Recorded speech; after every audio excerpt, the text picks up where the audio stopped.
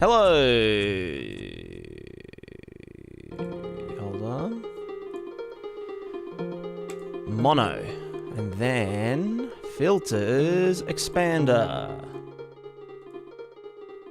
I've got a fan on, so that might be making a bit of noise, possibly.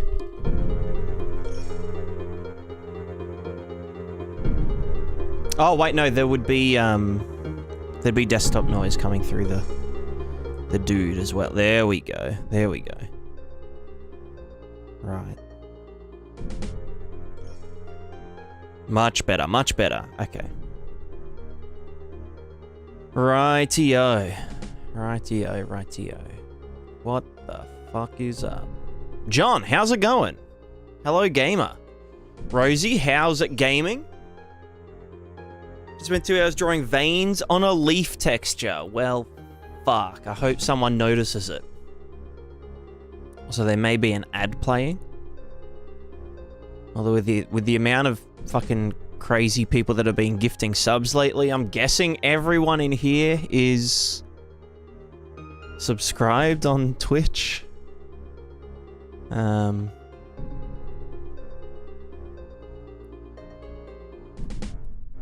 I might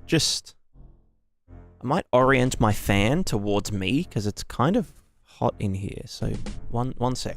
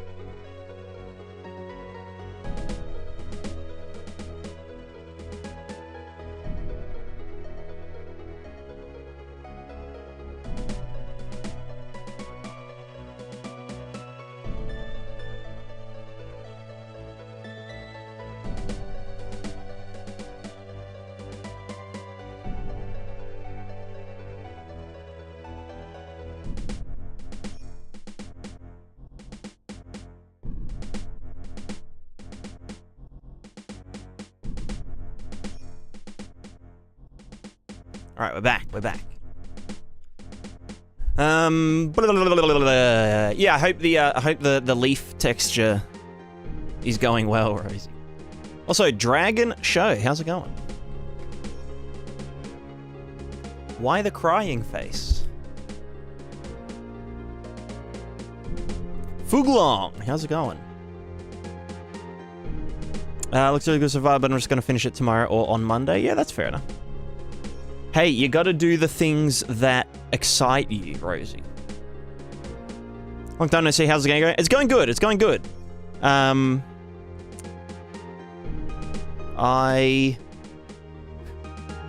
had time off to do the plugin and whatnot. And the plugin is chugging along very well. Should be on the Unreal Marketplace soon. It's already on Gumroad. That's been selling like hotcakes. Like cakes that are hot. So that's exciting. And it's not even on the Unreal Marketplace yet. So it's pretty pog. But yeah, aside from that, I've just been getting started on a big fat refactor for the game. Which we are about to... Maybe we'll start off with something chill. Or maybe we should wind down with something chill. I don't know. Joe many AAA studios have bought it? I don't know. At least one. Probably.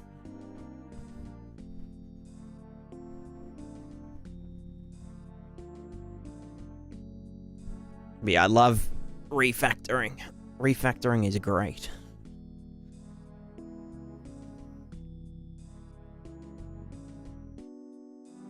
Where's my brush? There it is. Ooh.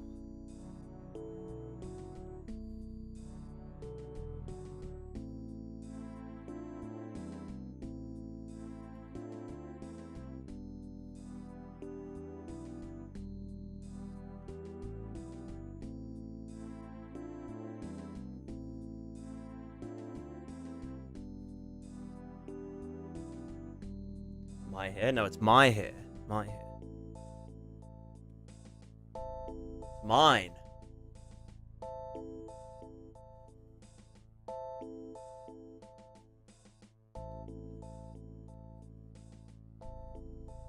Feels so good.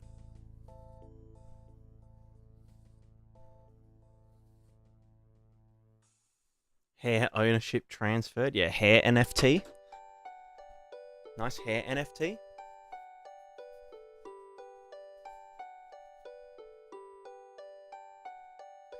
Second problem for an entire day exporting a groom from Blender to Unreal. You don't even know how simple it was, needless to say. Happy man now. Damn. I hate that. When you're stuck on something for ages and then it just turns out to be the dumbest, simplest thing. Alright. Am I comfortable yet? I guess we're never gonna be comfortable. That's just life, innit? Life is uncomfortability. Alright, let's start by going into Blender.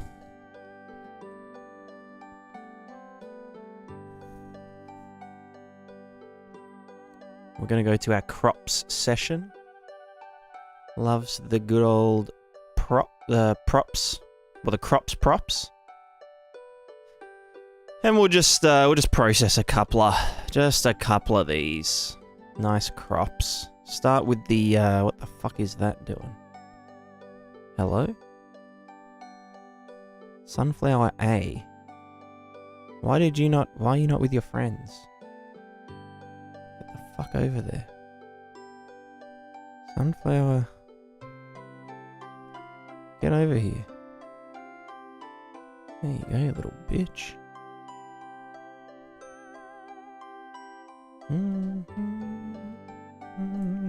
What is this? Oh, that's the Arugula, also known as Rocket. Girl, what are you doing? Alright, well, this one should be simple. Wait, no, I take it back. Oh, no, it is simple. It's literally just the thing. Nice. So these ones are... Well, I may as well do them. May as well do them. Sov, how's it going? What are you working on today? I'm just doing a little bit of props batching. Just chugging through that farm asset pack thinger. That had like all the crops and fruit and that kind of stuff. Just gonna yeet them and then spaghetti them. Yeet them, spaghetti them. Chuck them up in there. Just to get started, just to get my fingies warmed up. You know how it is.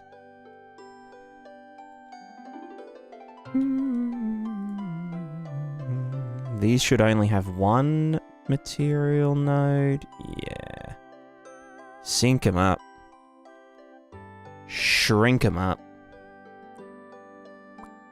In they go. Alright, now we're on to the second. These ones should have a stem material. So we go here. See, we've got bamboo. We can select. What the fuck is that? Oh, right, right, they're beans, but they grow up the thing. Makes sense.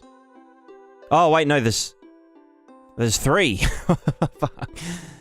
We've got the stems. Wow, that's so fucking detailed. It's so silly. When will the plugin be on the UE marketplace? Every time someone asks that, it gets delayed by another day. So, in about 2 years.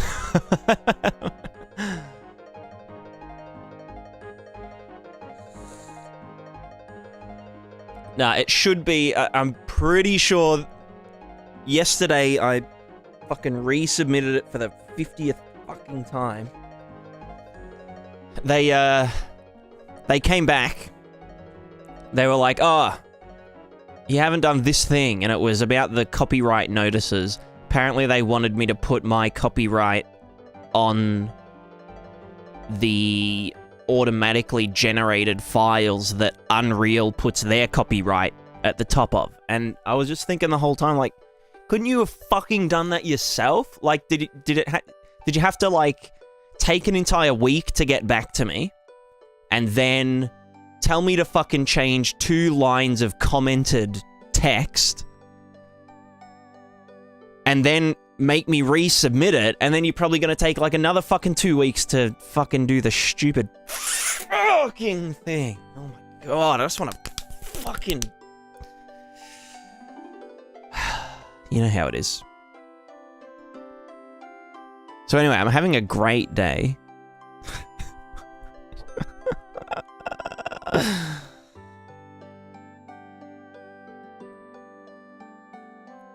Marketplace staff is useless. I'm convinced they don't even have marketplace staff. I'm pretty sure it's just a bunch of fucking robots.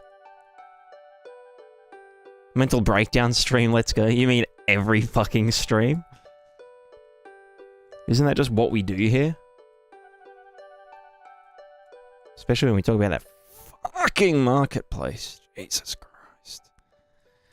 Je suis cry. Actually, you know what I could do? Let's just get every single mesh real quick. And then go into the fella mode. Oh my god, that's not going to be happy. Oh, wait, why does it not show me all the dudes? Show me the dudes. Does it only... Wait. Huh? Is it only... Oh, no. It should work. It should work. Never mind. Let's get all of these fellas. Boop. Then edit mode. So we're in multi-giga edit mode. Then get the bamboo and select, and that should select it among us. Among every thing that had that shitty little material slot assigned.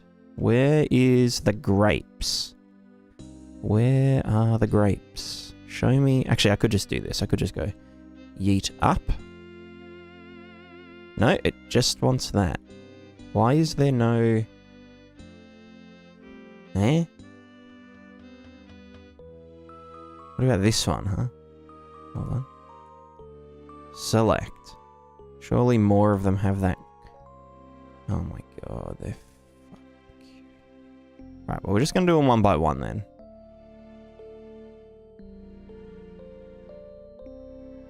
Ooh.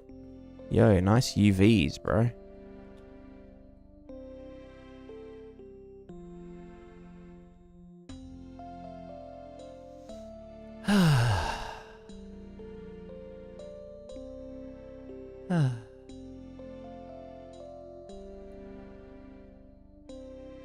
They implemented ChatGPT into the marketplace messaging system for sure.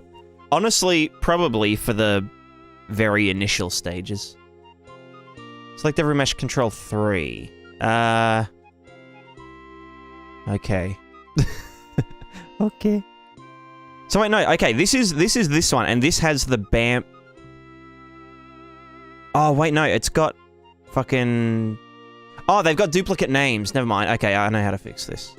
I forgot that I had to redo every fucking thing because it didn't export. It didn't export the actual mesh because I had Nanite enabled. So if Nanite is enabled on a mesh and you click export on the mesh, then it exports the fallback mesh instead of the fucking Nanite full poly mesh. Like, what did you... You know what I mean? What the fuck? So I got them all into Blender, and I had them all laid out, and I'd separated all of them, so it was like 1, 2, 3, 4, A, B, C, D, and then realized, oh shit, these aren't the full poly meshes, they're the shitty auto-generated fucking fallback meshes. Fucking Nanite, man. Fucking Nanite. Jesus fucking Christ. Alright, I'm actually fine, though. I'm actually fine. Sexual people, one of their staff pointed out the most tiniest artifact in normal map bake, and it wasn't even that bad. What the fuck? That's fucked up. Can you just tell him it's like part of the... It's like the aesthetic, you know? Oh, it's actually a stylistic choice that the normal map has this tiny little artifact in it.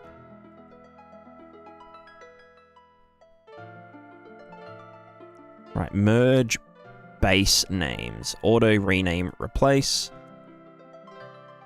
Bam. Nice. Okay, so now we should be able to multi-edit.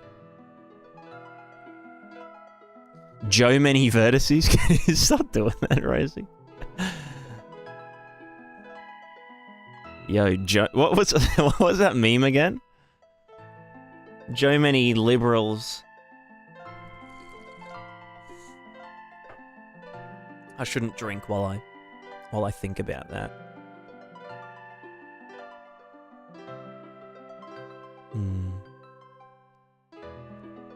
The real question is, when are we getting the paint buffer in your plugin later today?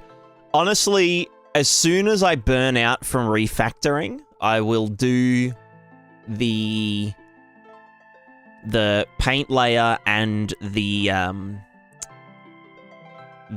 what's it called? The hash grid, input hash grid. I'll do both of them in one session. You just watch me. Whatever the table is. This is a really big thick table. Had that exact same issue? Yeah, it's...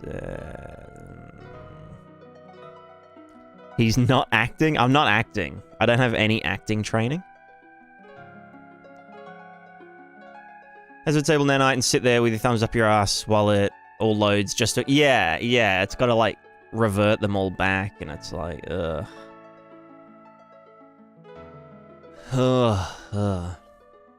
Yucky, how's it going? It's going pretty good.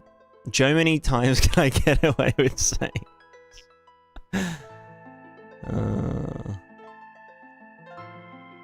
Do I smell plugin streams?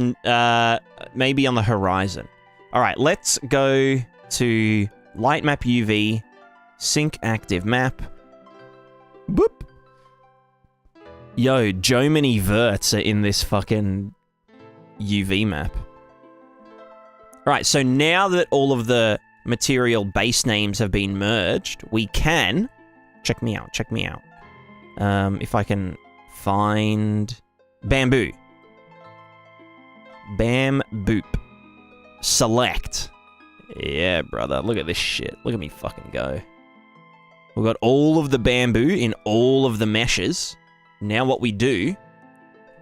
What we we scalapse it. Scalapidate. Oh my god, my poor computer. Jesus. And we just save them for later. We put them in the fridge. We'll just chuck them up there. They're fine. Alright, you're chilling. Then we get the green sapling, which is the stems of a lot of them. Just the stems. Look at that. We're just... I don't like it. What the fuck is... What? Eh? Where's the... Probably need more context. Oh, maybe that uses like a different... Anyway. Let's collapse these down. Boop. Boop. Doop. Scale them down. Scaling. Yeah. A little bit smaller. Alright, you guys live here. Nanite's gonna handle it. Fuck Nanite, Jesus. Alright, now we just want to get the bark texture, or bark material. Select. Get all of the bark. Scale down to... I'm just going to use the resize. Scale down to... Oh, it's not going to... Fuck it. 0.01. 0.01.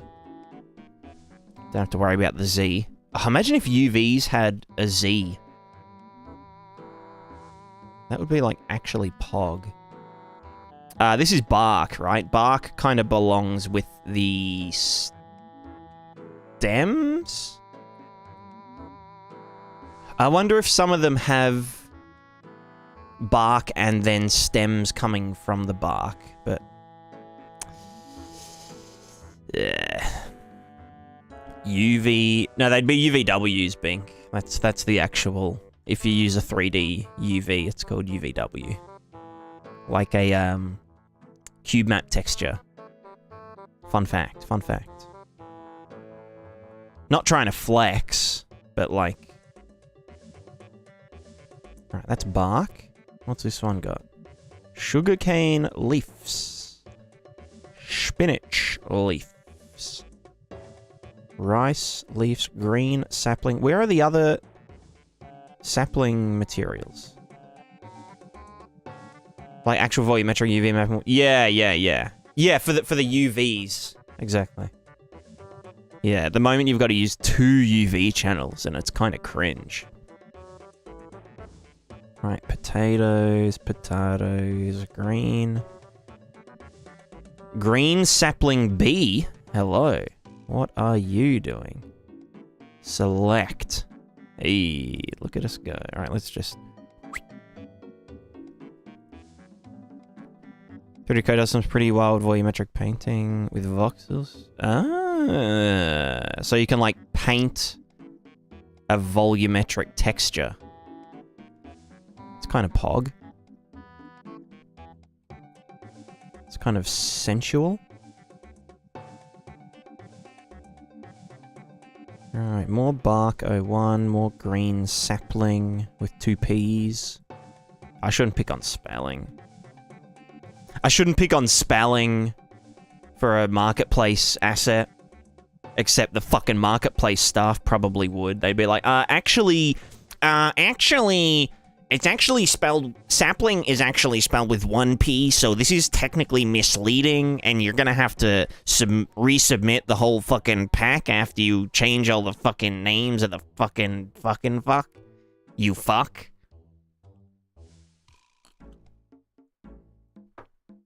Yes, that's exactly how the marketplace reviewers sound. No joke. I've heard them. I haven't. But like I just know. It's about it, so we own it now. Yeah. How did this one? Okay, let's be real. How did this asset pack make it through marketplace customs with a spelling error and it's on the free for the month list? You know what I mean? How could they do this? How could they let such drivel through the marketplace customs? Alright, I swear I'm missing it. Can I just like fucking multi-yeet? No. Can I go to... Let me just save this session first. You spelled it wrong. It's free for the month now? Yeah. Exactly. If we plug in free for the month up front, you get fat stacks of cash up front. I think you have to, like, submit an application for it to be free for the month. And I think it's like a flat, like, $3,500 or something. For it to be free for the month. So... And I'm convinced that they just fucking draw it out of a hat. There is no, like... Do you know what I mean? Like, there's no way that some of the stuff, out of everything that would be getting submitted every month, some of the stuff that gets selected, there is no way that that could be, like... intentional or like, do you know what I mean? Unless it's like an inside job. It's like, hey man, It's like, hey man, I'll hook you up with I'll give you half of the proceeds if you put my asset up free for the month. And the marketplace person's like, yeah, I can smell the money. Should probably stop talking shit about the Unreal Marketplace. Actually, no, I take that back. I'll keep talking shit about the Unreal Marketplace until it's not garbage.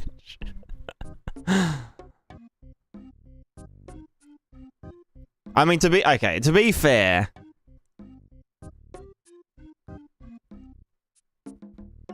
I'm trying to think of something positive to say about the Unreal Marketplace, but just nothing is coming to mind.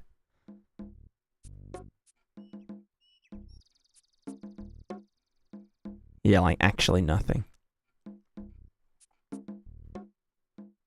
Ooh, oh my god, how many green saplings are there? Fuck. I think I'll just have to go one by one now. Oh my god, look at all this shit. Actually, what if I just click on a thing? Green sapling E. Select. Scale down. I actually want to die. Why'd they have to all be, like, separate fucking doodads? You know what I mean? Why they gotta do this to us?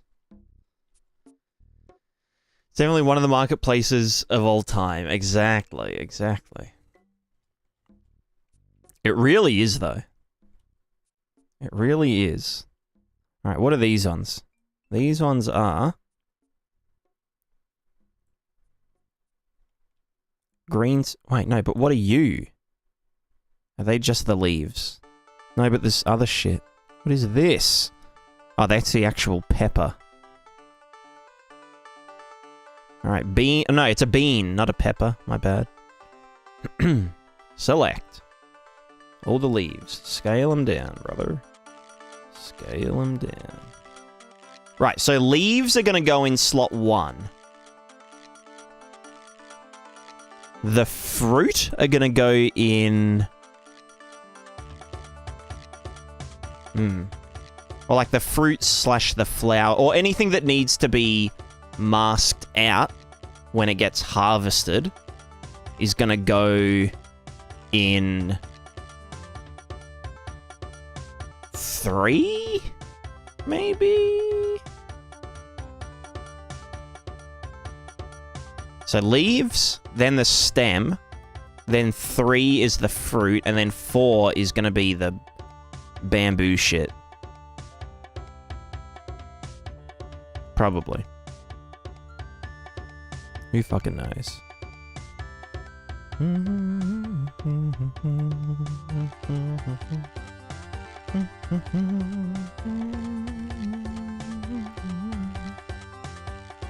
So wait, what was this again? That's the bamboo. And so this is the thing is. Okay, so let me just select everything again. And this. And then of everything, we get all of these. And we put them right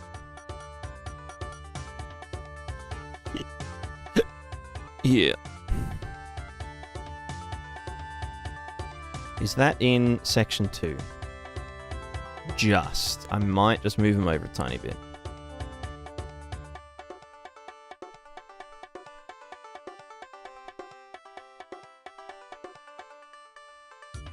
There we go.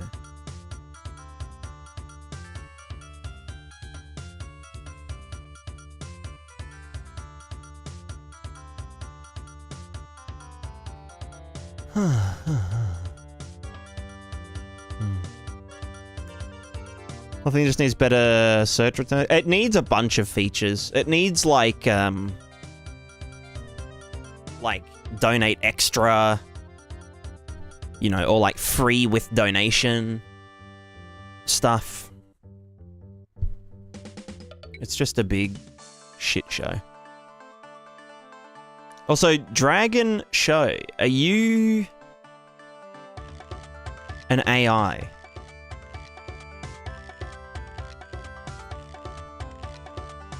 Or are you just having a stroke?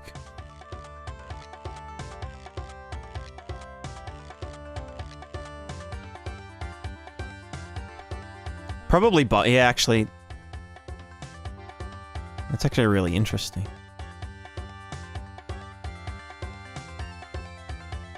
Someone call both an ambulance and OpenAI. Tell both of them they've got a real problem on their hands.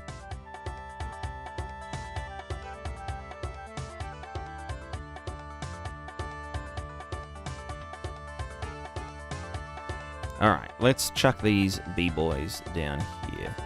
Wait, where's the bamboo? The bamboozle. There it is.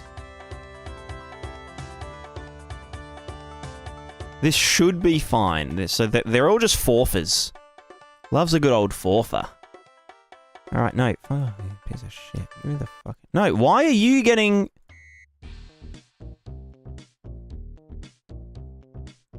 Huh? I literally am saying, get this. Okay, okay. But then if I do this... Okay, we're fine now. We're fine now. Alright, red sapling A. Select them all. Shrink them down. Chuck them in number 1. The beet fruit. Was gonna go in... Fuck, what did I say? Number 3?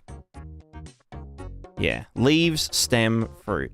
Leaf, stem, fruit. And then the leaves is everything left over. Shuck them down. Yeet 'em, spaghetti 'em. Alright, you're all good. Next. Grapes. The grapety grapeties. Yeah, I'm going grape picking on Tuesday. Degenerative AI.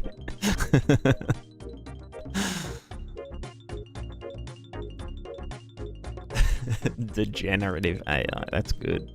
That's a good name. I like that. Alright, here we have a classic example of marketplace assetage. We have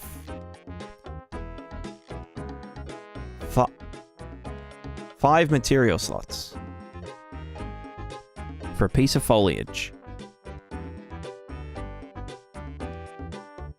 which has like 5 variations. So that's like actually, even if they're all instance, 25 draw calls. Which is kind of one of the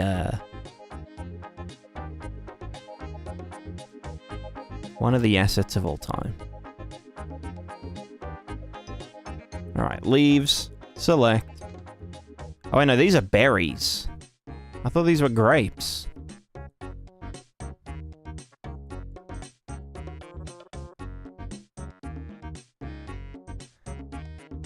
It is just how when there are plants on stream. Yeah, and these ones are a bit more detailed. These ones have more vert than in real life. On God. On God. Okay, so this one has bark as well. See, I knew this would happen. Fuck. So now we've got that there, but then... I don't like it.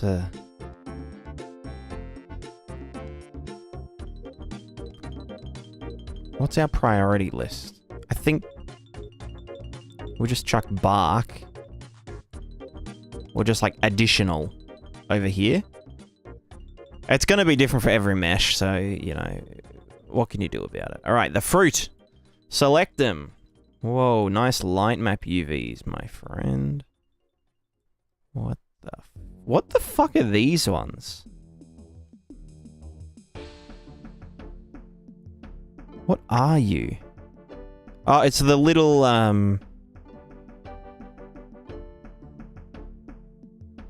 still confused. What the fuck are these? Huh. Well. Can't win them all.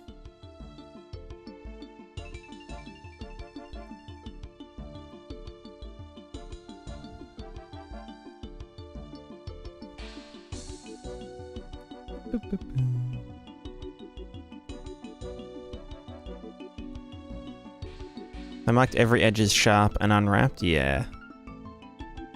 Yeah. Well, no, that's the light map UVs.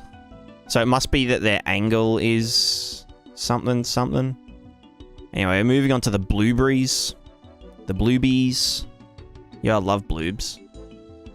Alright, select the fruit. Collapse the fruit. Who up collapsing they fruit? Alright, we got the leaves. Selecto. Leaves. Bark. Or stem.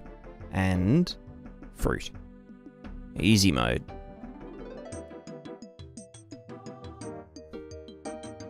Who up lovin' bloobs? Huh? Huh? Alright, what do we got here? We've got some, some broccoli. Yo, I love broccoli. Broccoli's one of my favorite veg. Yo, show veg. Please show veg. It's right here. Delicious. So that's gonna go in number 3. Yep. And the leaves are gonna go numero uno. And then the whatever the fuck is left. Wait, what the fuck? Wait, what's that leftover one then? So that's sapling. What the fuck is this? Show me. It's got... Huh? What are you? My brother, what the... It must have like a different...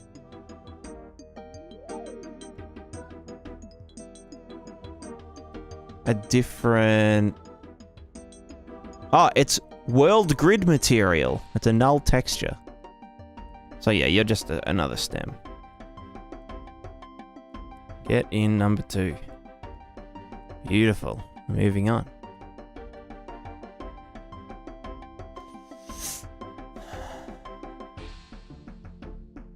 How's everyone doing, by the way?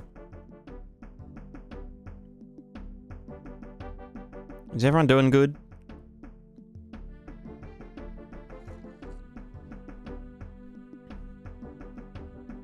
Just another stem.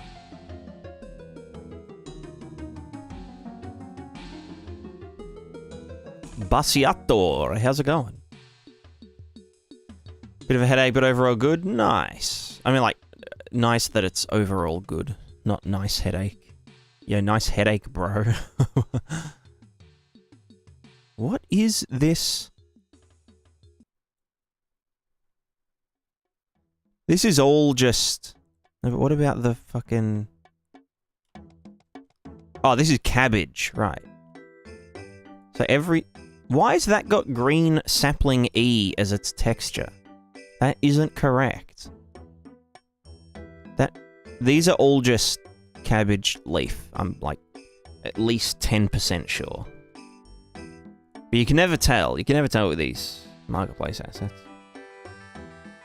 Getting number 1. There you go. Alright, we've got some...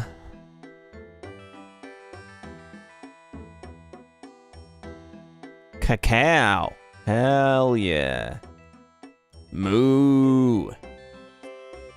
Wait, what? It's a joke. Get it? Cacao? Or cacao, as they would say in normal person land. Yeah, those are some fat beans. That is some fatty ass beans. Yeah, who up fattening they beans? Alright, collapse the leaves.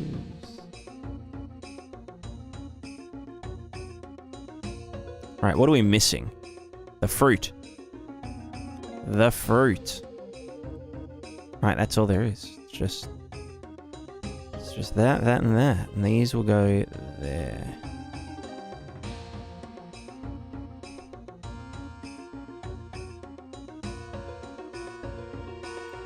Although, you know what would be nice? Oh my god, they're so fucking high poly. What the fuck? I can't wait to just LOD the shit out of these. Alright. Carrots. Yo, that is a fucking hero asset carrot right there. That is a nice carrot. Yo, what is this? What do we got here? What the fuck is this?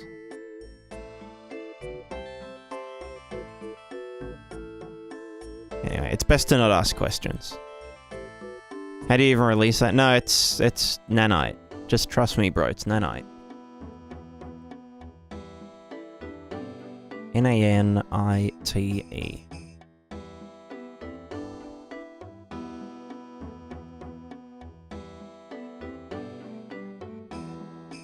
Alright, so this is the carrot part. Which is the fruit. Technically. But then the leaves are gonna get yeeted.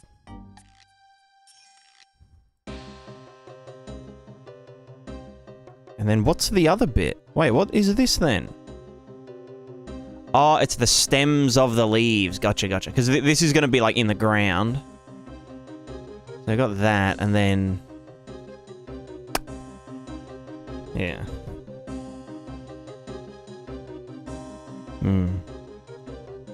So that's the fruiting body. Or the root. The rooting body. In the case of a carrot. Please remove some of those edges. I would, but you can't do bulk modifiers in Blender.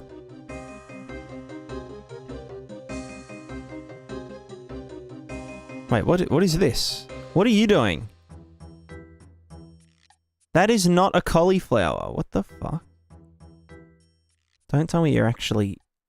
No, it's called carrot. Get in the carrots, you fuck. Jesus.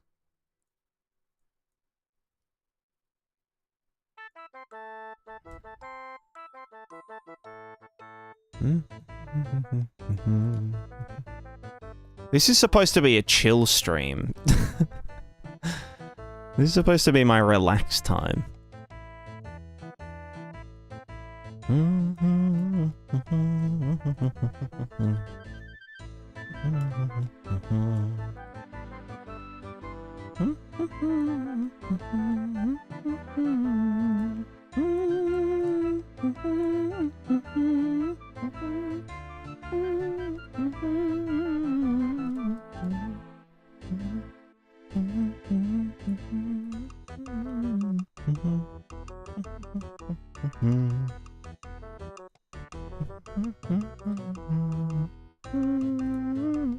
Right, what are these ones? Leaves, fruit. What am I missing here? What are you? Let me guess. Broken texture? No, cauliflower fruit _ starter. Huh. So why do you need a different... No, I said I was going to stop asking questions. No more questions. Only assets.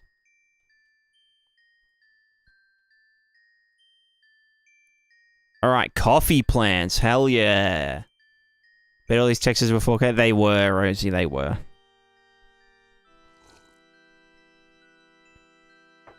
And I bought a $10 plugin that can downsize textures destructively in Engine. And it was literally the best thing that I've ever purchased from the marketplace.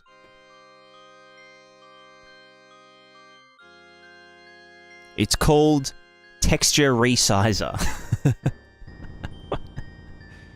It was 11 Australian dollars, and it is literally just like one editor utility script that I'm guessing it like smashes it to a render target that's at the lower resolution. I don't know, it might be doing something extra. It might be using one of the generated MIPs to do the downsizing. But it's nice because it preserves the... or it automatically, like, does the references and stuff. So, like, if I've got a 4K texture in my project from a thing, and I want it to be a 1K texture, I just go right-click, do the, downsize it to 1K, and it's like, bam, it's now 1K in the... Like, the actual... editor files are now a 1K texture instead of it just being like an LOD bias thing. It actually like resizes the real texture, and you can never get the original texture back unless you like exported it beforehand. So it's good. It's good. I love it. Also, Chura Chomp, how's it going? Thank you very much for the raid. You've joined at the perfect time. We're just doing a bit of asset harvesting, excuse the pun. Get it? Cause they're like crop assets, get it? Get it? Get it? Anyone? Anyone? Anyone? Coffee leaves, select. Yeet it down. Put it in number 1. That needs to go in number 2. And then the rest of it is the bowls. Coffee fruit. Is coffee a fruit? Yeah,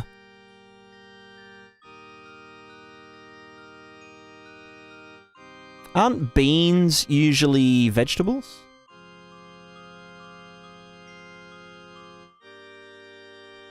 Is coffee a vegetable? Despite their name, they're actually seeds. Ah, gotcha, gotcha. So they're a pseudo bean.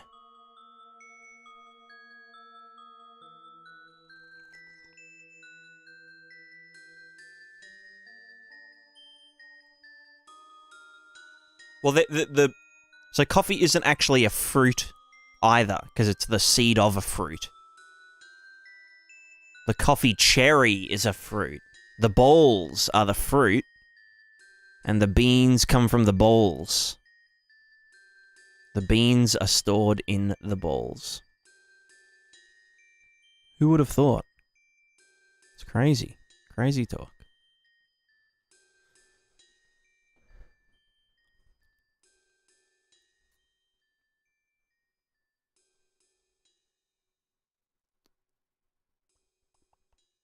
Are beans a fruit? Beans are... Well, culinarily, they're a vegetable. You know what? Let's have a geese. Beans...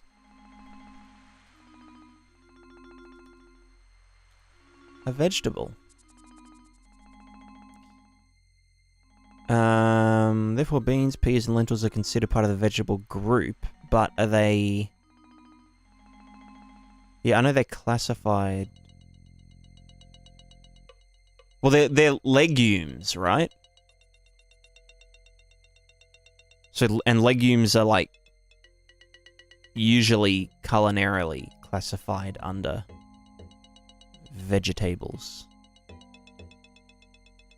Yeah, red kidney beans, soybeans, lima beans, cannellini beans, chickpeas, lentils, split peas, tofu? Tofu is just soybeans. What are you Tofu's not a fucking bean. It's... Some of the shit on the internet is crazy. What else comes from the balls? Pea. Pea is stored in the balls.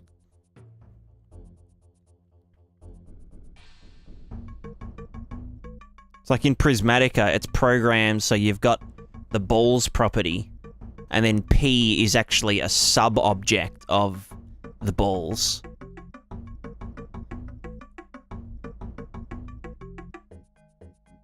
right? Do you really have that? You'll find out when the game releases in 10 years.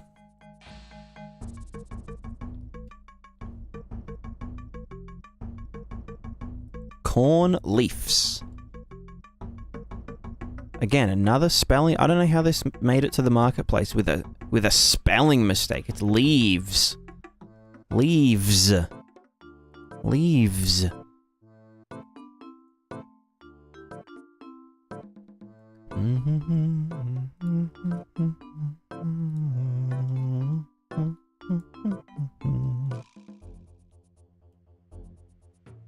Good thing I'm gonna forget this. Leave the porter alone. No, to be fair, these are actually like extremely high quality assets. I'm impressed by these assets. They are actually extremely well done, and there are so many of them. They're a little bit too high quality for my tastes, but, you know, I'm not going to complain that something is too high quality. Except in this instance, where it's like, ooh... No, I'm just kidding. Just kidding. It's actually really good. If the asset creator is watching, please understand that I'm a big fan of your work. And that I'm just doing this... I'm just talking shit for entertainment purposes only. Oh my fucking god, they're fucking... Wait, what do you mean that... Oh, don't tell me that's fucking...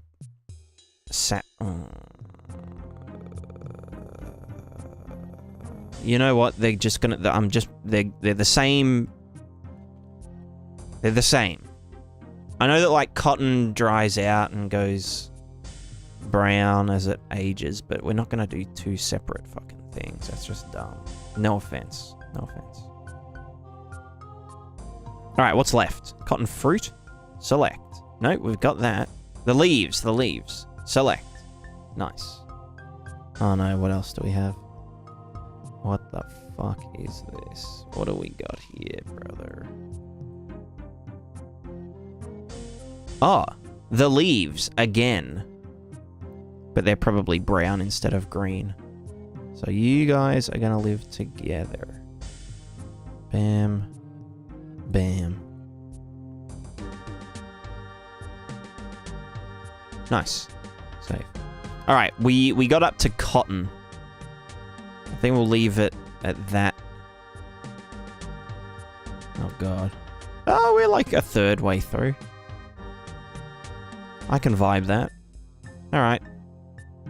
Let's do some real work now that we've gotten warmed up. Is PCG run at runtime in UE5? I believe it is. I believe it is. But you can bake it out to static thingers. So like you can use it and then bake all of the meshes. So that it doesn't have to generate at runtime.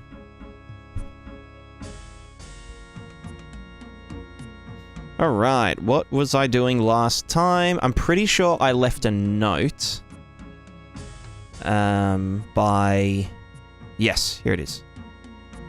By making something not compile. Right, it was the, Oh, fuck. Oh, no. Okay, so... actions. Actions. What is an action? Why is an action? When is an action? And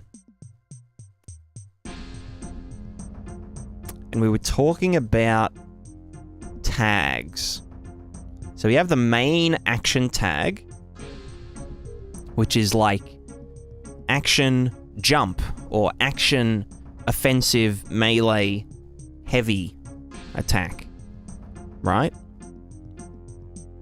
Which is its main action tag. But we also have additional tags such as main hand, offhand, one-handed, two-handed, which is only relevant to some attack animations or attack actions.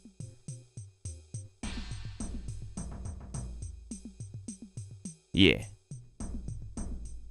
Do I want to do main hand, offhand, or right hand, left hand, and then just a left-handed character's main hand is their left hand?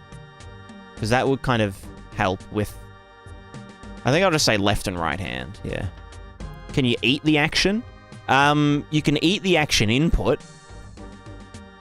Do the latter, left hand, right hand? Yeah, I reckon.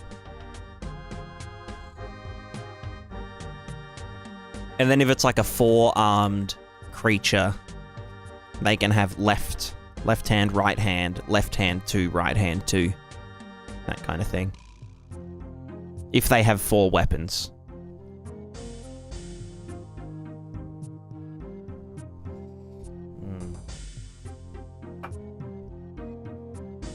Yeah. Yeah, I like that. Yeah, because then I can just say... like, if the player chooses to be left-handed, then by default we look at the left hand when we look for the, like, the main action. The non-alternate action. Hey, we'll have left paw, right paw? No, it'll just use left and right hand. And then we need I need some sort of...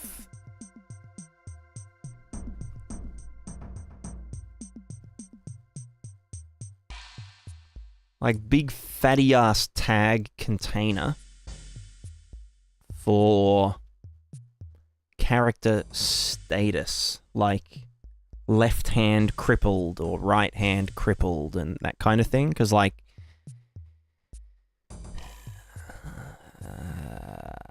we don't want to have to check a bunch of attributes and shit every time we do something. We just want when that attribute gets updated, so left hand, left hand, or left arm health drops below cripple threshold, then it adds the flag left thingoed, and then if an attack needs the left hand, but it can't do it, well, instead of needing to check the attribute value itself, because it could be an aggregate of like a bunch of different things. Although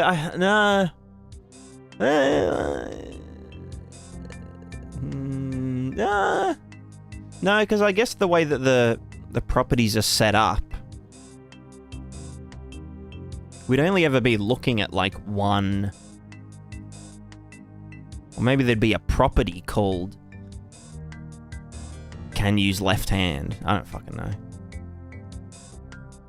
No, but we'd want generic flags, just a big flag container for things like we want to play an idle animation of the character scratching their head with their left hand, but their left hand is fucked, so they're not going to choose that one. Or they pick their nose, right? But they've got a helmet on, so we need the tag has helmet on, or like face obscured or some shit. And so when they go to pick their nose, it's like, oh no, can't do that. Check the next one. You know what I mean?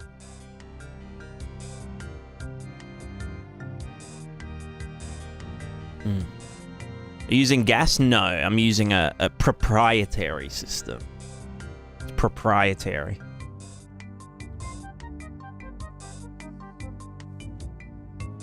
It's called PAS. No, it's called PAOS. For the actions, it's the PAOS. For the properties, it's called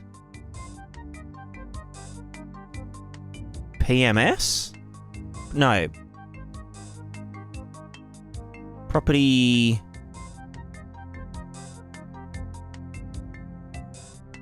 I can't remember what I called it. Simulation Property System, SPS?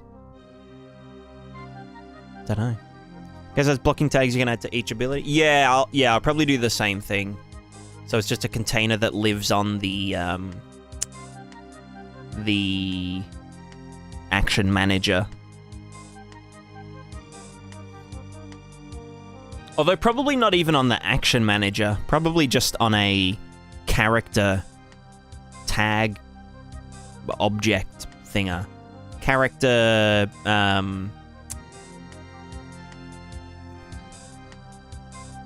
character descriptor. Character awareness? Character... something? Don't know. It'll just be a bunch of tags so that, like, characters can, you know... Like, if a character is dirty, rather than looking through a bunch of possible things and going, oh, what's the dirt level of the character? Oh, it's 0.2. Okay, let's look through all of their fucking items and see if any of them are rusty. Oh, no, didn't find any of that. Okay, let's do the next thing. It'll be, if an item is rusty, then add tag to the fucking, this manager thing that would be like, oh, the, you know, character has a rusty piece of equipment. Here's a pointer to it. And then if a character needs to remark about something on the character, they're like already all there, you know? With the actual tag on the action, then check for these tags on the character tag container. Yeah.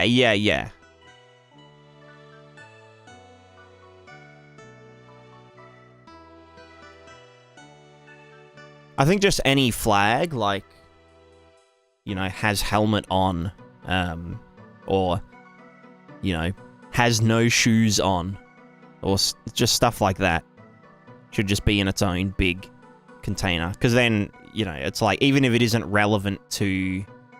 I could have, like, multiple containers, some of them, you know, action blockers, some of them just general, you know, social things and that kind of whatever.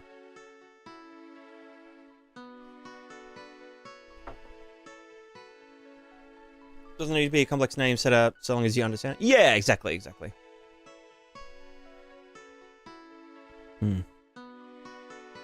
God, that fan is drying my eyeballs out. But, like, I need the fan to be going.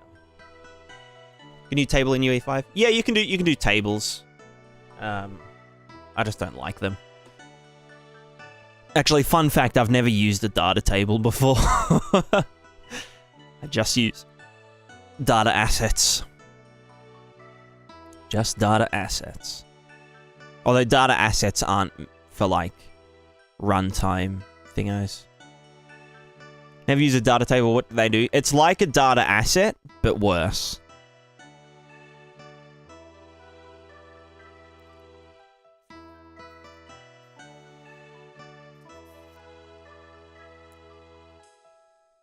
Talking about gameplay tags, right? Yeah. Yep.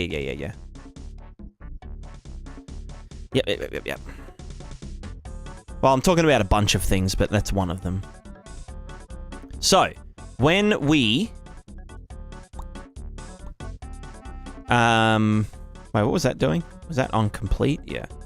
So, when item object gets equipped, we do a bunch of shit.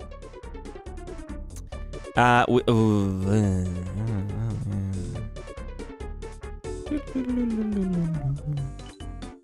equipped item object to slot, we just want to do to slot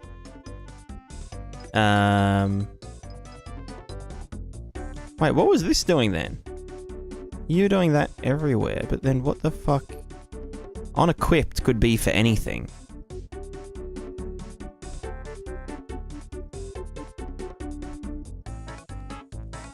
I guess technically equipping a helmet could give us... No. I'm so confused how I was doing this before.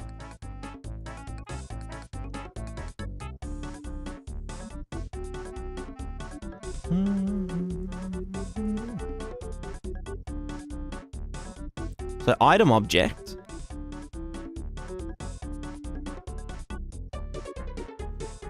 Unequipped. So this is after it's been equipped. Set the current item owning actor as the living bean.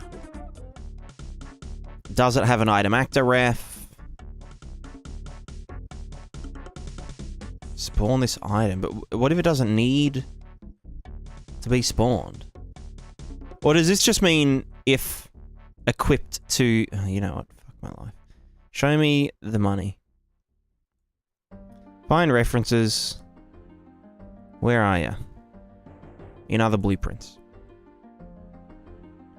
Item object, blah, blah, blah, blah, blah, blah, blah. Equipment component on equip. Alright. Register to slot.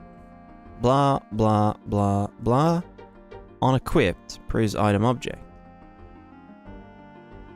Update if to hands. There'll be tags at some point. On equipped, current equipped slot. And then a bunch of this stuff. But what if we don't have to spawn the item? Why would we need to spawn the item if we've equipped it to our head?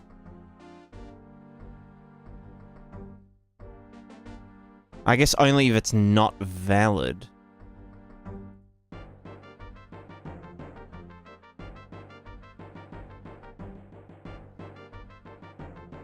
I'm so confused why... Huh.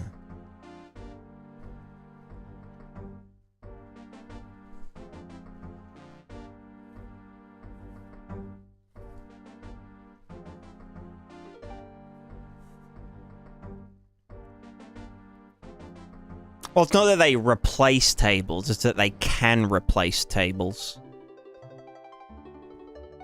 Not that they are a replacement for tables. I think that's the gist. Why was I doing this like this? On equip, equipment component to slot. But then doing fucking this.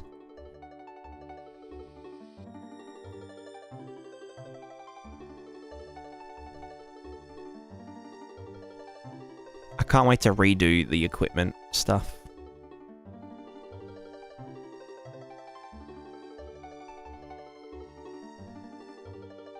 This is the one thing about refactoring, is that, like, it's a huge, big chain of fuck. Yo, Dragon Show's back. Hell yeah.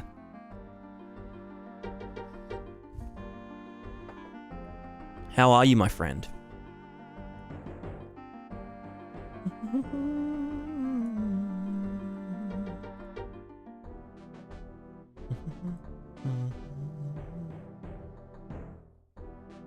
You know when you look at something and you think, did I write this piece of code? And you think, surely not, but then you remember that you did it like a year and a half ago. Equip slot. On equip. Is this real though? Register to slot. Thing is already equipped by several other. It will unequip itself and fire off all the necessary shit. Yeah. Register to slot.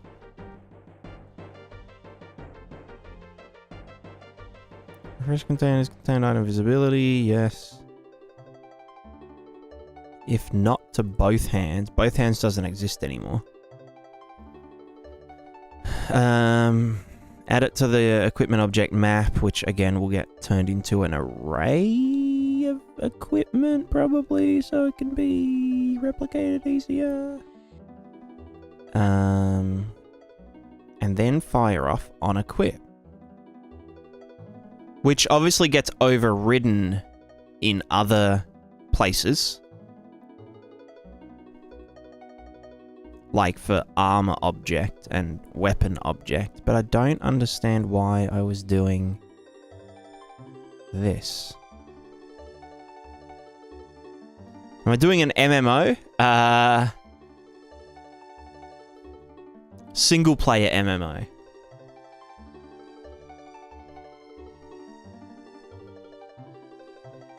Ugh, don't say ARPG. Ugh. Ugh. Don't say ARPG.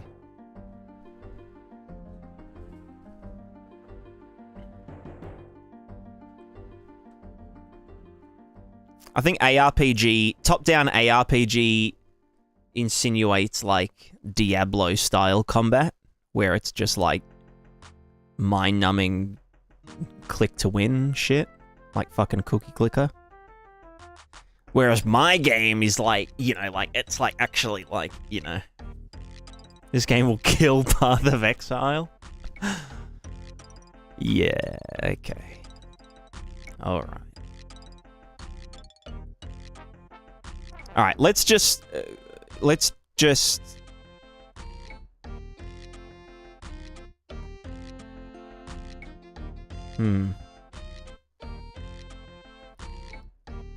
Also, yeah, wait, what was this doing? Oh, again, well... No, that's item... yeah, no, that's fine, that can just die. Oh, then I'm not gonna be able to... No, I can always pick up. That's separate. Oh my god, this whole thing's a mess. Maybe I'll just start the entire game again. Maybe I'll just delete everything and... You know how it goes. Maybe I'll just throw myself off a cliff.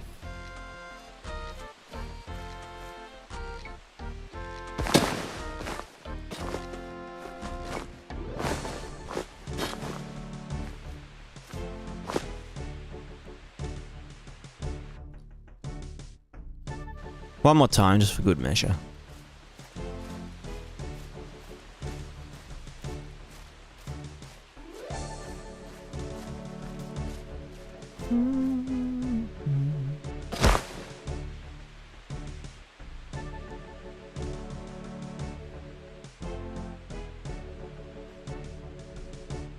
Beautiful.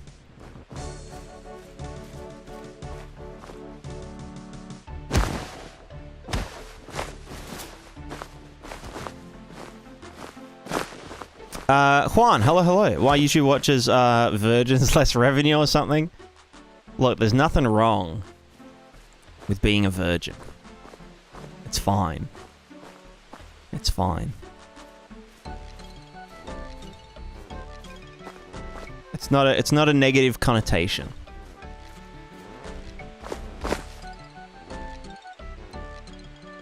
It's just it's just a little joke, you know, it's just a joke. Just a little joke. It's a reverse climbing simulator? Hell yeah.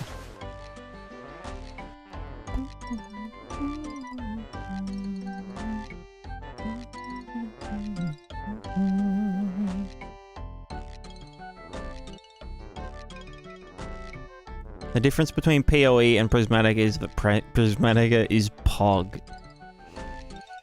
Pushes up glasses. It's a genre you wouldn't understand. You just wouldn't get the depth of Prismatica's undefined gameplay loop. Exactly. That's right. I couldn't have said it better myself. Alright, if I go to, like, weapon object, which is, like, not really relevant, and we go to, like, on equip, there is no override. Okay, what about armor equip? Armor object. And it has an unequipped, which doesn't do the stuff. It does its own shit, like update the thing with the stuff and do the blah blah blah and do all the stuff with the thing. Blah blah blah blah blah. Okay, so I think that the I think the presumption is that... Anyway, for the time being, we can just presume that this is fine.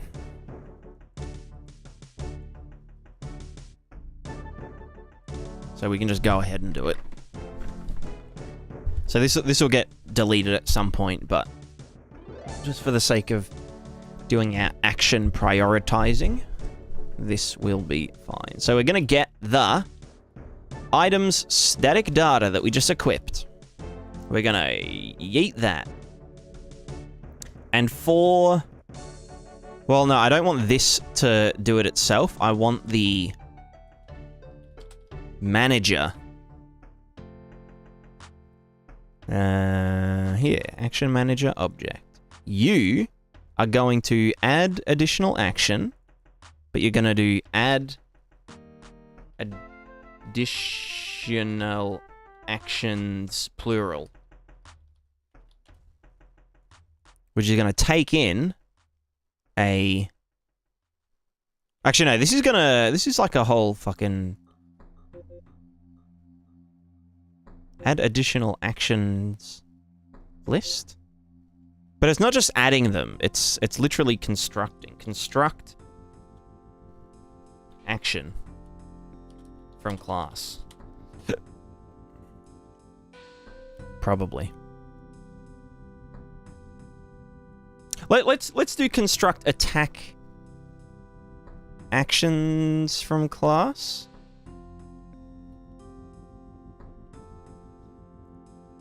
And just do an array of action object classes.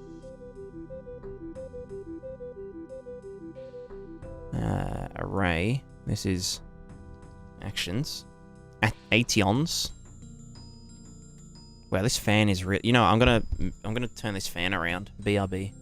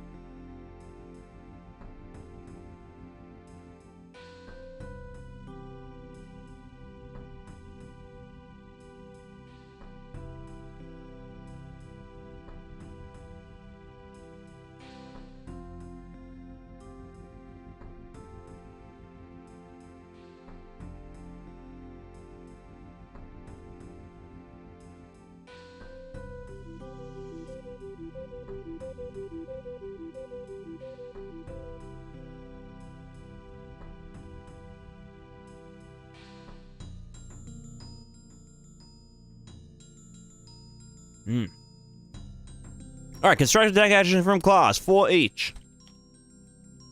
We are going to construct object from class, dis class, bam. Cool. We're gonna construct and add.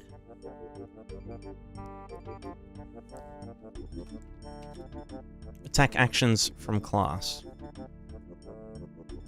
And we also want to do additional tags to yeet. Gameplay tag container single. Not to yeet, but additional tags to smash. Yeah, smash the tags. No, additional tags. Just additional tags.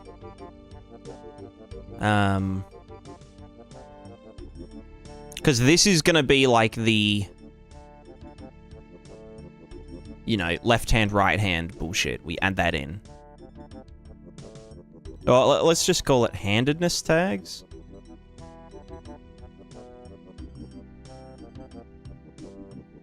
No, we'll just call it additional. Yeah. I know what it means. I know what it means. So we're going to do this, and then for this, we're going to get the additional tags. Get action additional tags, and we're going to add gameplay tag. No, what is it? Append gameplay tag containers? Hell yeah. And then additional tags. Hello. Smack that bad boy in there. You go there. So when we create these actions, they now have the additional tags of left hand, right hand.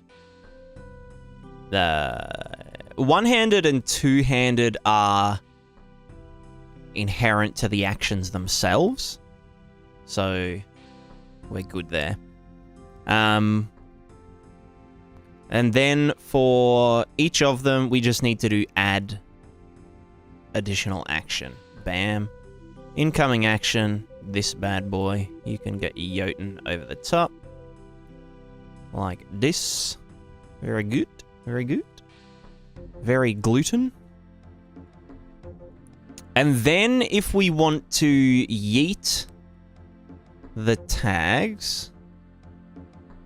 How the fuck was I going to do that? Let's say we unequip the weapon. How do we want to remove those actions from our character? So we can't do it by class. We could do it by reference, but then the item needs to know... needs to have a reference to all of the live actions that are related to it. Which is fine. That just means that we have one extra array in our dude. Item object. Do we have a...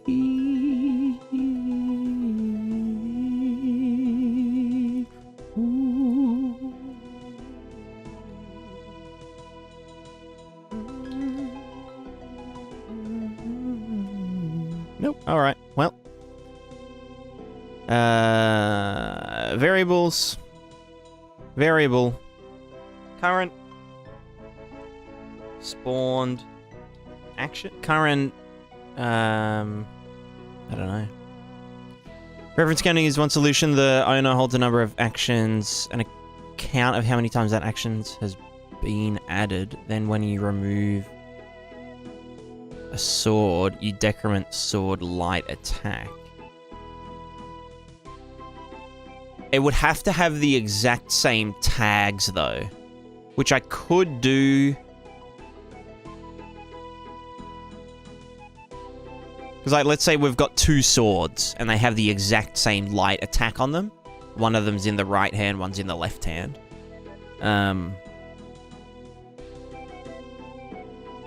I'd have to be like... remove action. But I'd have to like figure out, okay, yeah, this is in the right hand. And we want to remove... We'd have to iterate through all of the all of its default actions. And remove by tag... You know what I mean? Is that two action classes or one? Two, because they'd have their own separate trackers and whatnot. Because you can choose to attack with the right hand or the left hand. Or they might have a two-handed one that takes priority and, you know, if you've got, like, power stancing.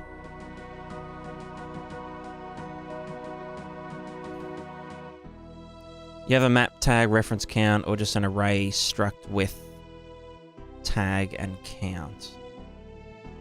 Well, you're never gonna have... I think I'll just I think I'll just reference them in here. What's an extra reference among friends?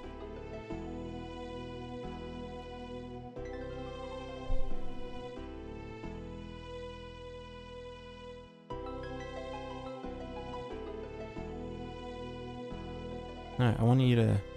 What's the... Is it... Shift right click? There we go.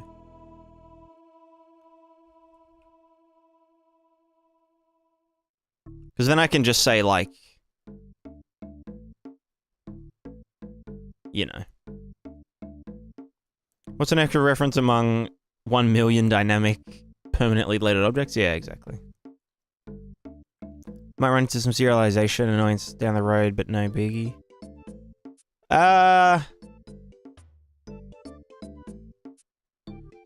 No, because I'd reconstruct all of the actions on save and load. Well, on load. the actions wouldn't need to...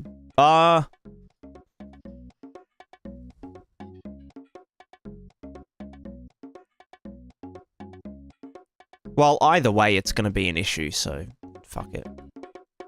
I was just thinking, yeah, like maybe some actions would need to be like saved in place if it's like a long action, like make thing, like making thing. But you want to do some Skyrim shit where you start attacking, save mid-attack, and load the game later, and you spawn in mid-attack. Yeah, so you can like clip through walls and shit. Hell yeah.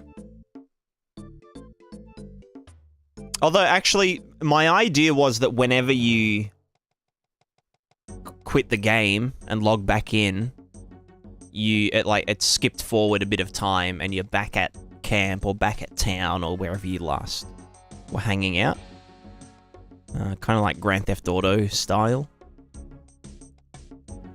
Which is mainly just to stop, like, save scumming. So you can't just, like... We're at the entrance to a dungeon. I'm gonna save and quit and load back in. So then, if I get halfway through the dungeon, I can just like Alt F4 end process, you know, and then just be back at the dungeon entrance. It's like, no, you gotta live with your consequences, bitch. Don't be a little bish. Hey, so did that make me feel like I'm in a theme park than a real world? Well, cry more. Cry more.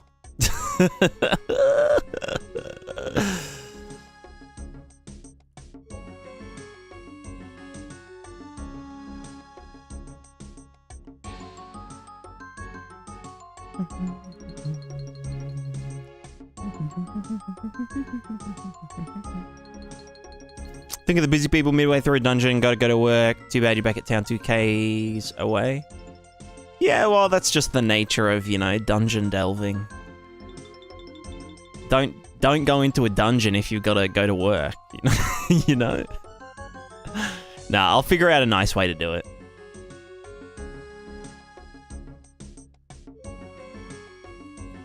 I just don't like the idea of, like, oh shit, I accidentally ran into a huge, gigantic monster. I'm just gonna save and quit, and I'll, you know... Or, like, you know, Control-Alt-Delete, end task, or end process, so that I load back, you know, 10 seconds ago. Yeah, exactly, Marb. Yeah.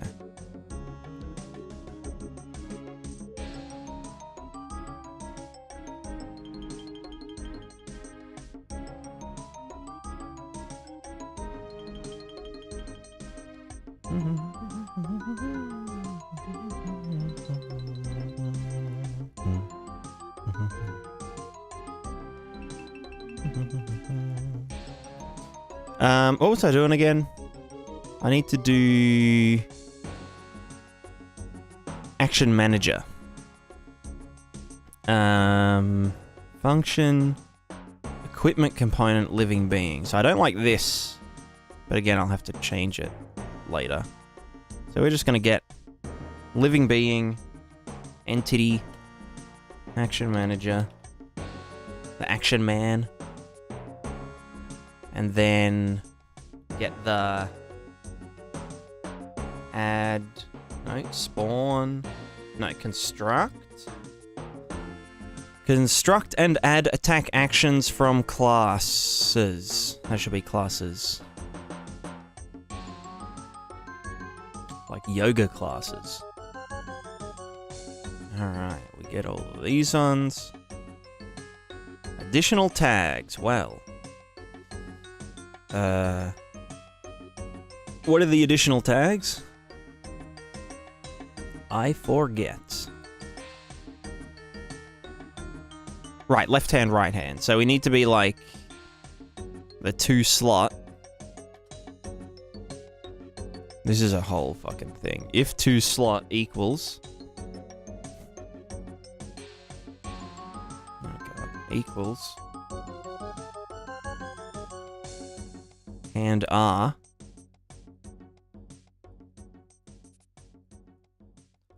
Wow, this is like actual scuffed as, but it's just, it's necessary. It's a necessary evil.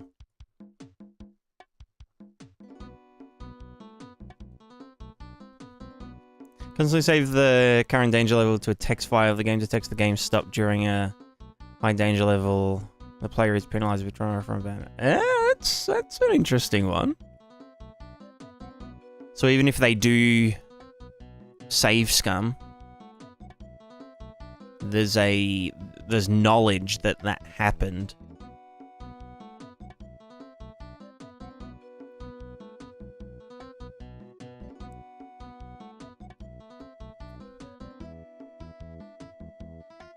Yeah, I don't mind that. I don't mind that.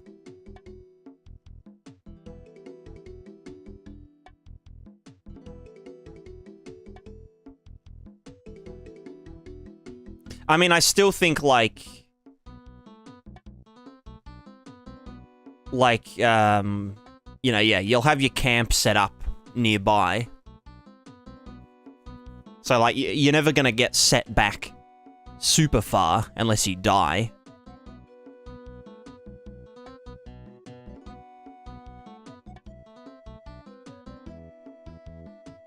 Either setting up camp, getting all my equipment laid out, checking, make sure I'm fully prepared, or waiting for another travel adventure to come by and temporarily party with. Yeah, that's sort of the exact vibe.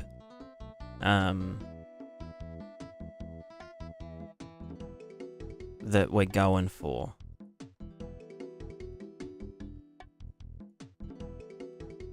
That passes the vibe check.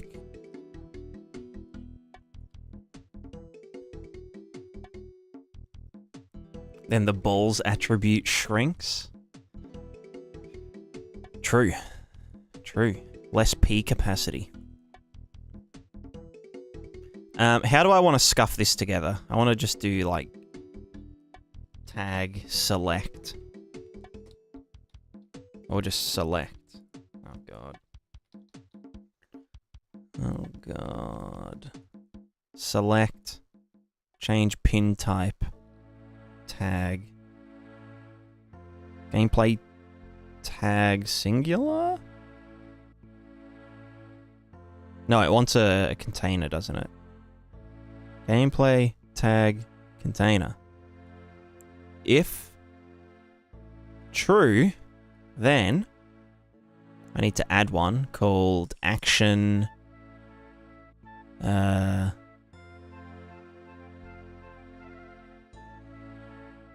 Action right-handed, left-handed? Is this only specific to actions? Yes, because we're talking about a left-handed or a right-handed action. So action, and it can be defensive or offensive. So it's just action, subtag, handedness, and then right-left. Yeah, fuck it. We ball. Add subtag. Handedness, right. Actually, left comes first. Left. Add the new tag, and then handedness.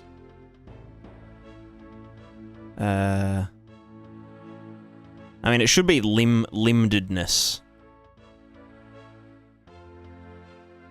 But fuck it. Cool. Oh, did that add?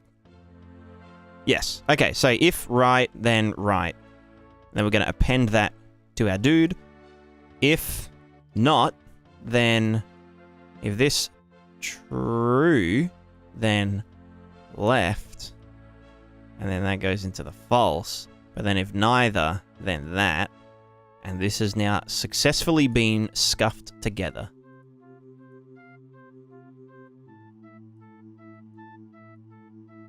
Beautiful. It's terrible, but I love it. Cool, so that should, in theory, when we equip a dude, should get all of these things from our weapon, and then do this, additional tags get appended, then we add additional action, which then incoming action looks for one that has the same tag and additional tags, probably. Is it has all tags?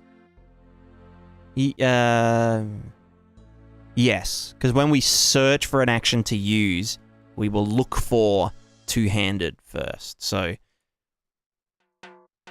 bam, has all tags.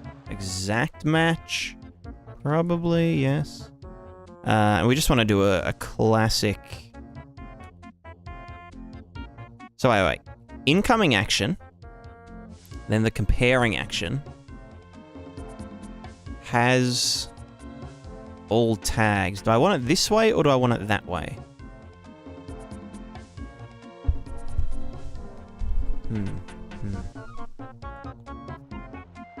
Also, Crovi, are you a mod yet? Did I mod you before?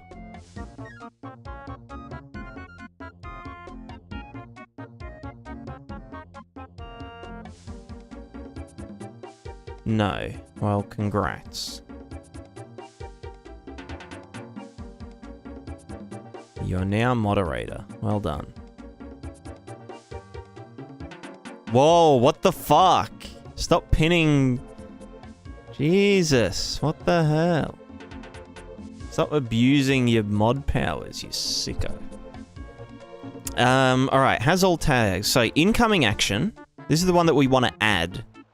And we want to look for one that has all the tags? So wait, what else would be in additional tags? Because there could just be other shit, right? Like special or something.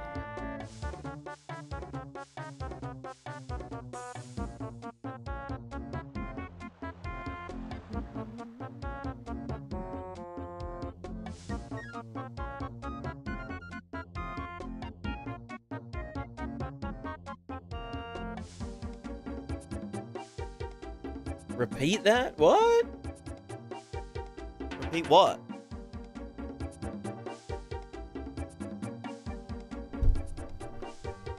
Has all tags, special circumstances. So like,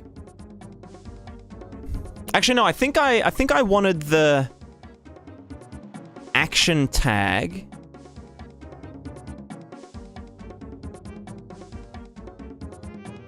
to have the thingos.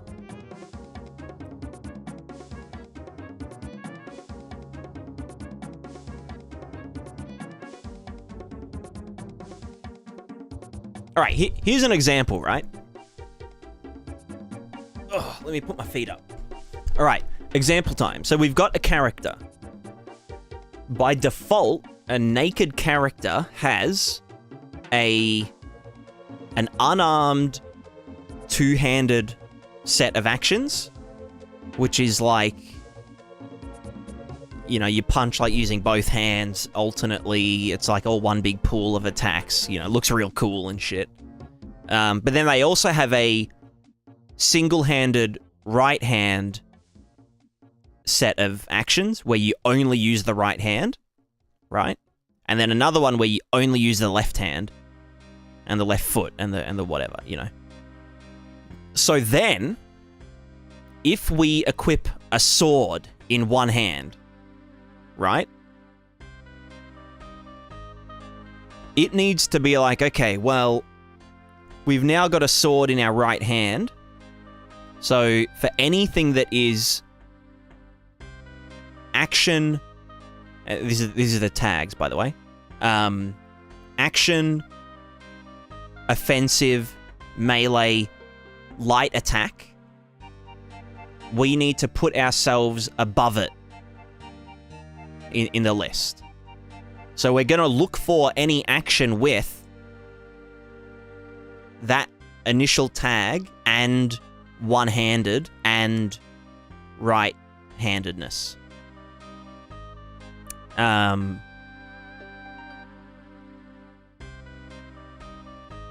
So prioritize the sword hand actions over the empty left hand tag. Yeah. But I'm just thinking, does the left-handed and the one-handed stuff, does that belong in the initial tag, like in the action tag container? Because it can't be in the additional tags, because the additional tags might have extra shit. Like, this is a magic fucking, you know, do you know what I mean? I don't know. I think it can all just go in one tag container. Because we only want to override if it contains all the same tags. And then when we want to look for an action, we just say, oh yeah, look for one that has melee fucking whatever. For like an AI, if we just want them to do an attack, we've got options. Tag container cannot be iterated or sorted. No, I mean like, well, it can, actually. Actually. But no, it would be has all tags. And if that matches, then we say, hey, we replacing you. Or, well, sorry, we're putting ourselves one above you. Or if it's lower priority, it goes below it. So, like, unarmed attacks are, like, lowest priority. But yeah, so, anyway. So, we've now got this one-handed sword in our right hand. Like this. But we can still use our left hand and punch people in the face while we've got the sword. If we use the alternate attack mode. And obviously the two-handed tag can't be used if... Well, actually, two-handed can be used if the left hand or if the other hand is empty. If there's nothing in it, then it will use the two-handed stuff.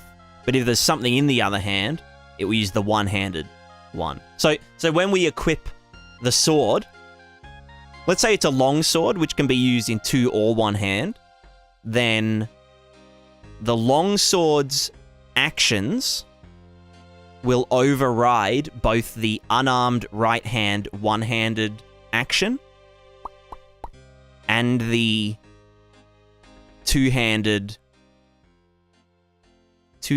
right hand. I don't fucking know. It'd use both hands if this was. Do you know what I mean?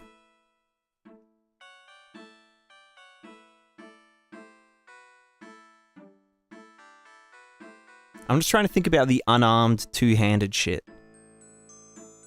Because is it a right-hand action? I guess it would be. It would be kind of confusing, but like you can hold something in one hand, but use a two-handed attack with it. But then you can also just use the left empty hand to punch someone. It's like you've got a spear, and the spear's two-handed, and you're like doing the stabby, and then you punch them with the left hand when they're getting too close.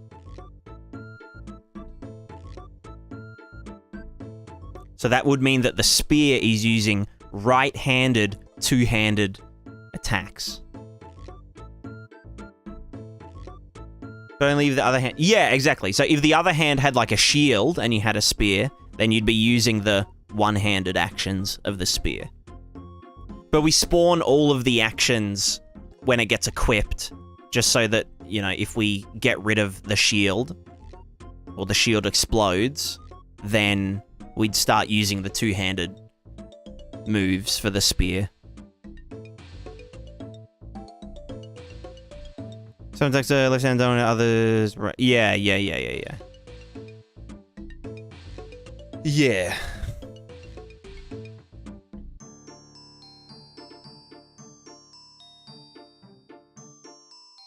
Does the brazier buckler and your shield hand is free? Yes.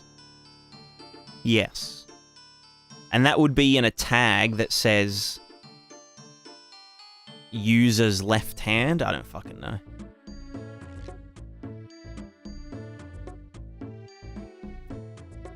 So the right-handed player does the input for left-hand attack. Do you at that point look through the list, or do you have it cached?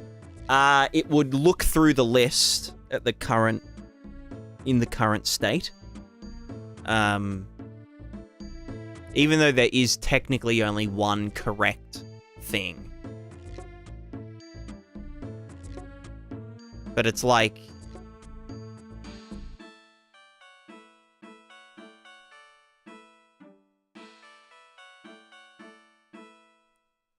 Yeah.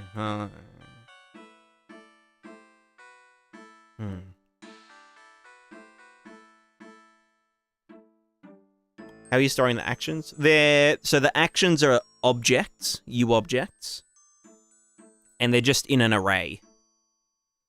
It's just one big list of currently available actions for a character to use. And then when we... Like, let's say I want an AI character to attack. I'd just say find action by tag, melee, attack, light, blah, blah, blah. Where's the array live? On an action manager object, which is linked to a character entity object.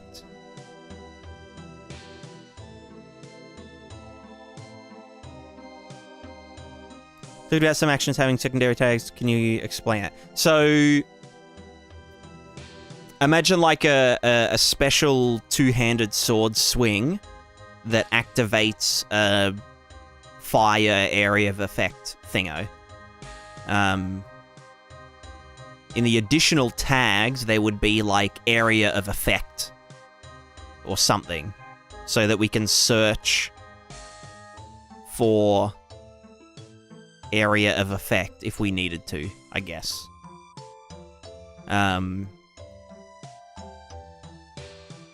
But then it gets like, so if that area of effect tag was in the main action tag, we wouldn't be able to compare with has all tags, because depending on the order that they were kind of added in, like one would succeed, but then if you flip it the other way, it wouldn't, because it's, does this one have all of these ones? Even if it has extra ones, does it have all of these ones? So that's where I'm thinking, like, you know, the action tag and the, like, kind of descriptive tags are sort of different. Does that make sense?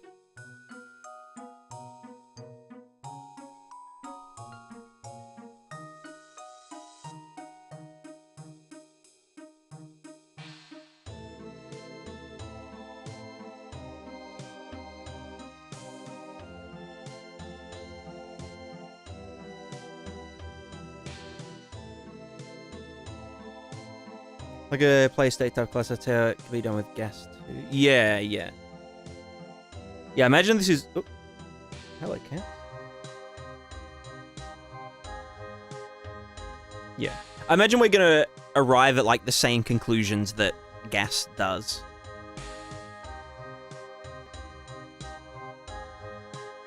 So you might want more than one gameplay tag container per action. Yeah.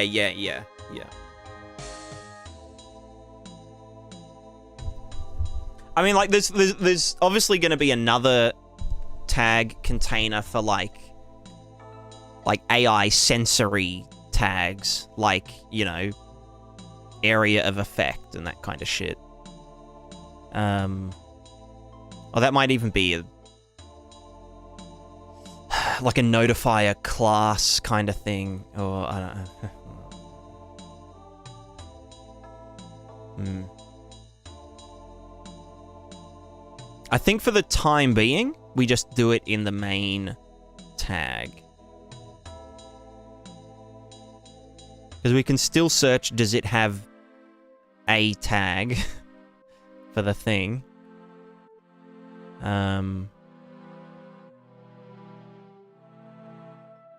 Yeah. And I do like the idea of having like a cached version of the whatever the like the highest priority action would be for a given input. But I don't know. I don't know.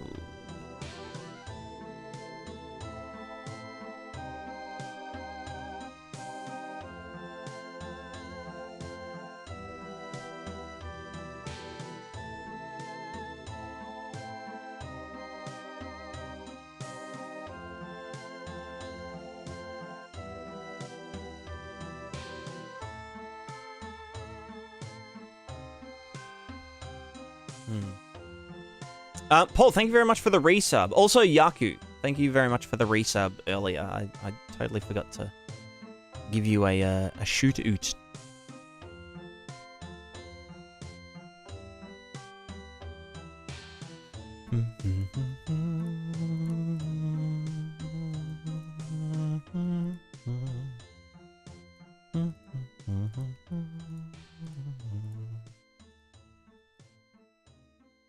Yeah, I think in this I just want to get the not the action additional tags, literally just the action tag, and do this. Chuck that in there.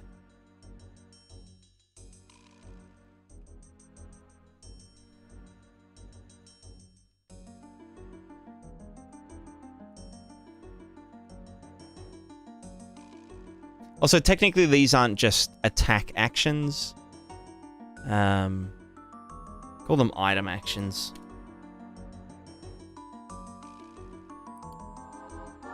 But they don't even have to be item actions. They can literally just be actions. Like, oh, we want a special fucking jump ability that overrides jump.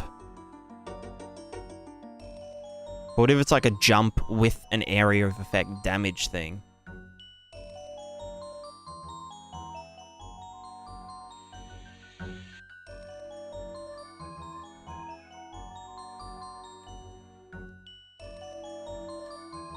Call them action tag modifiers, because it will actually modify the action tag. Smart, smart. Oops. You have two layers with unarmed having a right-hand action, weapon having right-hand action. But can you think of more layers? If the weapon has a component on it that alters or adds a new right-hand action that is different than the default, like the default moveset, which may or may not. I mean, we kind of talked about this last time, but like, you know, okay, let's say there's like a heavy attack on a weapon because you put a specific gadget on the weapon. And so now it has an extra ability that, you know, does this extra shit. But then when it runs out of juice, maybe we want it to revert back to its default right-handed heavy attack action. Instead of just like, you know, doing the fireball one, but without the effect. Kind of like how Dark Souls does it.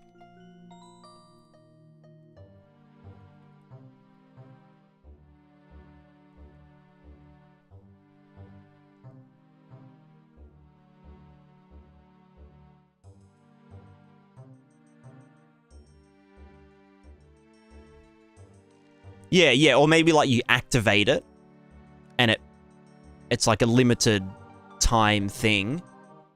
And so for the next 10 seconds, instead of doing a regular attack, it does like a fucking spin to win Giga Chad bullshit stuff, and then it deactivates afterwards.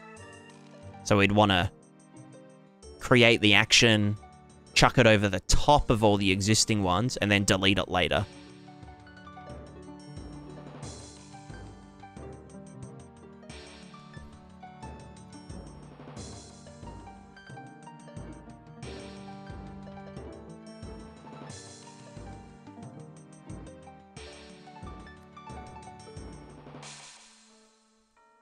Yeah. Yeah. Yeah. Anyway, let's just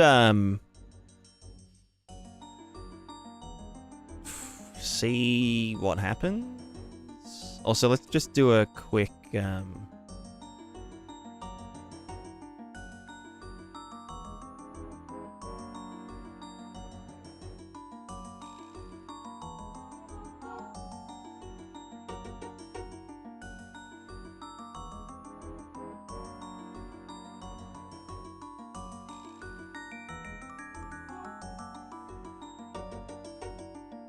I'm just two-dimensional structure where you have a 2D array of actions. Each slot is first dimension, left and right hand, etc. Other dimensions, array of viable action references.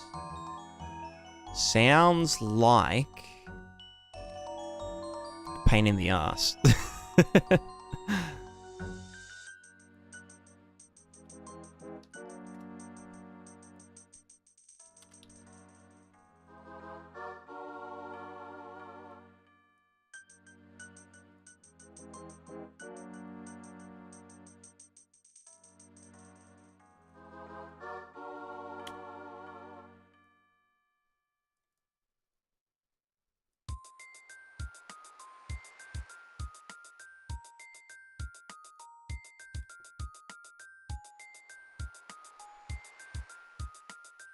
But I get it. I understand.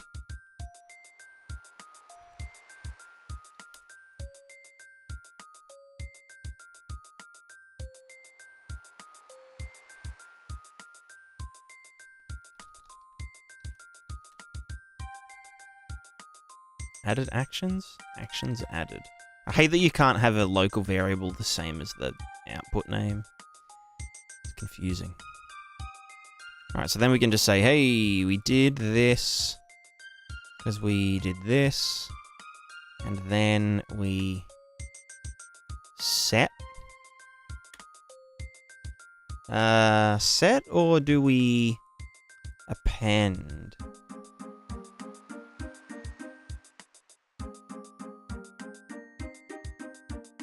I think we just set it. Fuck it.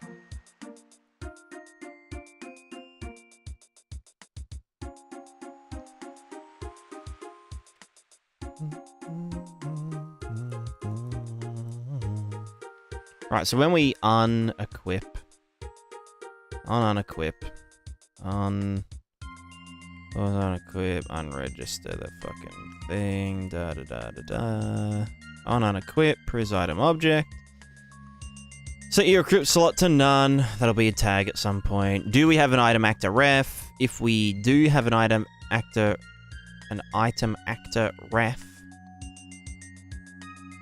then set the dude, spawn the dude, do this shit.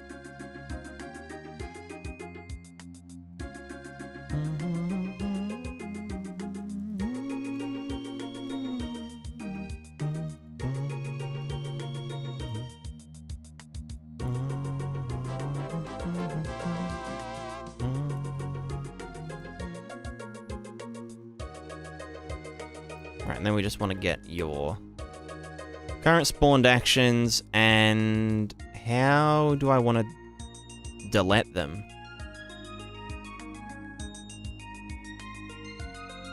We don't destroy actions, do we?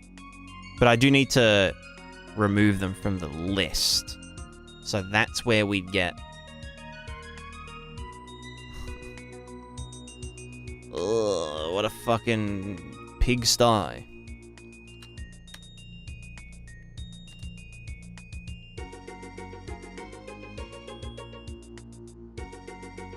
Current spawned actions are the non-inherent actions, correct?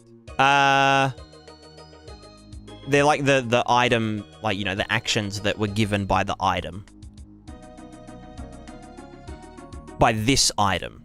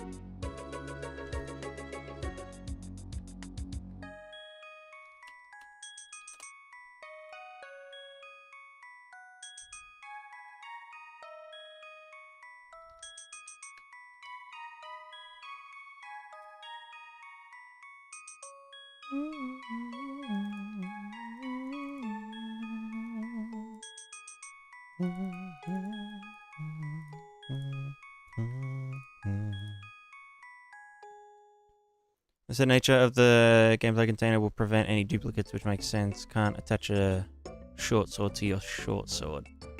Yeah.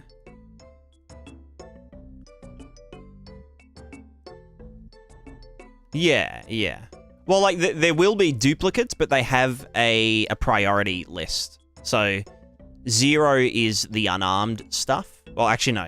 Like, 100 would be the unarmed attacks, or the unarmed actions.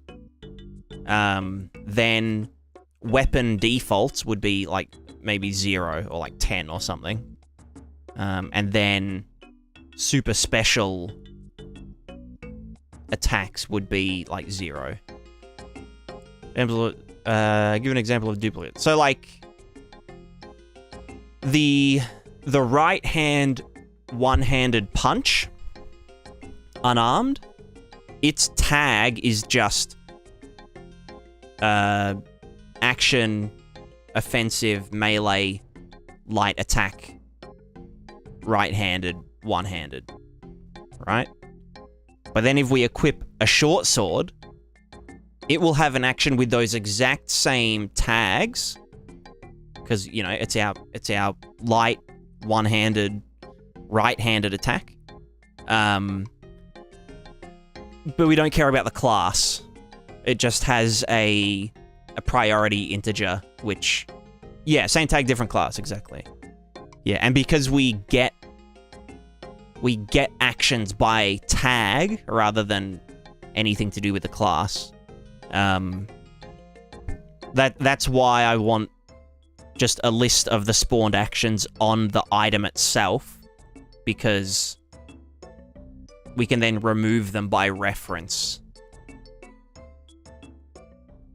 which is just a bit, rather than having to do like a reverse, almost like a reverse construction, where it's like, okay, this item was equipped in the left hand, so we're gonna look for actions of this class with this extra tag. It's a bit of a nightmare, so. Will left hand, right hand tag be part of the offensive or separate thing? So there's, paint. There it is. Flashbang. We've got action. Ack. We've got offensive. Then we've got melee. Then we've got light, for example. Light attack, or like heavy attack. Or, I don't know. Thrust. But then we've got action handedness. Handedness, right, left, you know, balls, or head. You know, it's a headbutt or some shit. And maybe we can override our headbutt attack or something. So this is in its own separate branch, but because we're using a tag container, we can have action, offensive, melee, heavy, and action handedness right in the one container.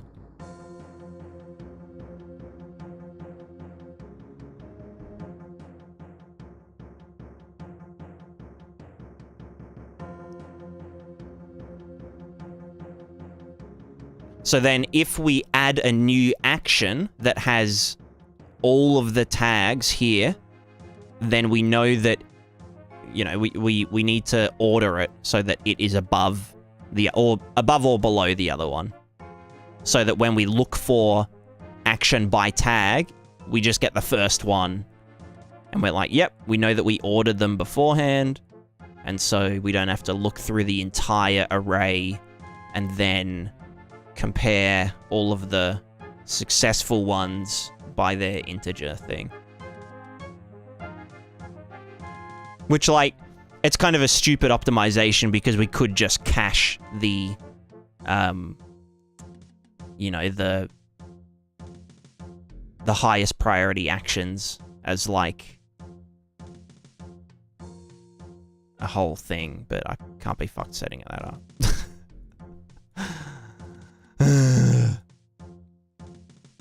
Anyway, remove action object. That just removes it from the action list by reference. And then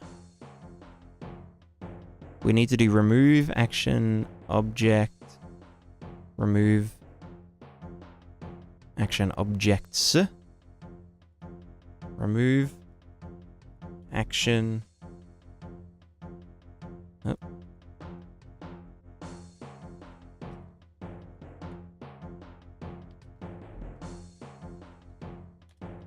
Objects.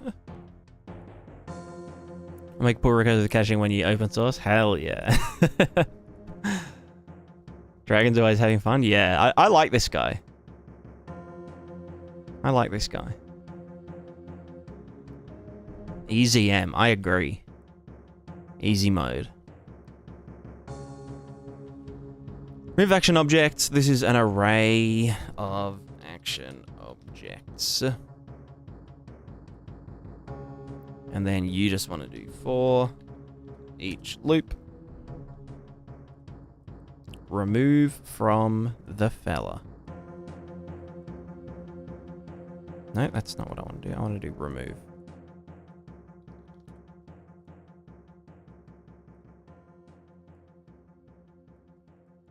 Based? Hell fucking yeah, it is. Cool, cool. Da-da-da. We probably want to do a... Nah, fuck is valid. If it ain't valid, then YOLO.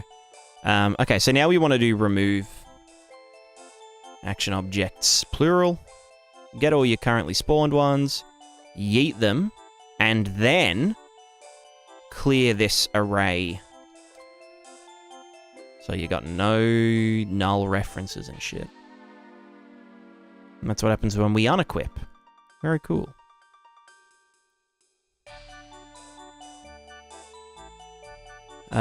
Jung Zero Chuk. Yeah, true.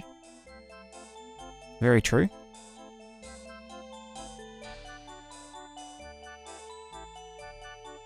I was actually thinking the same thing yesterday. Jung Zero Chuk.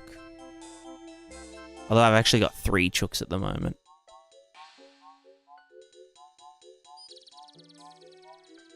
Well, a good 10 people one time. Yeah, it is kind of what it's like when you're streaming.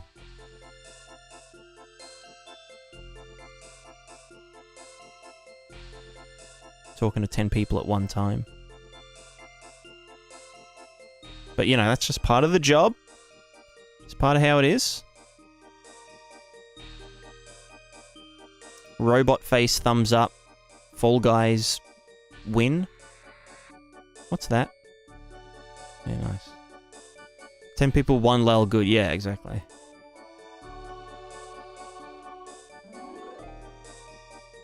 Alright, so if we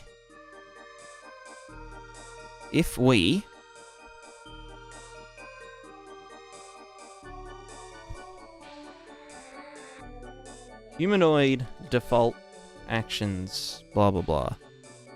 Default action list. Let's get rid of longsword, light attack, thrust attack, blah, blah, blah attack. Let's make some unarmed ones. I think I have some unarmed... some unarmed dudes.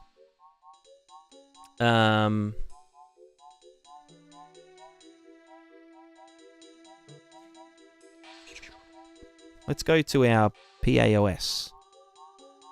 That's audio. That is not where it is. Core. PAOS.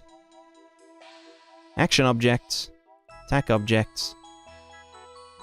Standard attack action object. Blah, blah, blah. Let's do some unarmed actions. Bam. Send dudes. Hell yeah. Sylar, how are you? It's gone pretty good. It's gone pretty good. It's one of the streams of all time.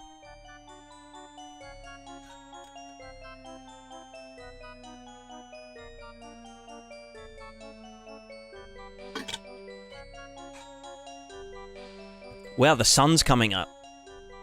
You don't see that very often in these streams. The old sun. The old Sunarino. Maybe I'll go pillowless for a bit.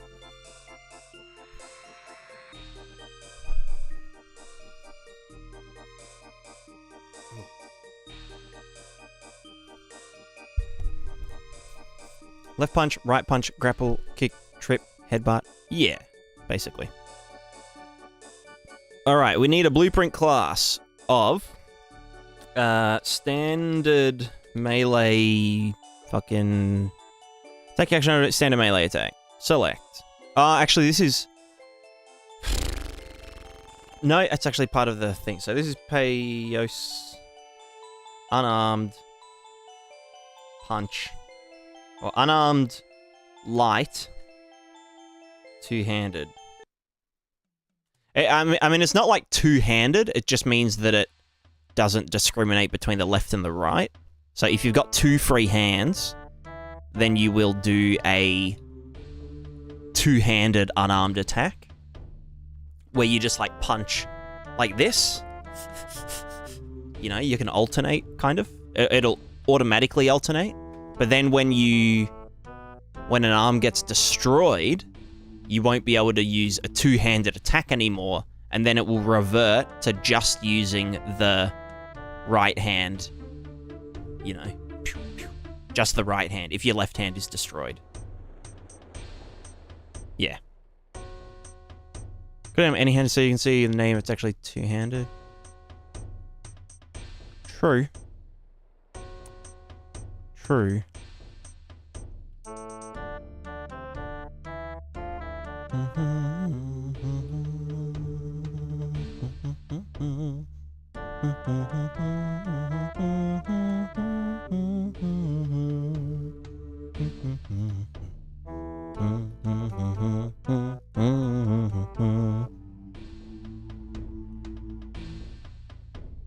Maybe instead of doing one-handed and two-handed, I could just put both right and left-handed in the tags. Which implies that because then we could have three-handed attacks without having to have a three-handed thing. Because like when let's say we attack, right? And we've got a long sword in this thing. So you have, yeah, actually that's true. No, that would be fine. So like if we've got a longsword in one hand and we've got nothing in the other hand, when we click, we will first do a search for two-handed attacks. And if we don't find any, then we just look for the one-handed attacks, right? If we've got a free hand. Because like we might have a short sword which doesn't have a two-handed moveset, you know, or we might just be holding a glass bottle which, you know, may or may not have a two... So we've got a glass bottle in this hand and we know that our left hand is free, so we first look for a two-handed action for light attack. We don't find one, so then we revert to right-handed only, if that makes sense. If it was let's say it was like I don't know, a petrified snake, a big, long, petrified snake, we're holding it in this hand, and we don't have anything in our offhand. We don't have a Bowie knife in our left hand. First, we would look for two-handed actions for this thinger. It would find one, and so we would do that instead of just doing the one-handed one. But if we had something in our left hand that was stopping the left hand from being used in a two-handed attack, then we would just automatically look for a one-handed action for this one. We'd poke people with the petrified snake.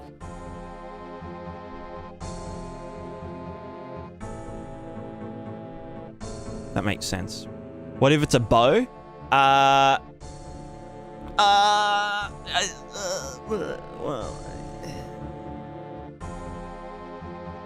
Bows are kind of weird. I don't know what... okay, so the one difficult thing with bows is that a right-handed person holds the bow in their left hand. That's where it gets real fucked up.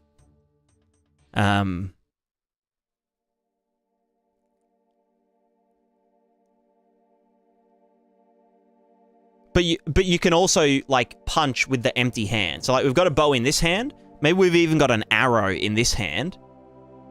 And we want to stab someone with the arrow, right? Because they're, like, getting too close to us, you know? Back off, motherfucker. But we've still got the bow in the left hand. I guess I guess with the logic of, like, you know, left hand equals hold alt, then you just have to hold alt to use the bow. The bow is always a one-handed action, right?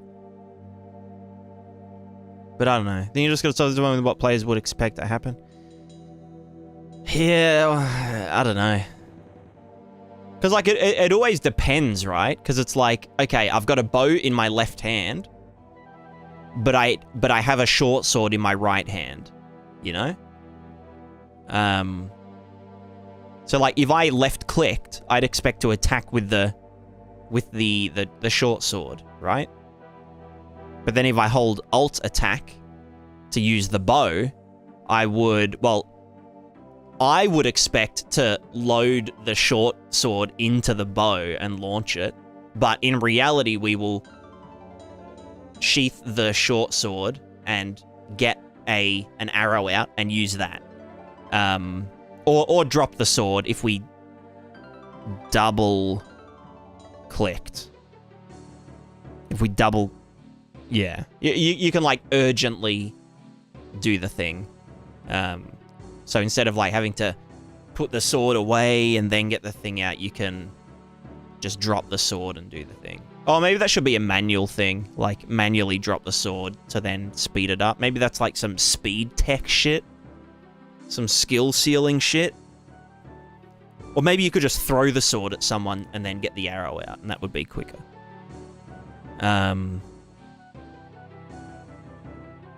But yeah, so... But then it's kind of like, okay, I've got a bow in my left hand, which is technically the main hand for a bow, which is like, you know, even though it's in your offhand. So it's like, do we then expect, if we don't hold alternate button, to use the bow, even if it's in our left hand? But then people might be like, oh, well, I'm going to put the bow in my right hand and use it like that. But then it's like, you'd get the offhandedness penalty if you're not ambidextrous, if you haven't unlocked ambidextrosity. Unless for a bow, we just don't care. Because you can kind of presume... yeah, well, actually, no. With a bow... Both... Well, I guess if one's locked... Maybe we just don't give a fuck for the bow. If it's in the right or the left hand. So if someone wants to put it in the right hand and use it like a weirdo. I mean, some people do shoot left-handed even if they are right-handed. Like, I shoot right-handed with a bow, but I'm left-handed. But then I use a gun left-handed.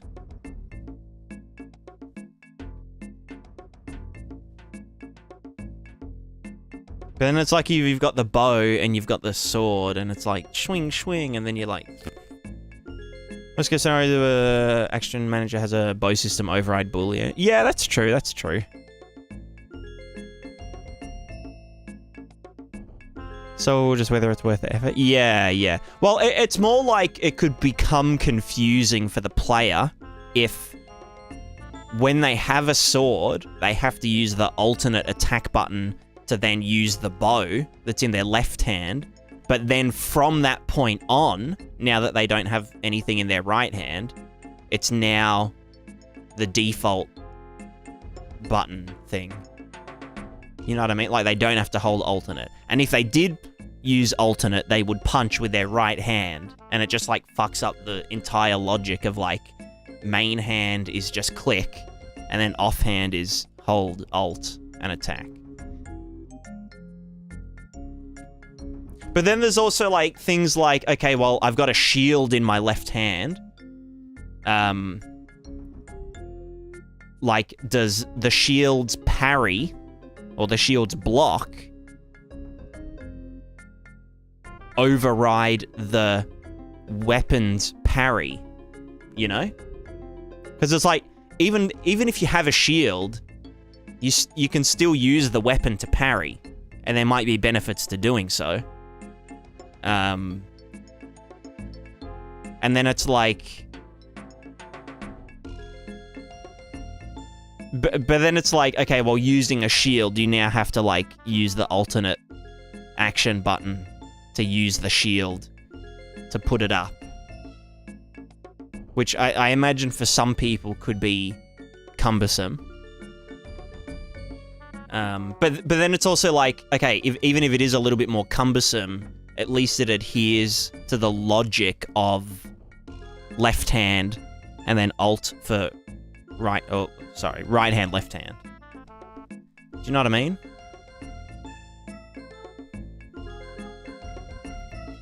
Yeah. Yeah. It's a whole fucking thing. Combo parry. I mean, that's kind of one of the reasons that I want, to be able to do left and right separately. Because if you parry with your right hand weapon and it fails, you could then parry with your left hand and, like, circumvent the parry lockout window, if that makes sense.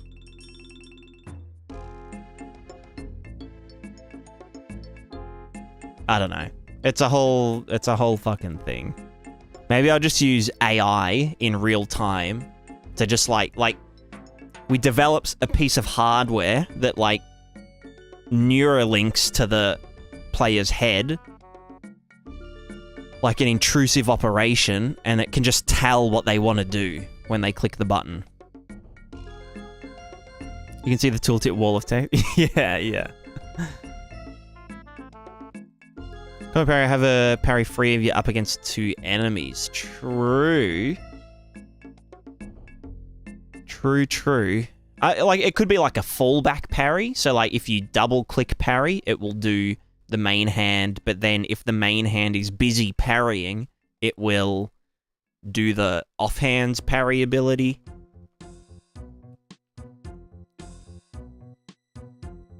Which if you were unarmed on your left hand, would be to grab the weapon, which I guess is better than getting your head cut off. But I don't know. The player in a fight with random items in the hands where the right action is obvious and the AI learns what button they press. Yeah, true. True. Trouble dooble. Anyway, let's do the thing. What did I call the longsword ones? Various longsword light attack, longsword heavy attack, longsword thrust attack. So this should be longsword two-hand heavy attack. Or heavy attack 2H. 2H? Yeah.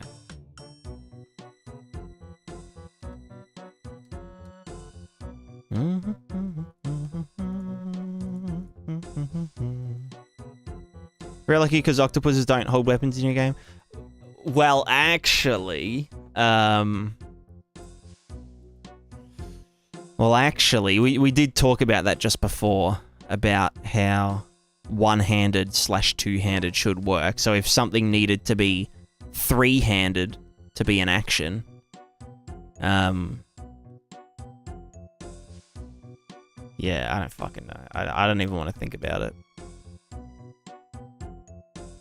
So I think my internet is doing its usual thing. Oh, it's probably because people are starting to wake up. Alright, no, it's fixed now. So these are longsword thrust attack, blah, blah, blah. If it's a two-handed thinger...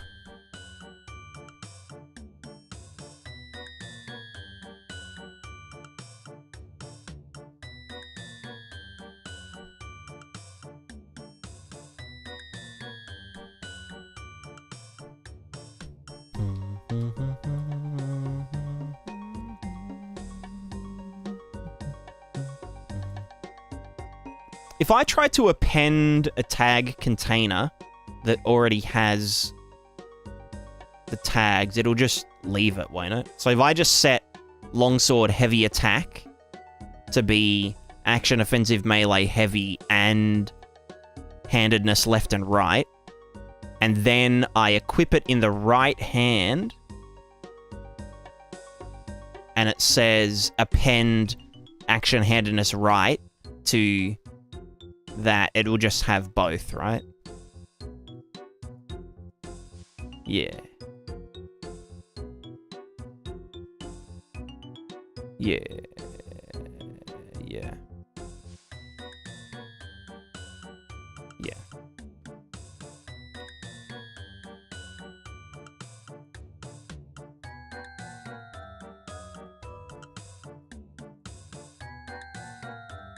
Think so.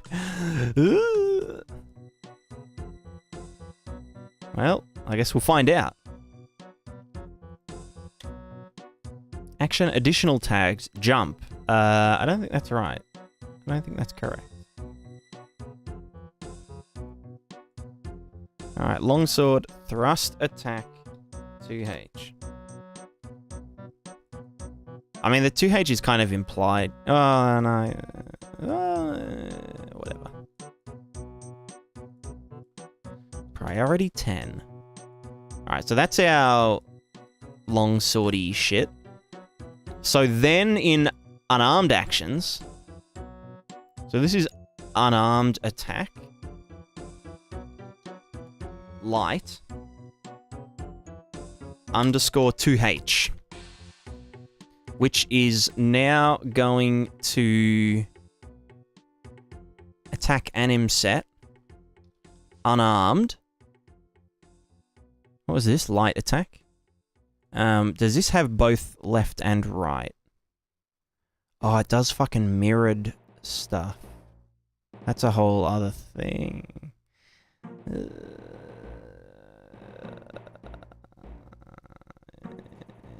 Yeah, no, I want to redo this. Oh, actually, this is just a dummy one. This, like, literally only has 2 attacks. So that's fine. I just need to make it 4 entries instead of 2. But then for the right hand only. Go back to that container, add checks for duplicates like a set. There's an add tag fast that doesn't check. If ever against a heavy weapon, you could use a free hand to prop the parry hand to throw the parry against additional weighting of the heavy weapon. That's true.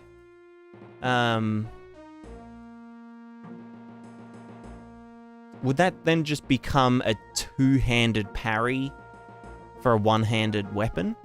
If you had a free left hand?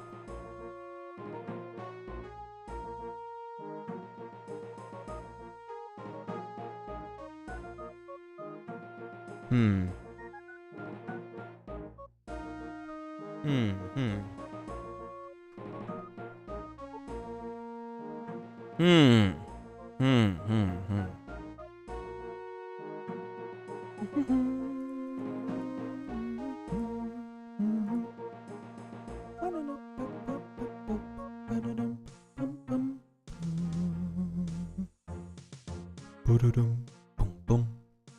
Let's just go into this one. This is going to be unarmed light attack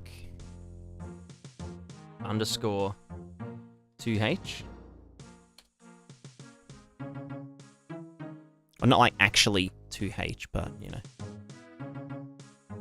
Actions have multiple animations? Yes. Yep. They can have like 20 different animations for just one action.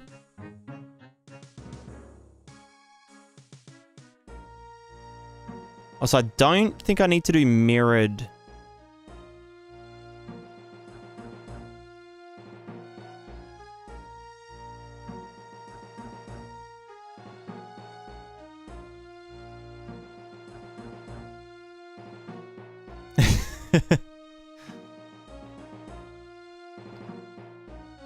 The parry action could have animation for with offhand support.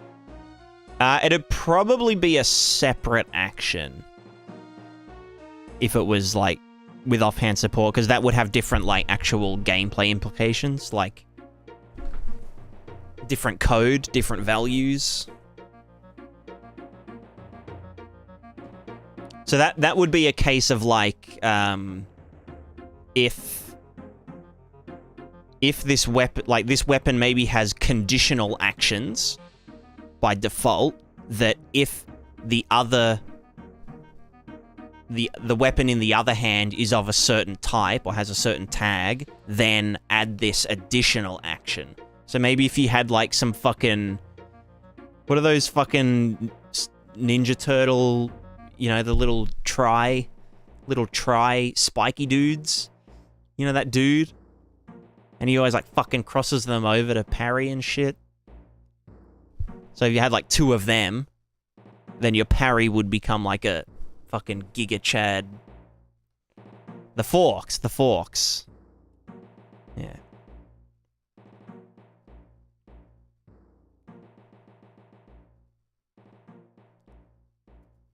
If a defense you could have if you're struggling to parry with just a regular parry, the support parry will give a 50% extra defense. Yeah, it could be. We could look at the other fella, like the incoming attack, and determine from that. That kind of needs player awareness though, or like character context.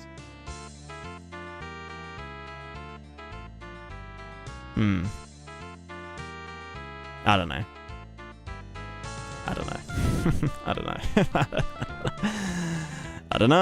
I don't know.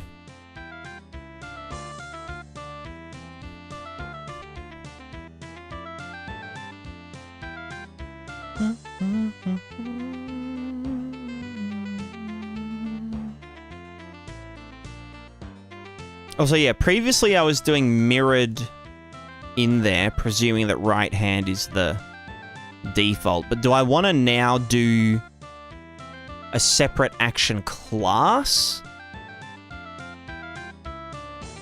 Or is the one-handed... No, because we can have two-handed left or right handedness.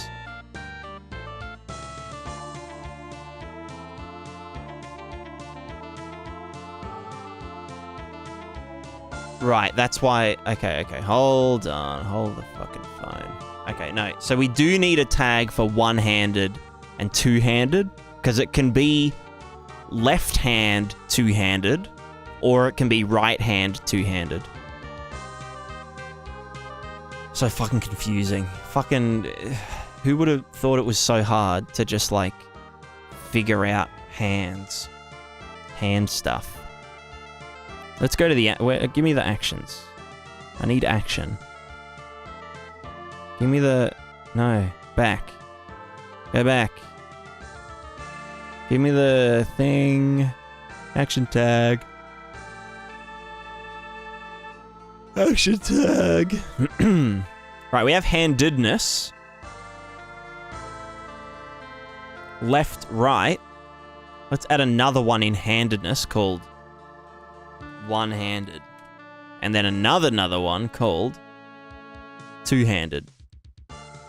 Or bi-handed. Or zwei-handed.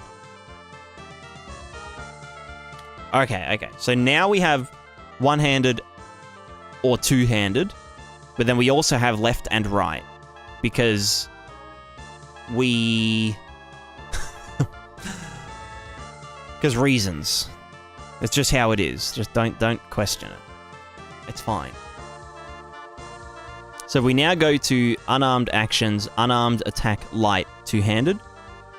This is a...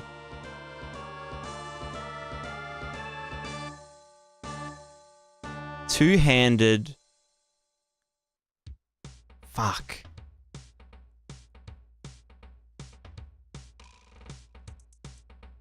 Two-handed left and right, I guess? Because we'd want it to be yeah, this one would be disabled when either one of them gets yote.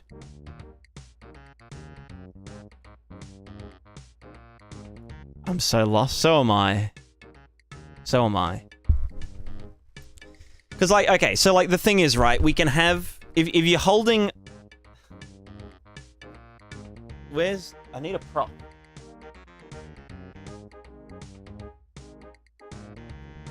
Captain's hat. Alright, so we've got... We have a longsword. Right? And we can hold it in two hands, but holding something two-handed has a handedness. So, like, if you are right-handed, your right hand goes just below the hilt, and then the left hand supports. So it's a right-handed, two-handed action. Makes sense? However, if we are left-handed, we do this. And they're completely different animations. Well, they're just mirrored animations, but the mirrored right becomes the left. Yeah. So it's like... Do I just want to make an entire new action set? For, like, longsword, two-handed right, and then longsword, two-handed left? Rather than internally having a regular and a mirrored version? I feel like it would be easier to do the first one. But then it's like...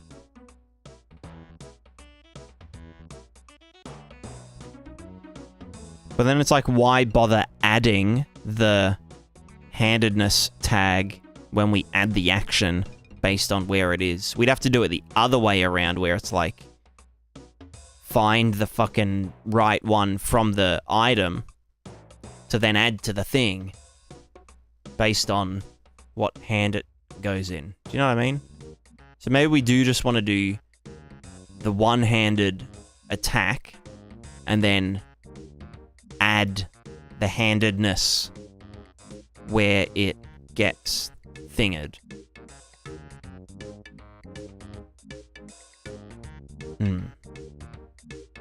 Sergeant, sorry, I'm reading that has strengthened his fingers to hold multiple weapons. Use multi-weapons, sometimes 4 times, sometimes 6. I was kind of thinking about how I could handle that, like, holding multiple arrows in your offhand to then shoot rapidly from a bow. I mean, for arrows, it would be kind of simple because arrows are stackable. But, like, if you wanted to have multiple... Well, I guess throwing knives are probably also stackable.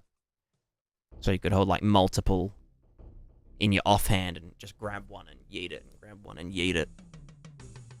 Or something. But again, that's just stackables.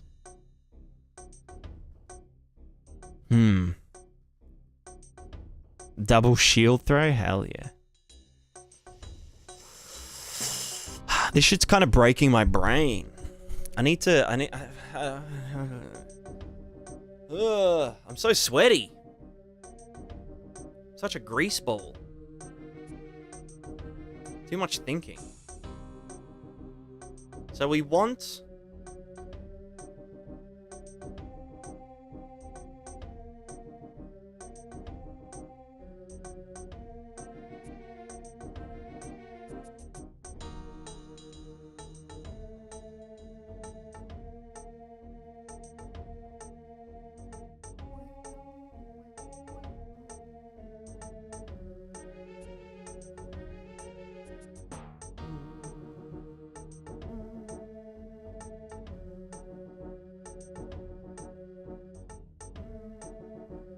Yeah, no, okay. So I think we just have one...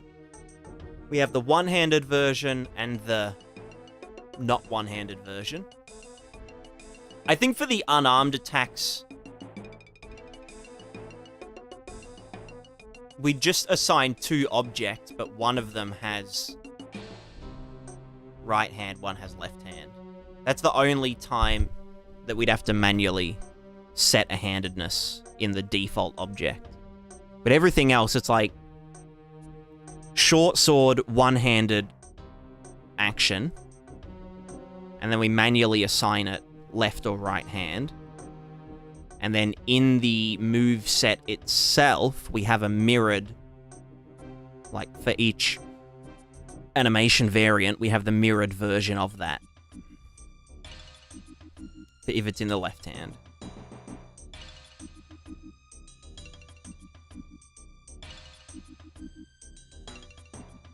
Yeah.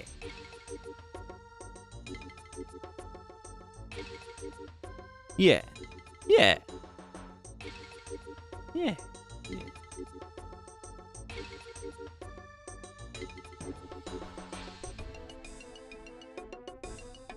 So like right, and then for like the stances, it's like right, facing right, back, like weapon back. For the right hand, it's this, but for the left hand, it's this. And so all the attacks are all fine. We don't have to change any logic. It will just use the mirrored animation. Or the mirrored equivalent. Oh, what if they don't have equivalents?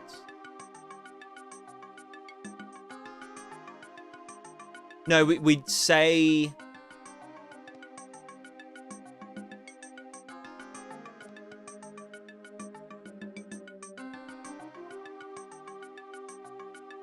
Confused. No, I think what I did initially was we query the input stance in reverse.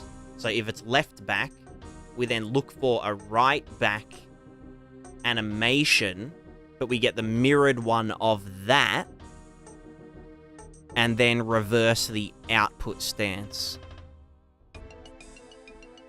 Like that, and then that all works. Yeah, no, yeah. I've already done this. Because there might not be an... Yeah. Yes. I've already done this. Time for EQS-based animation selection. What the fuck are you talking about? More like EQS-based D's nuts.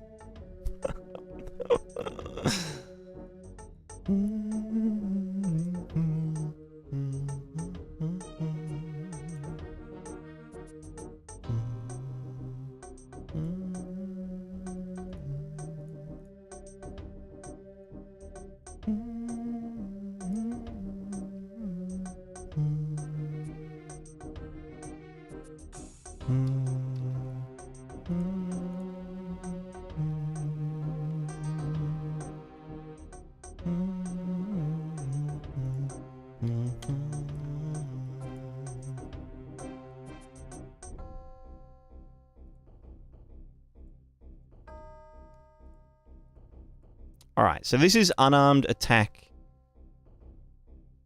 two-handed.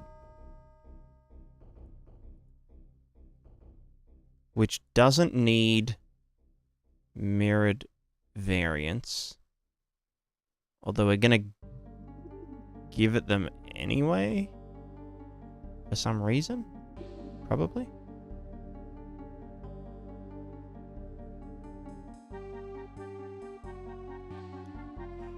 Okay, let's get back here.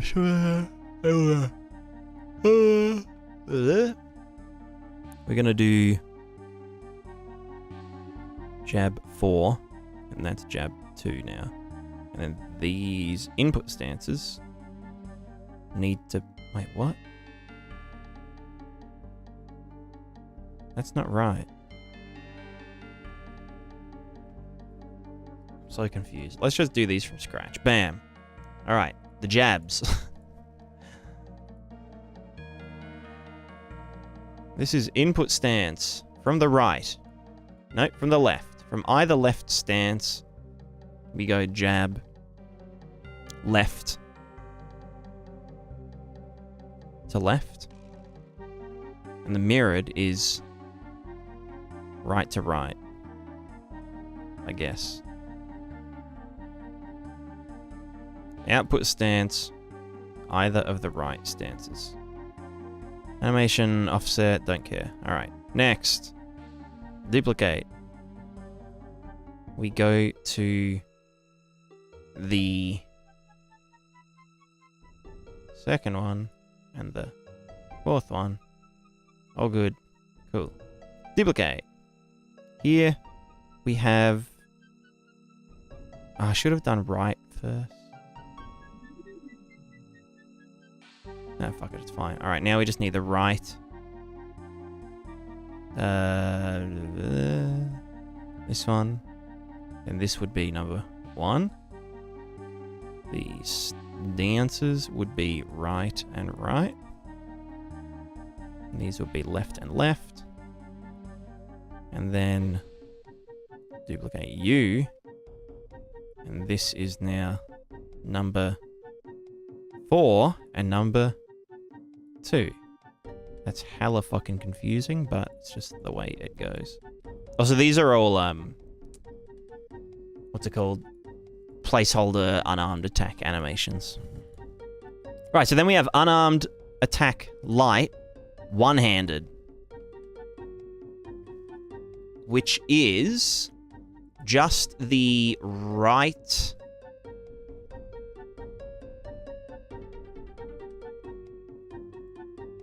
Duplicate, light-handed, attack, one-handed. And this is just going to have the last, or the second two. Delete this, and delete this. So now we just have the right-handed ones. But then the left hand is the mirrored version of it. So if it was left hand, we just say that left hand is always the mirrored version. So even if you are... We don't care about handedness in terms of like what the character's preference is. It's literally just, is it the thing or the other thing? Although then for a bow, is the bow's default the left hand? Or do we just say, I don't fucking know.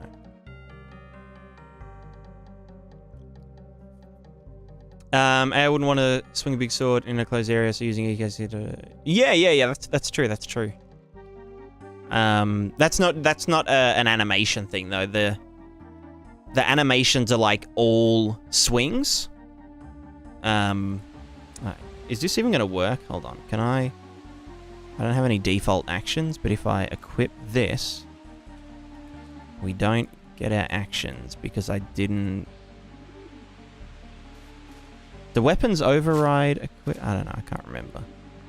Anyway, you manually do like swinging and thrusting are different actions. But yeah, we would need a way for the AI to know not to swing. Same with like if they've got allies around them, they wouldn't want to swing. They'd probably want to focus on, you know, poking. Want to use categories in your BP variables? Because I'm lazy. Straight up. I'm just lazy. Yeah, EQS seems pretty pog.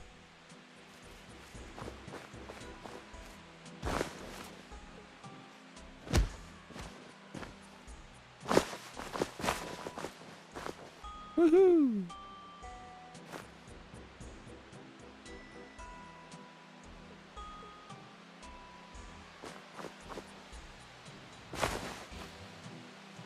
Nice. That was fun. Alright, cool. Alright, unarmed heavy attack. What are you? You've got the...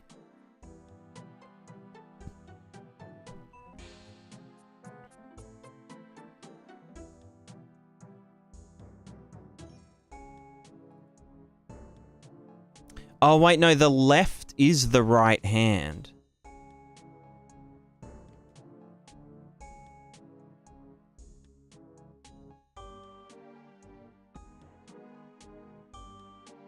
So confused.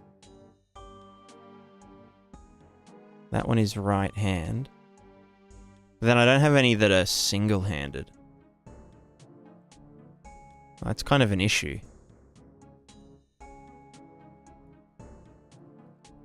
Eh?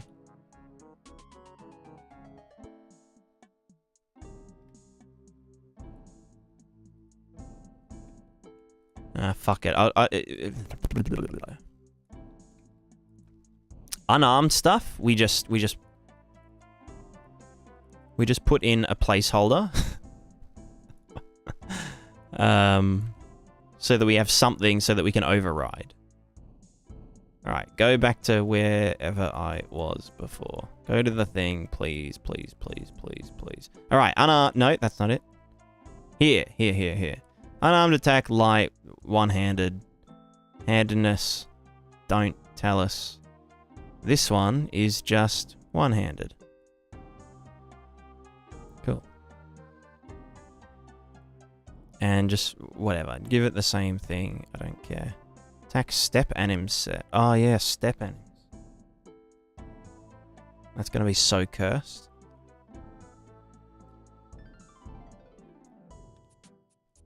Also, can I you can private things in things? Like chosen blah blah blah. Oh, up here. Chosen private. And that should prevent it from being... Yeah. Text step vector. Driver is gonna modify it. Does that mean it just can't modify the default of it? Or that it can't access it even at, like, you know, if I wanted to, like, set it.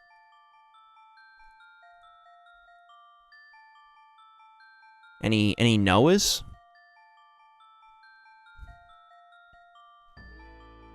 Is a privated variable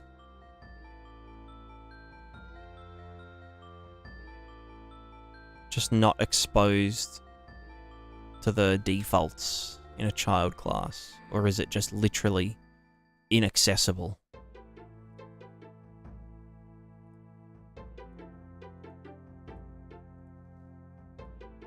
Okay, it is inaccessible. Okay, but I changed it. No, I set it back. What the fuck? You're not privated anymore, brother. Compile. Oh, right, I forgot to set the other one.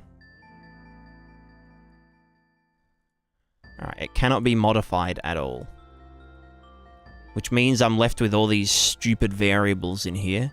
Which I guess categories would fix.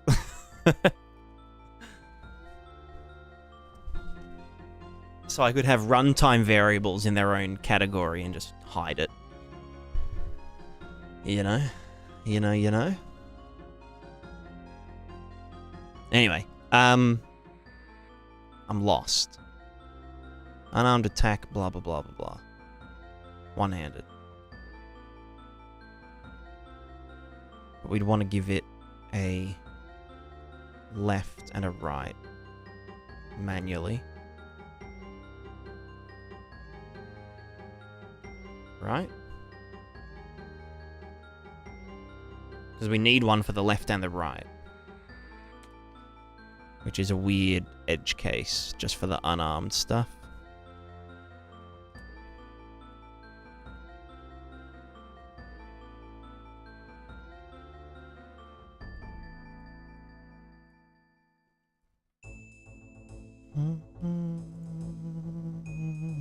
So we just said humanoid actions, default actions, and we said unarmed, two-handed, and then the unarmed right, and then the unarmed left. And then if we just did this, and it said, access none, trying to read these nuts, because we're doing find tag by tag, found action, try action, blah, blah, blah. Try find by tag, melee light. This is going to do has all tags. I'd want to do...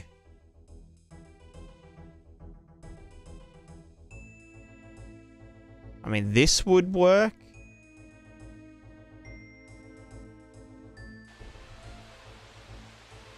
Yep, there's a ponch. Ponch.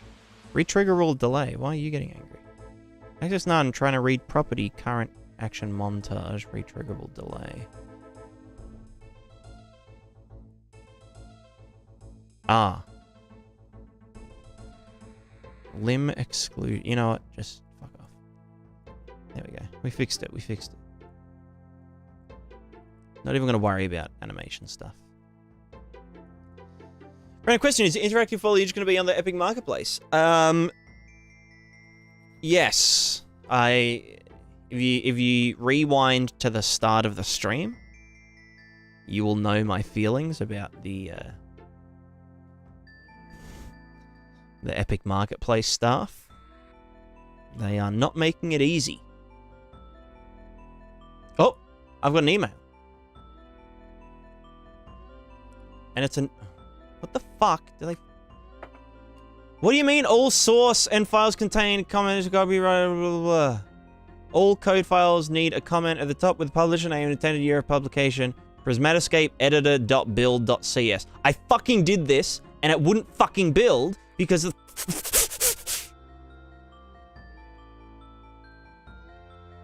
I'm gonna fucking punch these people in the actual fucking head. Can't they just do it themselves?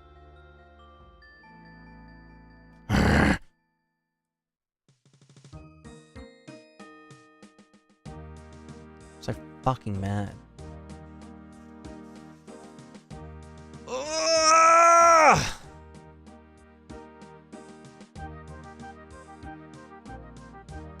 Prismatica. Prismatica editor build.cs using build Unreal tool. And if I try and fucking do this and put this here that says Prismatica fucking whatever, it fucking shit its pants. It wouldn't build the fucking thing. What the fuck is this shit? No, fuck off. What is this? Why is this here? Someone help. Why am I diffing this? Can this not happen? No, okay, fucking close this motherfucker. Fuck off. Oh my god. I said fuck off.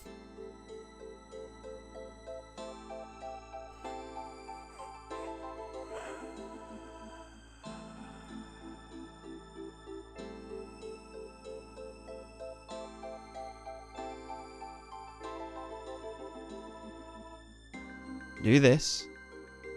Using Unreal Build tool. Do this. Put in the fucking notify fucking thing.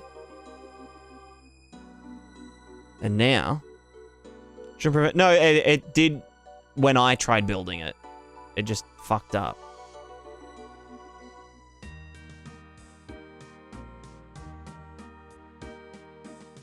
We'll try it again, though. Rebuild. Just don't fuck it up.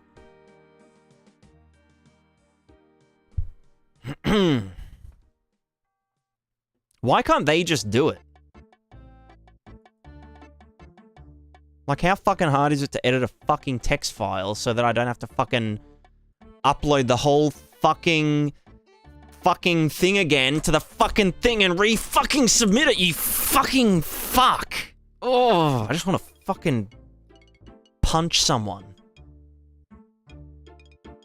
This has been going on for like 2 weeks now. Just like the simplest fucking little things.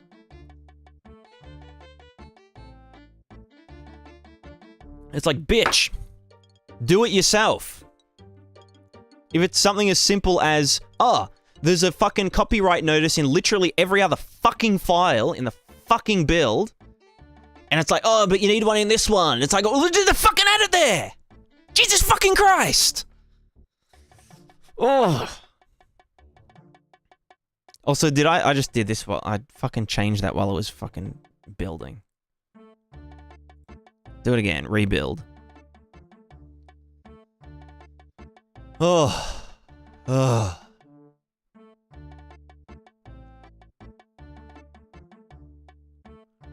Never to be consistent, they send me email 3 times about me not marking asset working with Lumen. I didn't know where. Yeah, exactly. At least now they're saying, oh yeah, this one particular file. Like, the first time it was like, oh, they all need to be fucking... They all need to have the fucking... thingo, the publisher intended year of publication in them. And, like, I looked at the guidelines, and it said nothing about the replacing the Epic auto-generated copyright notices. So, like, usually in the build.cs things, it says Epic Games, blah, blah, blah, all rights reserved, blah, blah, blah, blah, blah, blah, blah. And I'm like, okay, well, surely that's there for a reason. Maybe I'm not supposed to get rid of it and put mine over the top of it because it's their, like, proprietary fucking build tool bullshit. And so I send it back, and they're like, oh, you need to put the thing in all the fucking header files and the fucking blah, blah, blah, blah, blah. And so I'm like, okay, well, I'm gonna just fucking replace the Epic Games one, you know, so I did that. And I just didn't do it on this one, because the first time I tried doing it, it would fuck up. So I was like, you know, it's probably fine. It's probably fucking fine. I'm just gonna send an email, but like, Jesus fucking Christ, like, if it's just fucking do it yourself, you actual piece of fucking stinky shit.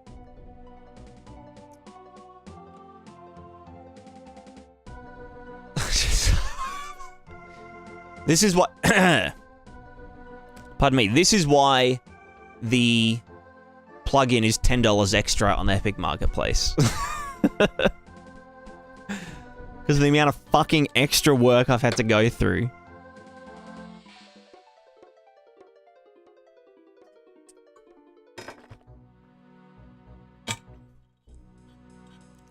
It's like, suck it. You pay the Unreal Marketplace tax.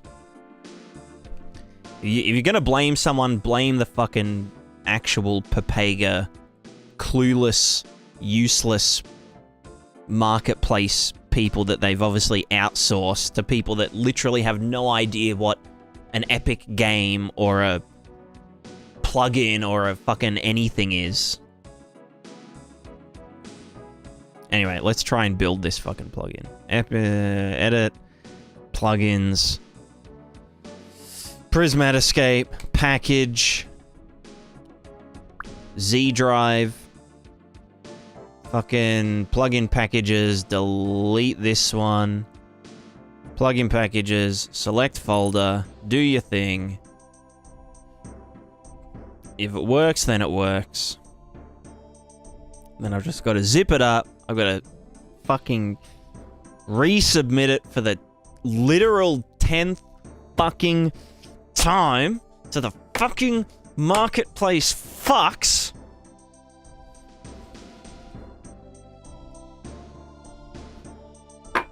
I bet you they're watching the stream right now. I bet you they were watching before. And they were like, haha, he was talking shit about us. I'm gonna deny it from the marketplace because one stupid build file didn't have a comment at the top of it with the thing. I'm just gonna make him do it himself.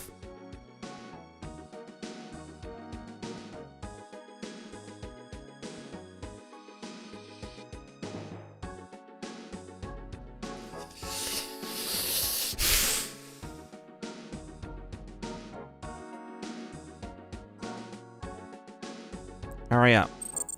Good. It works. Okay. Give me the fucking thing. Prismatica game. Plugins. Plugin. I'm going to copy you. I'm going to go to this. We're going to go to the... No. We're going to go to the... This. I'm going to delete this one because it's built now and they don't want a fucking built one. I'm going to paste this one in here. I'm going to go into it. I'm going to go to the binaries. I'm going to delete the binaries. Fuck off. I'm going to delete the intermediate. I'm going to keep everything else. I'm going to zip this up. I'm going to put a snarky Prismatiscape V1.02.7 Marketplace Edition Final V2 Final Pre-Master Final. Please just accept it already, Jesus.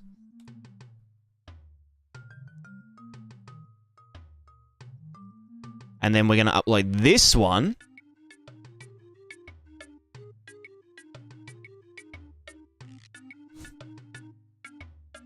Because then they're going to... The long name shouldn't matter. The internal one is just the... You know what I mean? Alright. Fucking E. Go to the publisher portal thing.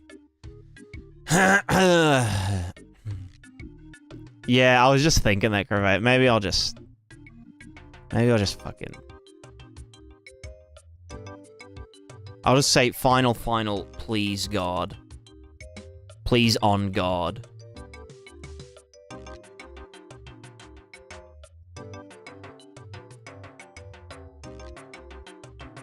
Or just final, edition, final.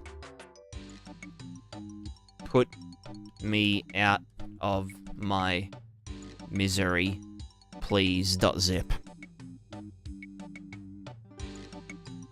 Alright, we go to changes needed. We go to the Prismatica interaction, fucking blah, blah, blah, blah, blah. We go to my drive. See, this takes like fucking half an hour every time I gotta resubmit this shit. Alright, we go to the Marketplace Edition folder thing. We delete this one. Move to trash. We get this.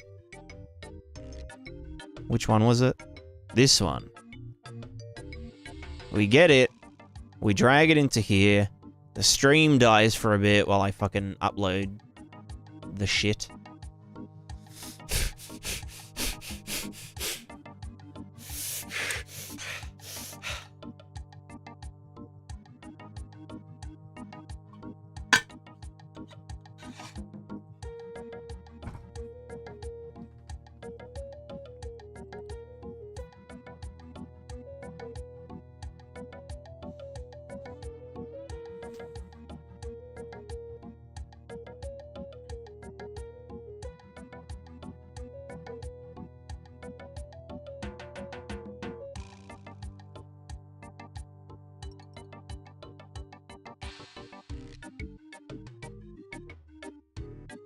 Still loading. Still uploading. The stream's still dying. 22 megabytes. It's too much. It's too much. God, thank fuck it isn't a... Imagine... imagine having to do this for like an asset pack.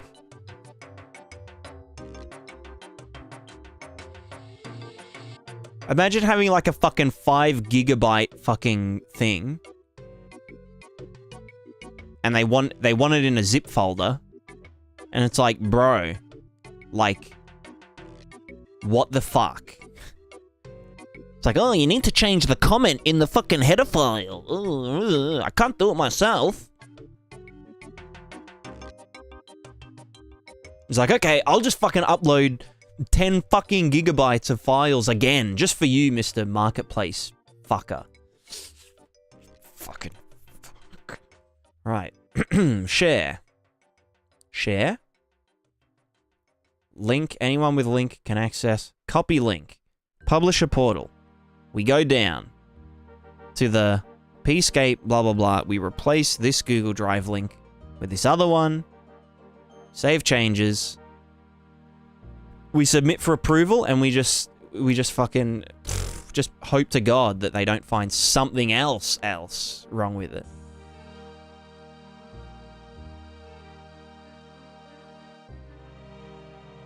I have 1 gigabyte. Oh yeah, fuck you, hero. I get 1 gigabyte of upload every...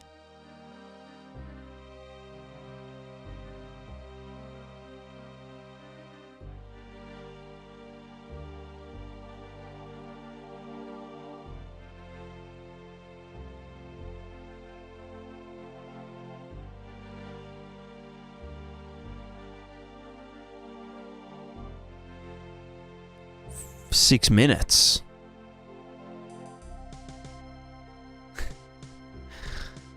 That's a good speed. That puts it in perspective. Your 1 second is 6 minutes for me. 6 minutes. Changes need... No. Don't jinx it. Don't jinx it, please. Please, on God. I'll actually, like, flip my shit.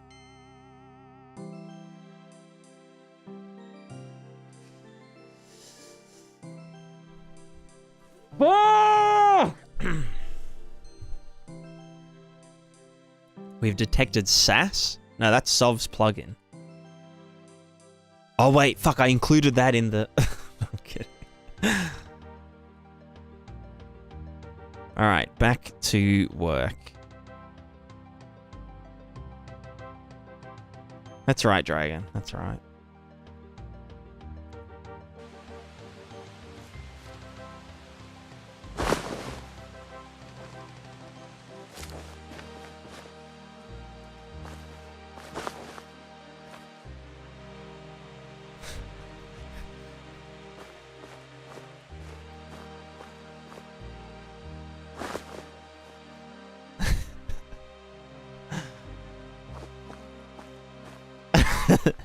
It's close.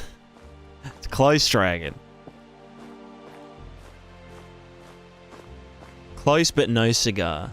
Stuck on my screen, 0 block look like my sky. It's a lot of emotes.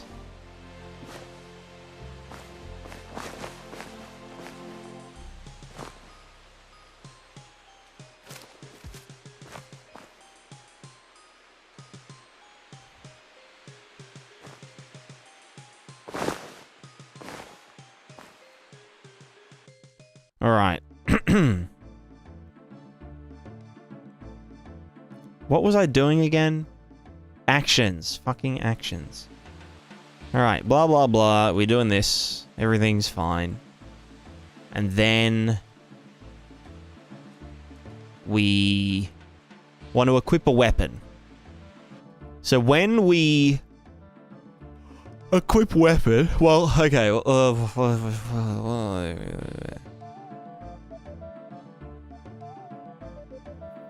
We need to go to the Action Manager. Action Manager. When we find action by tag,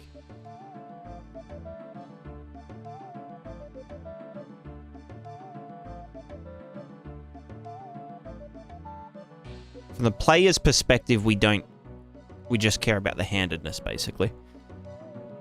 So we'll probably do that from the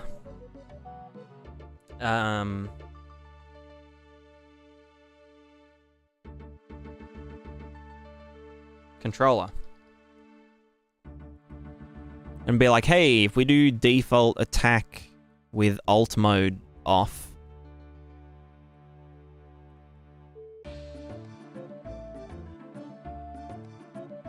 alt left mode, alt right mode. So this would be offensive, melee, light, right. But then it would be flipped if we were ambidextrous. Which, for an AI, we'd just say which is our preferred hand? Or which one has the weapon in it? Fuck, I don't know. Whatever. Handed is right, offensive, melee, light, try action. So then, if we had the longsword action thing, light attack, two-handed.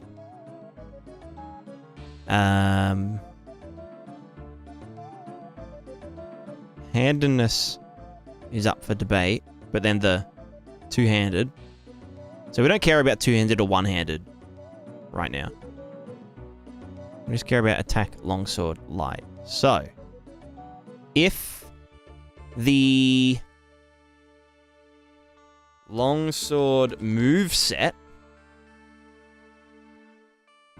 had the longsword light attack in it, and the longsword heavy attack, longsword heavy attack, longsword thrust attack, whatever, delete.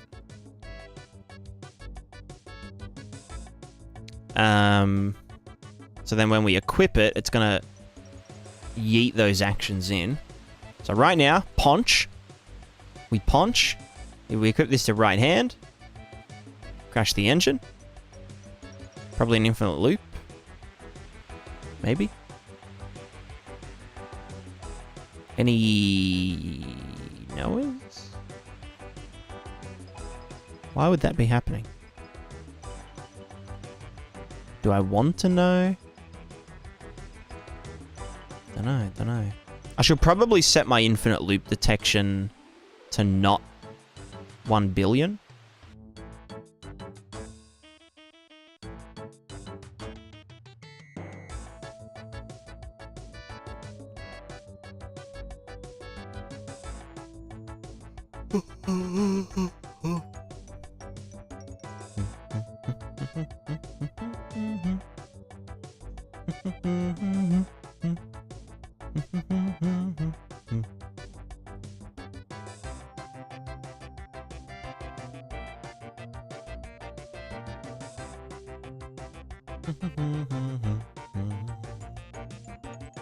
Breakpoint. Yeah. Yas, queen. So longsword moveset had the thing on it. The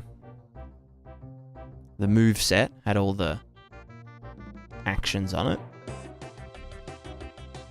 So in the action manager, hello.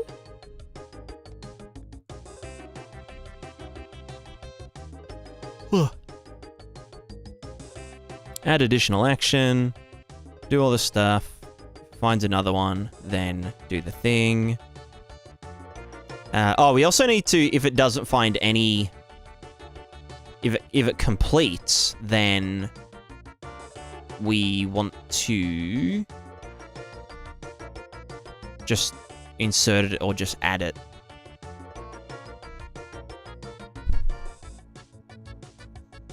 So we need to return here. No, this is a insert single act. Yeah. So we need to return here. We need to return here. But then if we make it to the end of the loop, we just want to add it into the action list wherevs. Bam. All good.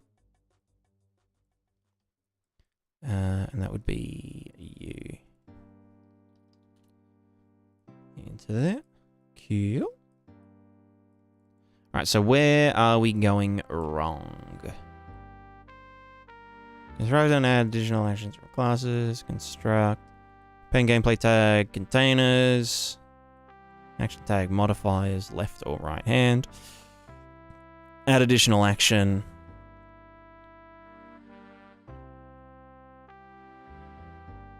Why am I doing that?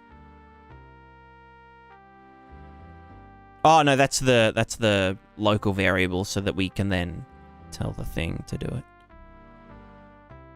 Alright, so let's do item object on equipped. We're gonna just go from if is it comes back to here. We'll just go from here. Rightio. So, if we equip a thing, hello, equip to hand. We go to here. Alright, next. Construct and add actions from classes. Step in.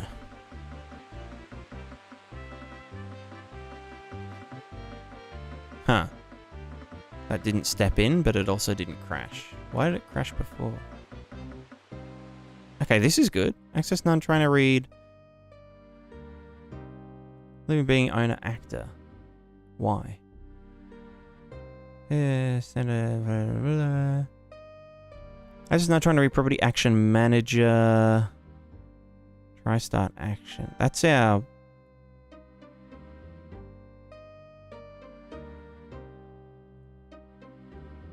Oh, we need to initialize them. Haha.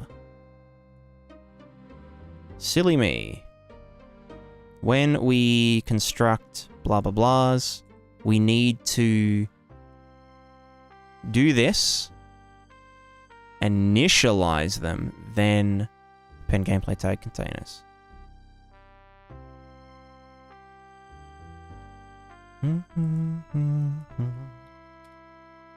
Classic initialization.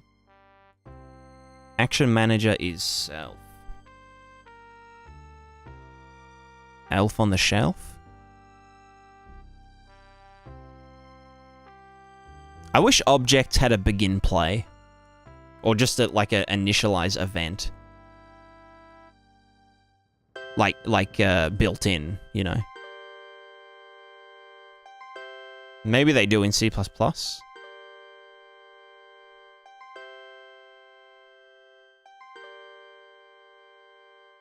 add it to your base object class. Yeah, but you'd need to manually call it.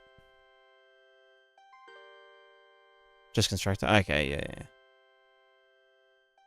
Like it is in the base object class. But you still have to manually call it after construction. Which is fine. I guess. I mean, I could do,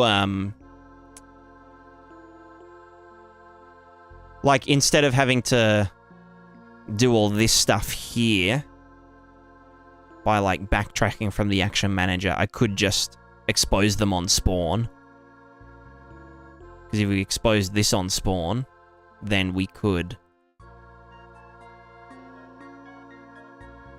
Well, it would appear here if I refreshed the node.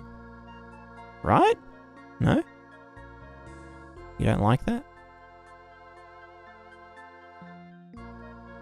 Usually it would.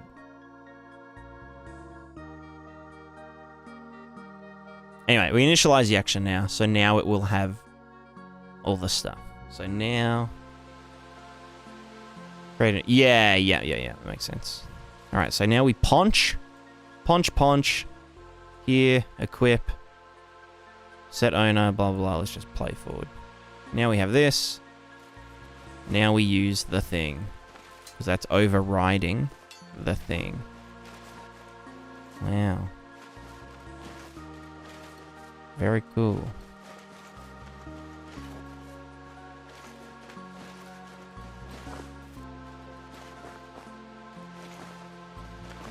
It's alive. Well done. Go team. So I feel like I mean, this is like the basis of it. In order to like move forward with like the permanent code for it, I would have to first refactor the equipment system.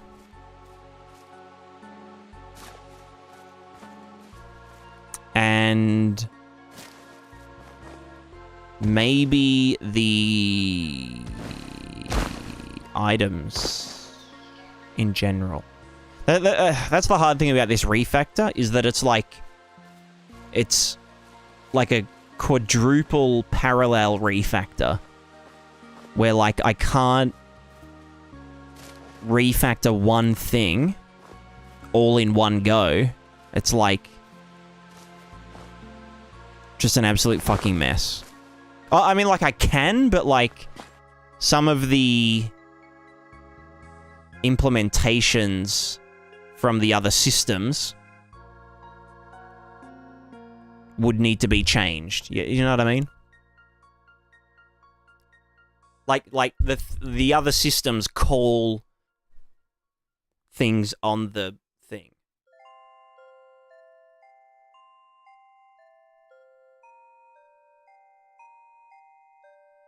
But yeah, the main, reduce... Yeah, exactly. I mean, that's kind of part of the refactor.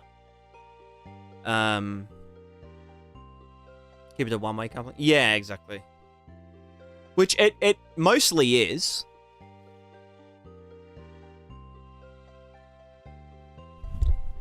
Where, like, you know, the items just have an on-equipped function, which can get called from anywhere by anyone. It just happens that it gets called by the equipment component thingo. And then it's that unequipped thing that sends its stuff to the action manager to blah blah blah. Oh, this doesn't depend on the others. Should technically refactor that first. That's true. That is true. I was also thinking I might, currently the items, the way that they contain other items is kind of not hard-coded, but it's like,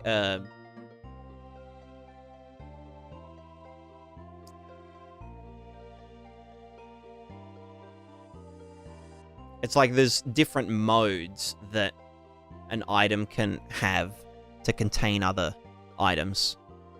Like, it can either have a grid mode, or it can be a substance container, or it can be a socket or slot container and have multiple slots.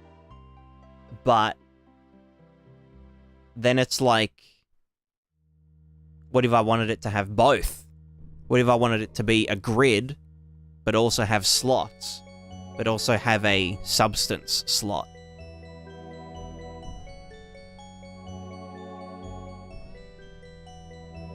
And then it's also like, okay, well, what if I wanted this to be like a completely different kind of thing? So I was thinking each item should have an array of container sub-objects that act as its container functionality. So if something isn't a container, it doesn't even need an item sub-object array on it. It doesn't even need that variable. It would just have a sub-object that says, yeah, this is standard, you know, grid container bullshit. And then the UI would be like, oh yeah, this is, you know, blah, blah, blah. And then when we want to get contained objects, we just look through each container sub-object and get all the items from that. Which just saves me having like a bunch of unused arrays and enums and variables on every single item object. And also allows for like expansion in the future. If it's like, you know, okay, yeah, this is a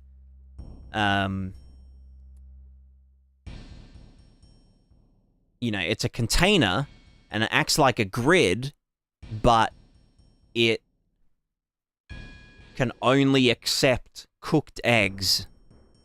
Like some weird shit. Or cooked eggs that have this, you know, lifetime, like they've existed in the world for this amount of time. Or so, like some weird condition that is only a property of that container. And for like the UI's sake, you know, it could flash up red if it doesn't meet that specific criteria, rather than needing to make a completely different item class thing with that logic in that item class. It would just be a part of its container class for that item. You know?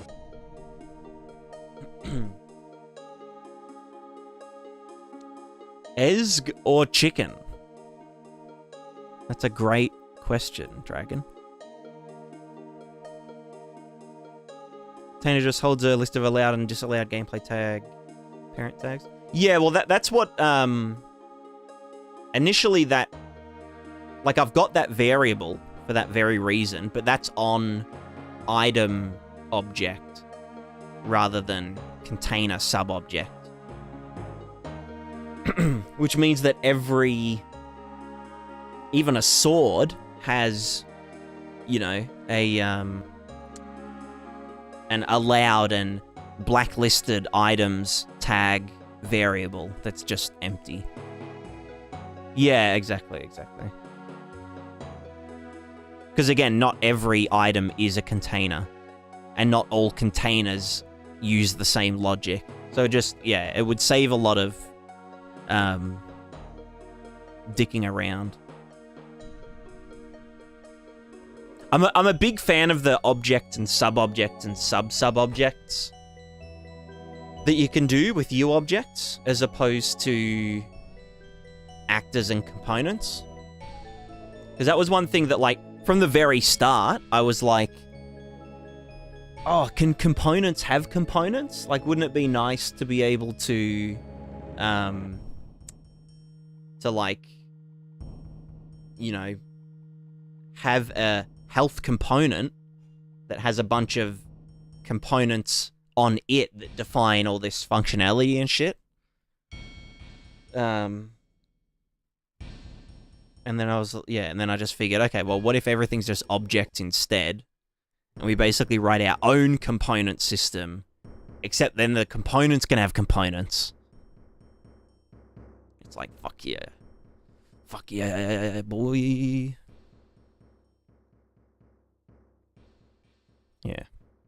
OOP versus ECS. Well, it's not even just that. It's like the limitations of the built-in component system. Because, like, from my knowledge, an actor component literally is just an object, but it auto-registers to the component list and has a few base functions like get owner. And that's it. Obviously, scene components are different, like actor scene components, because they actually, like, have other shit, like location and attachment and whatnot, but, like, just actor components, which are just code, basically just do that. No, there's a trend. Yeah, that's true, that's true.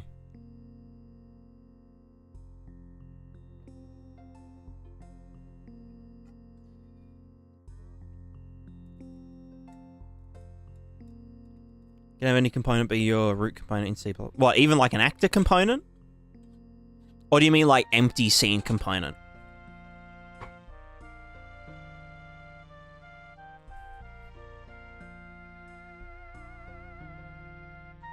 But yeah, linked objects. Linked objects are POG. I'm loving it. Especially for like a game like this where like, you know, you just want to put like a random little doodad on something. That's like, you know, okay, well, this backpack has a container grid property that has a sub property that is like, oh, if filled with 10 eggs and 1 frying pan, then nuclear explosion, you know? And it can just figure that out by itself without having to make like an extra child class or whatever. Think about it as a transform and supports attachment, but has no rendering or collision capabilities. Useful as a dummy component in the hierarchy to offset others. Yeah. But doesn't static mesh component derive from scene component?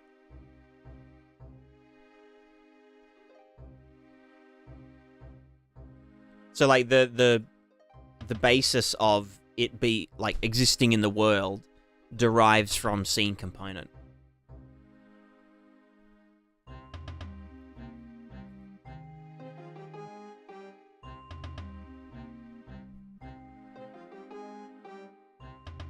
Yeah, okay. So yeah, so a scene component is an actor component with a transform, and then all scene components are just derived from that.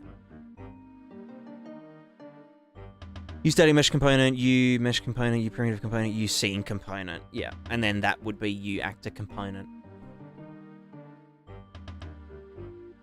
And then you actor component derives from you object at some point. Wait, but then what's a U actor? I guess it's also from U object. Is actor straight to... Okay, yeah.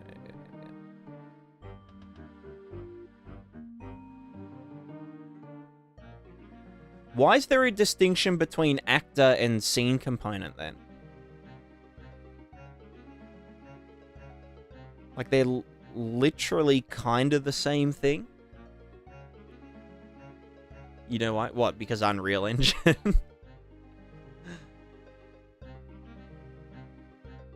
Why don't they just make everything...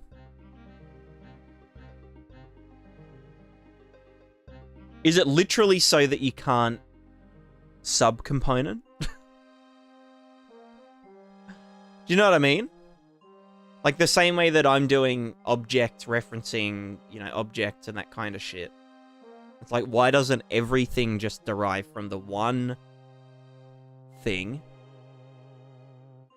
so that you can just link them all together in a big web?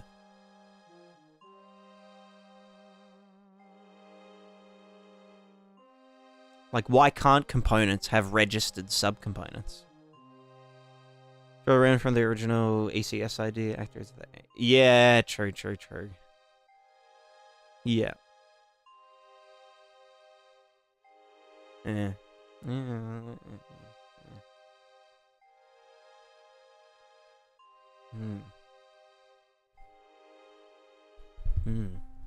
Also, ramen. Hello. That actually makes me... I want noodles now.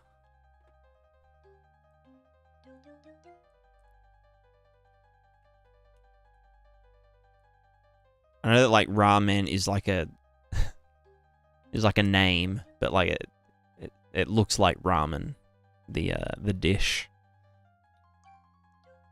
How many things too generic you get headaches? I guess so, but then you also get headaches when they're not generic enough.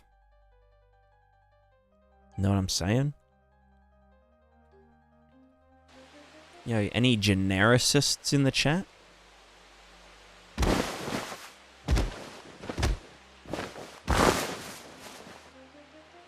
Ouch.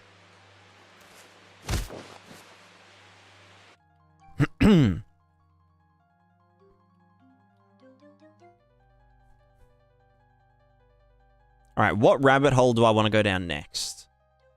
Let me just... What did I do? List-wise. That's the wrong one. Here. Assign item actions to living being. Yes, we did that. Well, we did it enough. I'll call it done for now. Process crops still need to do. Think about AI notify object. That's a fun one. State tree exploration. All right, I need to add one thing to this list. What's the fastest path to something pseudo playable? Refactor everything.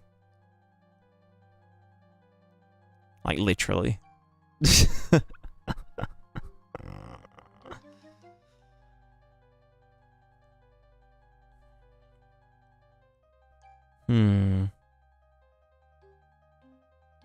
An actual rabbit hole? I've got a few of them on our property. I could actually go and dive down an actual rabbit hole if I wanted.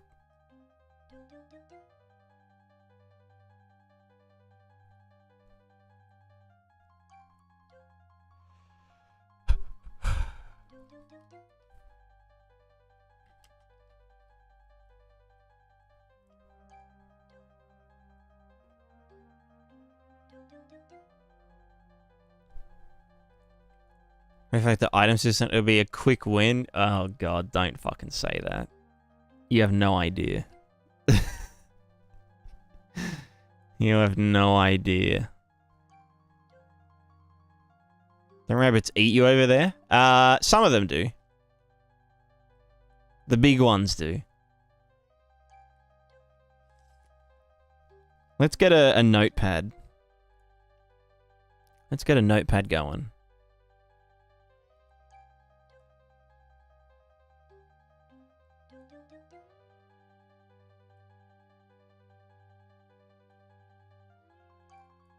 All right.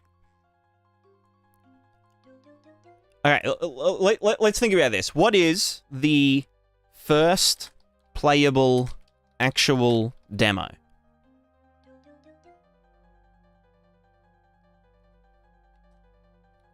That is representative of the actual game, sorta. Infinite man-eating rabbits? Yeah, that sounds good, actually. It's obviously a combat demo. Combat demo with items and the what's it called? The fucking property. Sim property. System.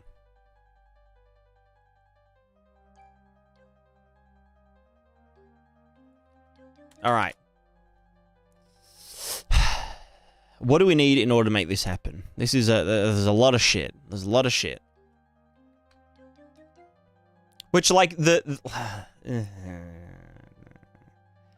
item container refactor, technically not neat. Like I could sticky tape it all together, but it's like I'd be going through extra time to duct tape a bunch of half refactored systems together, which would take extra time only to just actually refactor them later. So I wanted like anything that needs to be sort of refactored, I want to do a full refactor of, you know, like this isn't priority, you know, let's get this out in like next week or whatever. It's like, you know, if I'm going to refactor something a bit, I'm going to do the full refactor, not just half-ass it and duct tape it all together for the sake of a playable demo. Because, like, it's, you know, not priority. But it would essentially be an arena. Arena combat demo with items. Items/weapons. And sim property system. And AI that uses the basis of the overall AI brain stuff. So not just like a hacked together AI that's like, you know, hard coded, whatever. Because like that's easy. Don't burn out. Nah, burning out's not real. There's a cure to burning out, and that's don't burn out. It's called just do it. It's called just do it until your mental health declines and you disappear and never, like, you know, you never show your face ever again in the game dev sphere. It's called just be a git. Yeah. Toxic workaholicness. Workaholisticism.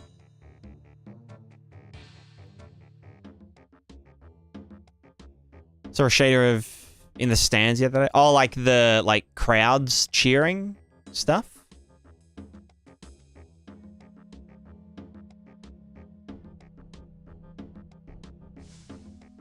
Being aware, how's the Kenshi base? It's good. I finally sealed off my outer wall.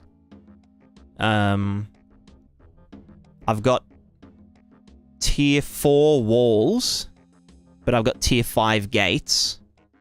Because I kind of just like the vibe of tier 4 walls. They're nice and brown.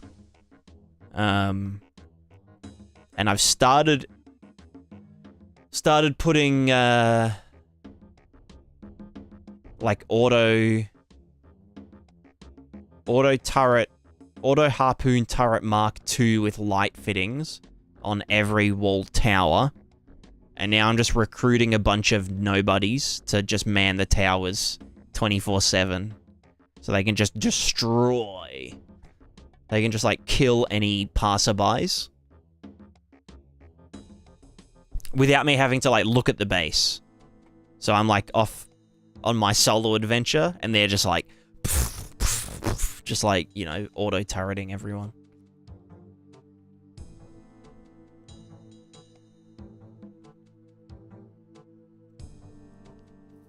FiberDev, what are you doing today? I am doing multiple things. I am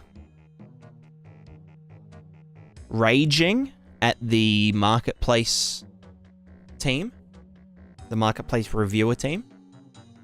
That was the first order of business. Actually, no, I did it twice. The first time was just a general complaint. The second time was because they emailed me back again, saying that, one of the header files doesn't have the copyright notice. The build file. The build file didn't have the copyright notice, even though it's literally the auto-generated Unreal. It's like, what the fuck? It's not even my file. You generated that. You generated that. Anyway. So that took another half hour to, you know, change that one or add that one comment. And then make sure it builds again. And then delete the binaries in the intermediate folder. And then zip it up. And then upload it to my Google Drive. And then to resubmit it to the fucking thing.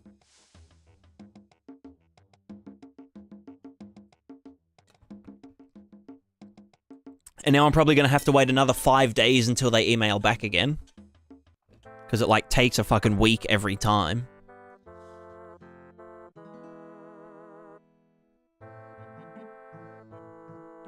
So yeah, anyway, that was...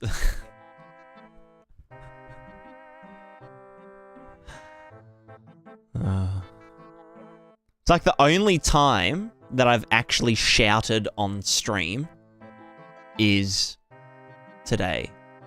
Like, angrily. And I've done a few of these ones where I, like... You know? What time? I don't know. Most of the time throughout the stream. So anyway, that's why my voice is a little bit hoarse. And because it's, like, 9:30 a.m. in the morning.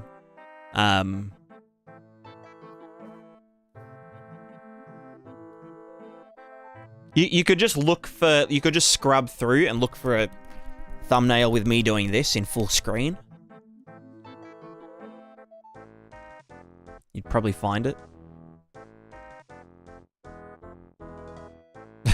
Yeah.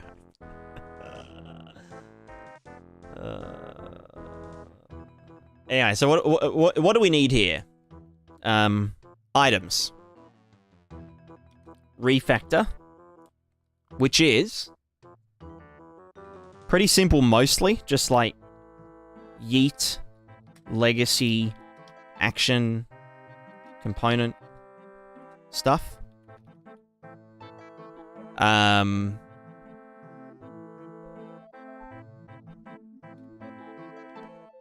Container objects or container sub-objects instead of, or container type sub-objects instead of built into items.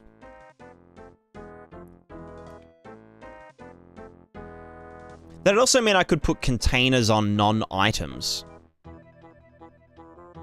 Because an item is something that you can store or equip, but like a shelf would then not have to be an item, because it could have a container type thing. And a container always stores items, but a shelf is not an item itself.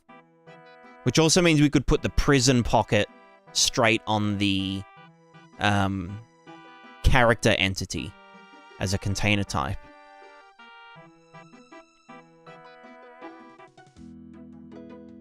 Yeah.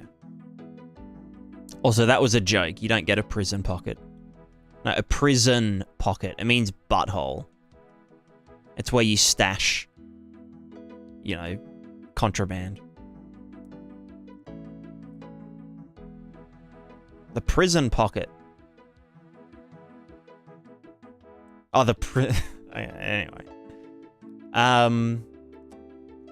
The shelf is not an item, it's only if you're a wuss. Well, I mean, if you want to move okay, maybe a shelf is an object. Or is an item, sorry. Because you'd need to be able to pick it up. Same with like a crate.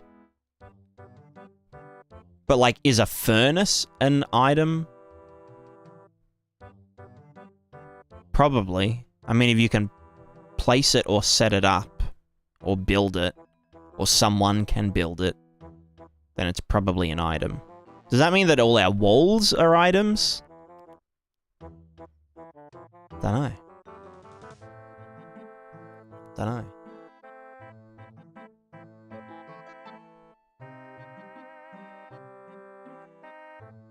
Maybe we make a distinction somewhere there.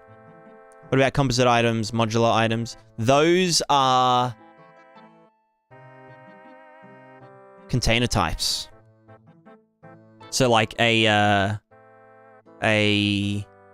longsword is a composite item, which is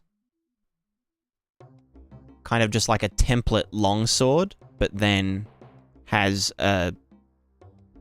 sub-objects for the blade, the hilt, the pommel, the whatever. But if you take the wheel of a wagon, does the wheel become a new item? The wagon would probably have 4 wheel sub-items. Because they'd all have their own durability. So they would be... If anything can be, like, replaced or damaged independently, it's probably an item.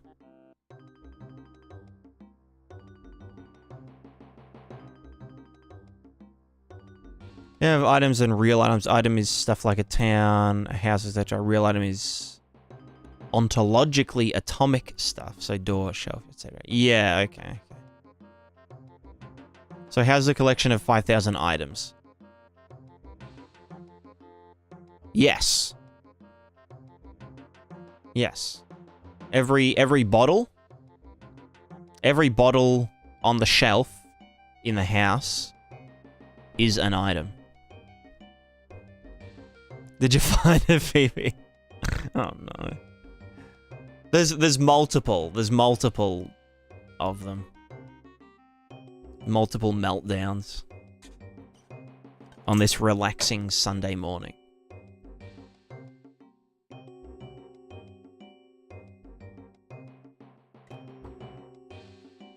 When do we get to play Prismatica? No rush. This year. Soon TM. There will be a demo soon. Yeah, maybe in like a few months. I'll have something. Like something basic. And like not with any effort put into it, you know? Items that have a durability usually called consumables, aren't they? It depends. It depends.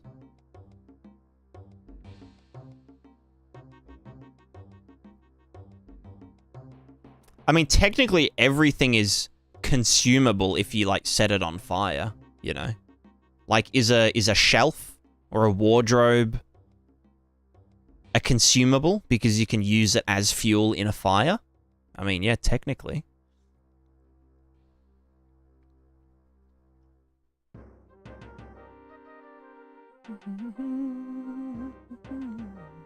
Metal shelf? Well, if you submerge it in salt water, the metal shelf is consumable, right? I think consumable, it depends on the context of the game.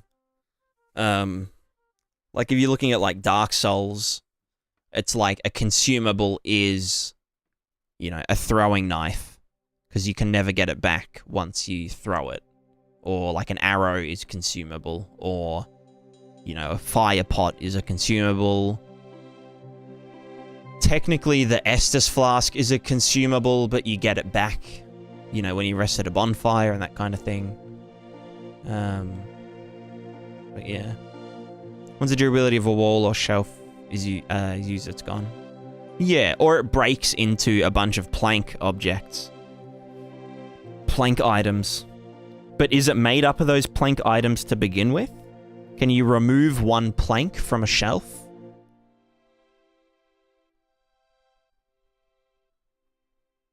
Don't know. The answer is no. It's all or nothing. Anyway, items refactor. Yeah, legacy action component stuff. Items refactor. Yeah. Equipment refactor. Tag based. Coverage based. Not slots.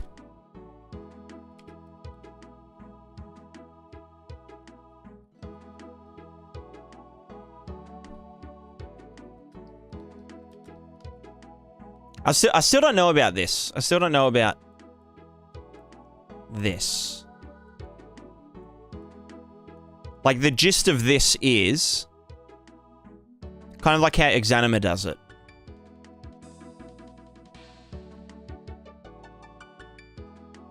Like, if you... It's kind of just there to deal with, like, conflicting pieces of equipment that, like, you know, would just not be wearable with one another, even if they were in, like, kind of different slots, you know what I mean?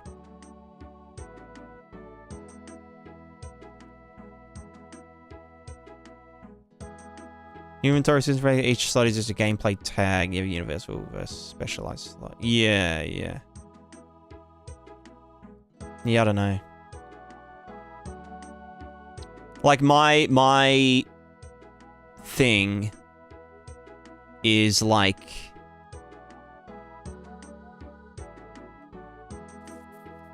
there's a bunch of tags for, like, you know, left hand, right hand, layer 1, layer 0, fucking whatever. So it's like, okay, if you...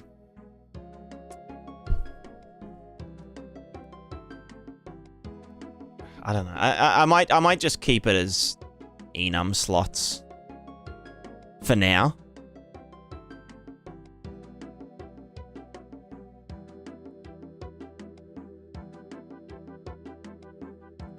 Maybe that's not super relevant.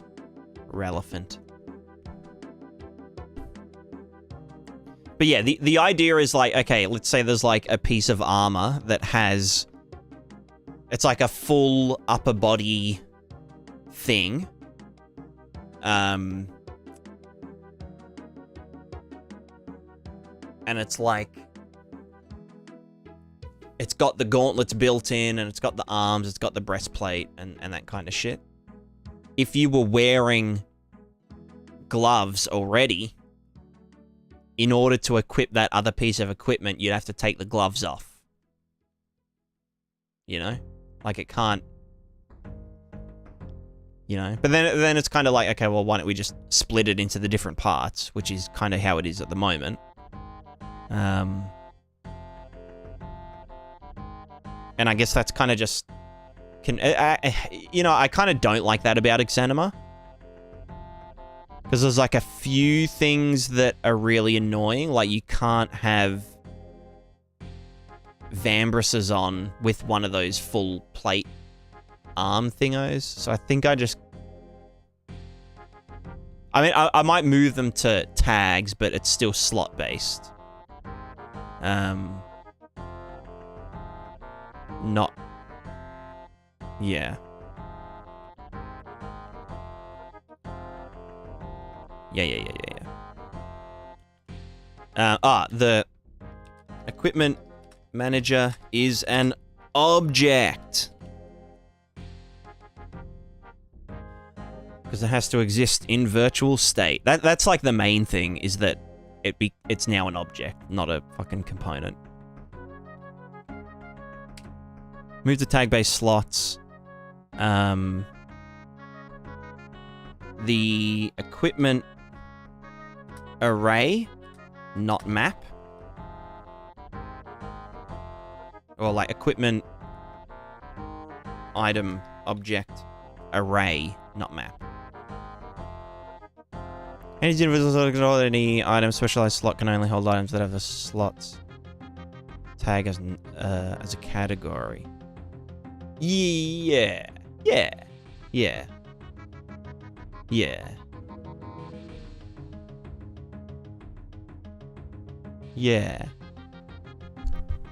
I think that's just built into mine. Like, anything can be equipped to the hand. Because yeah, you can equip the helmet to the hand when you put the helmet on. It gets equipped to the hand momentarily. You can have items that can only be held in one hand, like an offhand tag. No, so like everything can be picked up with one hand.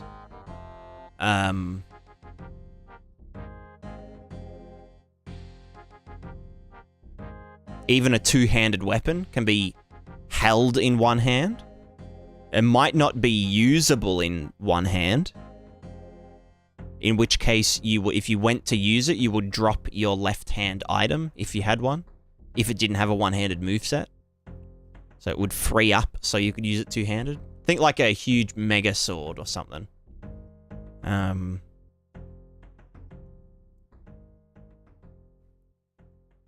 yeah. For monsters might have 4 universal slots on the mouth of a dog might... the mouth of a dog is a universal slot. Yeah. But is there a need to specify that? Oh, you mean it's just like a separate sub-tag? So like you've got equipment slot, and then universal and specialized or something. So then you know if contains tag universal, then we don't have to thingo. Oh, you have 2 arrays of slots. Gotcha. I was just thinking I'd use a tag container, because then we can just look at, yeah, it has tag, universal. Yeah, I like that.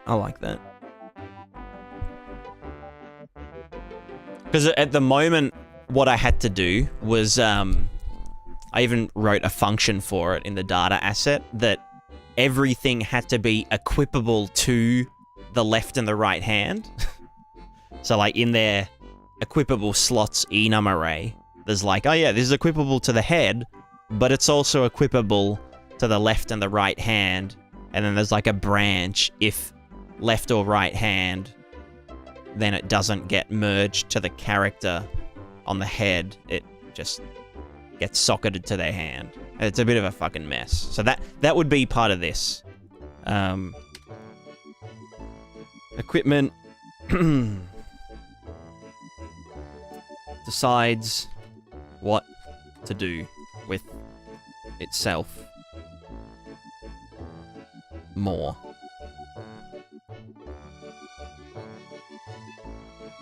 Are your body parts objects? They are not. They are properties of the character. Although I think when they get cut off, they turn into an item. They are objects, though. They are objects. They're property objects. So, like, a player or a character's movement property is affected by the legs properties and that kind of thing. Doing locomotion in VR using UE5 and I made it work, but it's scuffed. Please help. I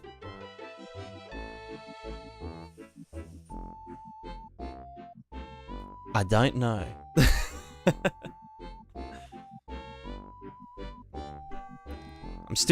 I'm still trying to figure that one out myself. What constitutes a body part? Is it just left arm, or do you have things like left upper arm? So we have left upper arm as a body hit section.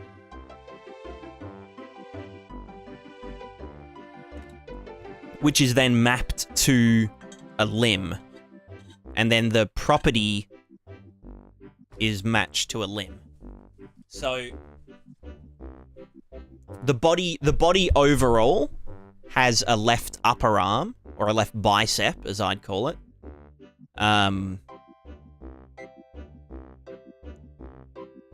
Yeah, left bicep, left shoulder, left clavicle, left elbow, left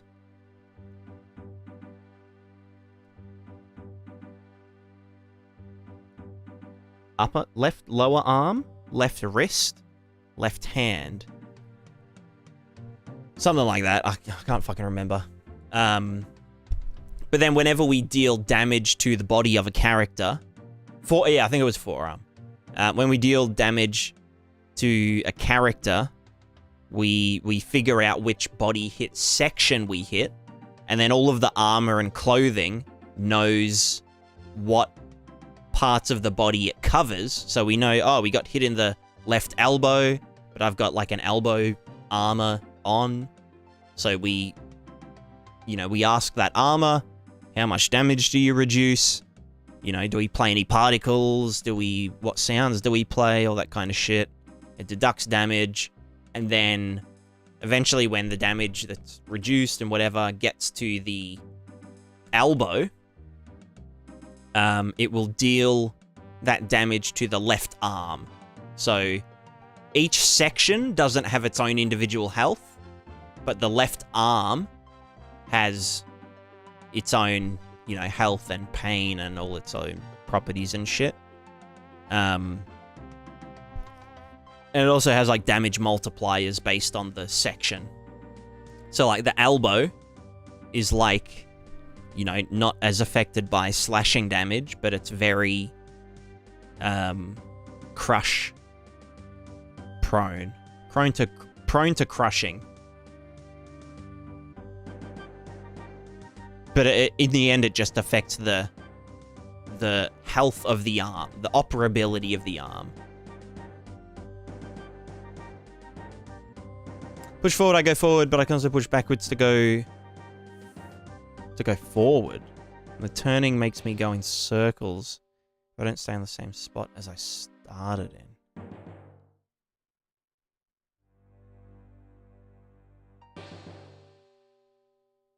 That sounds like a nightmare. Yeah, I've got no idea with VR.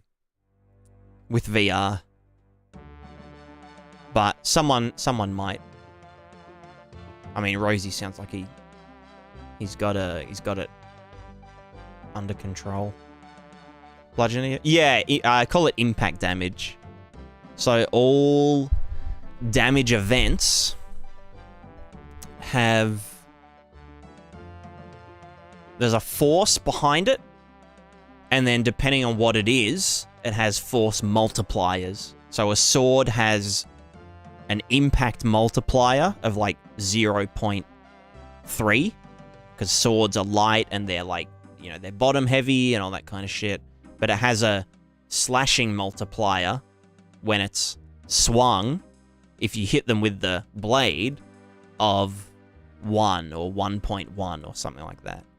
So if the force behind it, depending on how strong the character is and the weight of the sword itself and the point of balance of it and all that shit, if the force was 1, then it would deal 1 slashing damage and 0.3 impact damage. And then the armor would say, well, I'm made of metal, so I reduce 10 slashing damage and, you know, 0.5 impact damage, so therefore the sword literally does nothing. That kind of thing.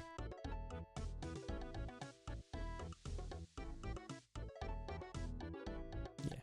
Anyway, I'll be right back. I need to wee.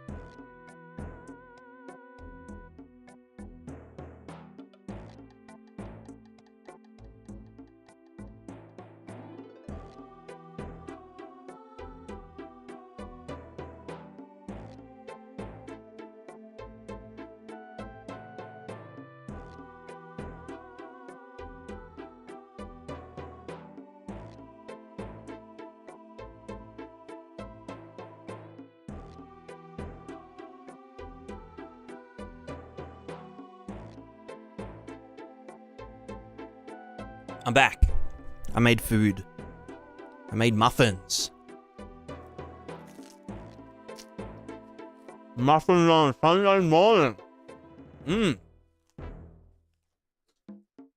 Beautiful.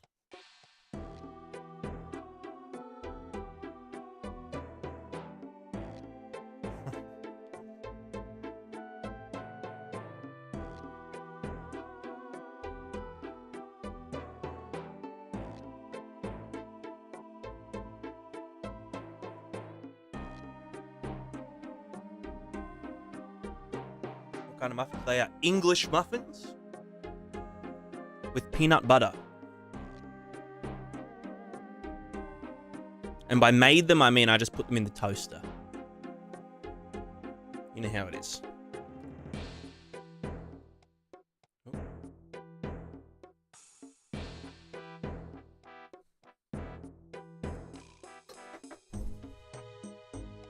There's a hair there.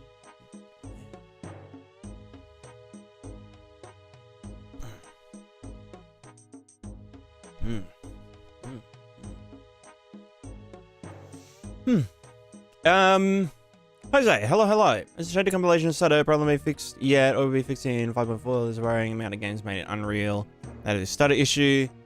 Makes games unplayable. Don't know if there's a problem with other game engines. That being said, I know there's a recurring problem with Unreal in general. I haven't noticed myself with any Unreal games.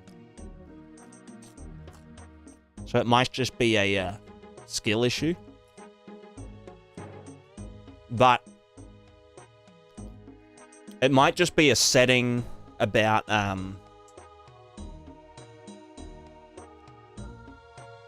like playtime shader compilation.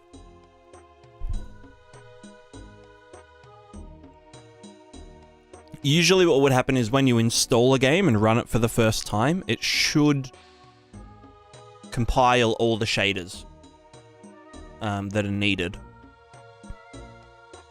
But I think if gamers are impatient, then the shaders may not have compiled yet. If they like just let people just start playing the game.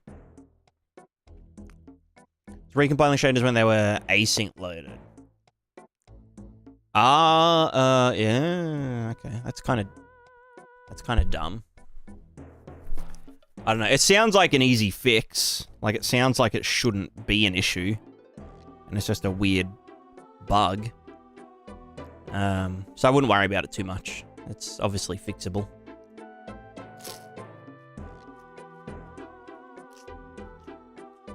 Callisto? Yeah, that's one that I remember it from. Having hiccups.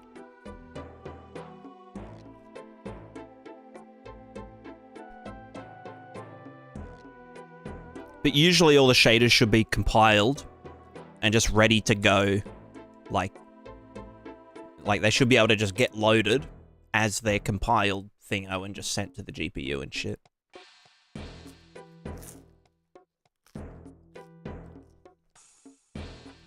Yeah, it's probably a skill issue.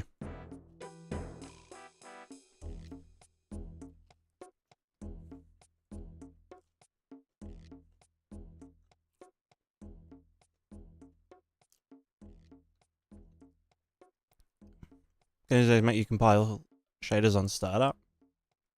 Yeah, well, I mean, all games have done that since forever. It's just that it takes a little longer because everything's way more complex these days.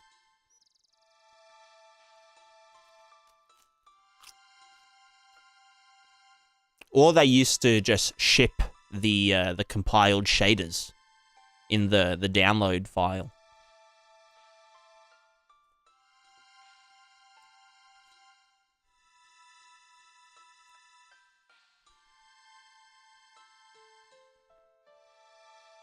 I mean, you could just ship pre-compiled shaders, although I guess you'd get compatibility issues from, like, graphics card to graphics card. Because I think each different graphics card manufacturer... Because it has to, like, fucking... That's, like, the whole... I don't know.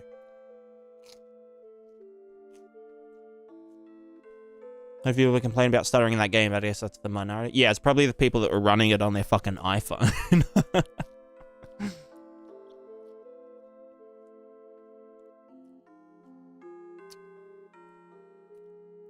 Why does a flower field perform worse than an entire forest with the same flowers in lower quantity in there? Probably because something's wrong with the flowers. Maybe they don't have LODs set up. Maybe they are creating too much overdraw. If pre-pass isn't on.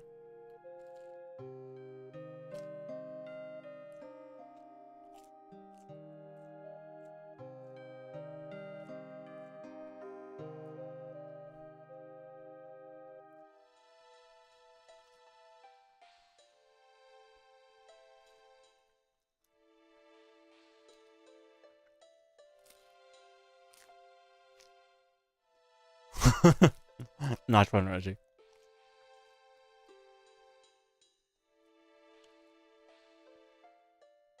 Don't think you are good at this problem. I suppose you hear games and maybe that engine that's stuttering. Well, you hear about games made on any engine having any number of problems. Most of them are caused by just devs that don't know what they're doing or just general bugs. Don't hear of any games made in Godot. Ooh!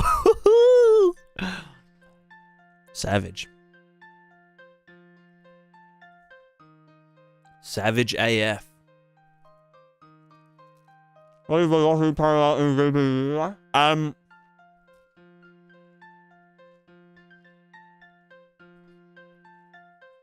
So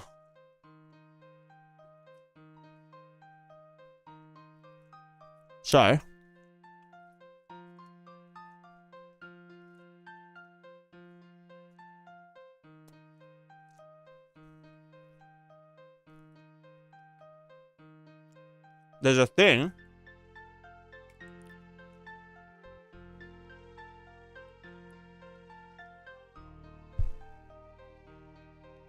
what's the WPO velocity thingo called?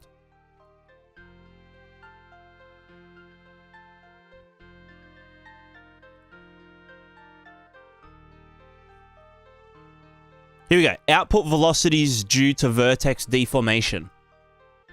Try turning that off and seeing how it goes. So yeah, so the velocity pass is used for things like motion blur and for temporal anti-aliasing, like ghosting correction and whatnot. So this one enables materials with world position offset and or world displacement to output velocities during the velocity pass even when the actor has not moved. Blah, blah, blah, blah, blah. That could be what's causing the flowers to be more expensive.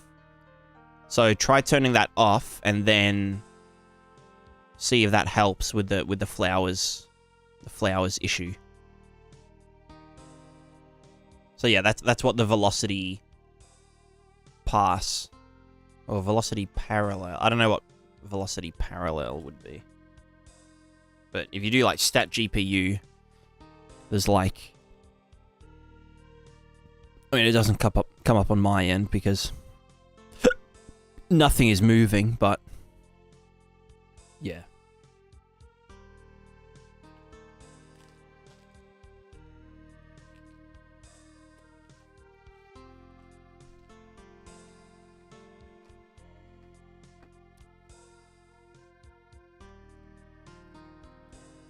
Yeah, let's do it. Yeah. I mean, to be fair. Oh, that did fix it. Hell yeah. Free juice.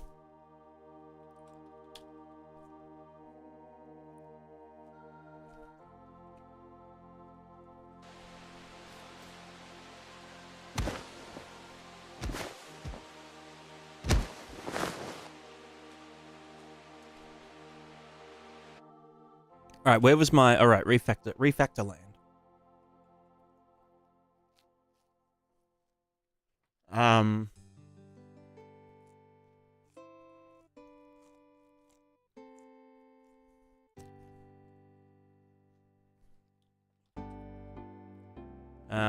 Ba ba ba ba ba.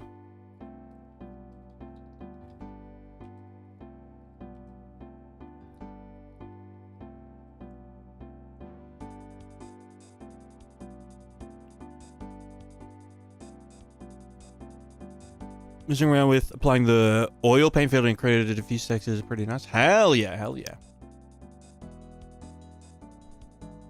Do the filters in Krita, do they tile? Do they like tile across the borders and stuff? That's something that even Photoshop doesn't fucking do.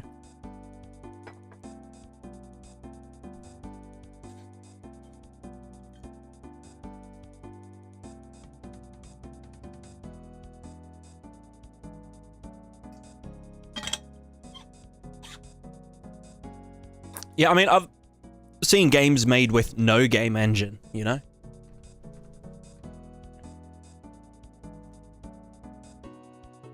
Is the game look smooth after turning that off? Oh, no, I had that off already.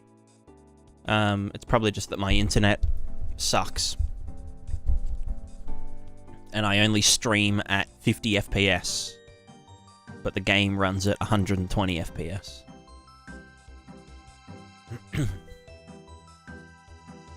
There's a view wrap mode that makes the... Oh, nice. Oh, yeah. That's good. That's good.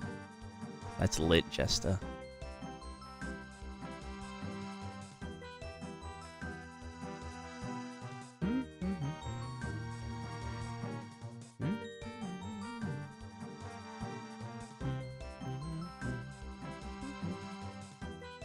But yeah, game engine, game schmengen. You know what I'm saying? Just make games. Just make the damn game already. Says literally everyone to me. Because it doesn't take me like fucking 2 months to make a game, you know what I mean? I made a game in 24 hours. This is what happened next. Shut the fuck up.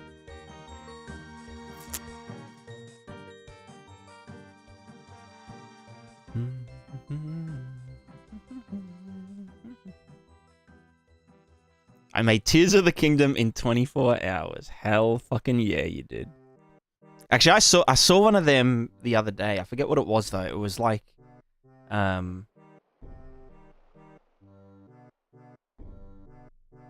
mean, okay. It was I made June or June 2 in 24 hours. It was actually a pretty good result, and they actually did it in 24 hours. But it was just like one scene kind of thing. It was pretty good, though.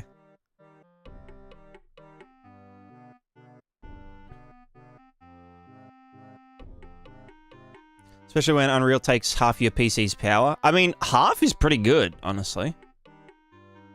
Half is actually really good. I mean, Unreal will take 100% of your computer's power if you uncap the frame rate, you know? That's like the whole point of having an uncapped frame rate, is that you use 100% of resources to push out extra frames.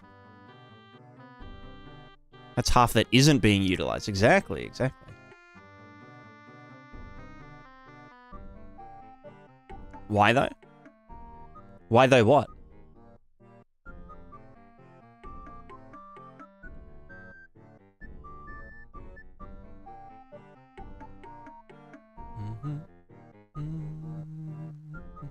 Maybe the June poster in June. Yeah.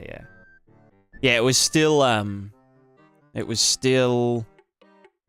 Thingo-Majigo.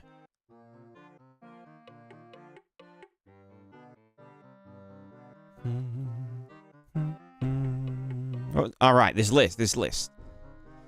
You know, those specialized slots. Dog mouth. Human hands. Octopoid.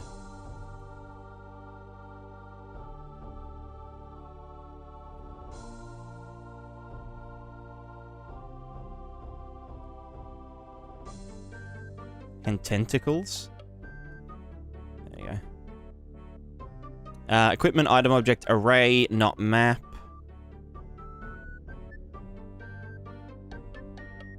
I mean, a map's not too bad. It's just that with a map, it is hard to...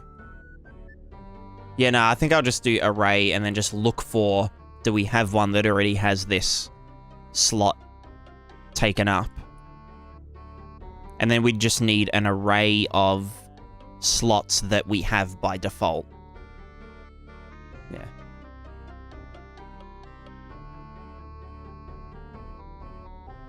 Or to take more power if you uncap the frame rate? Well, because if the...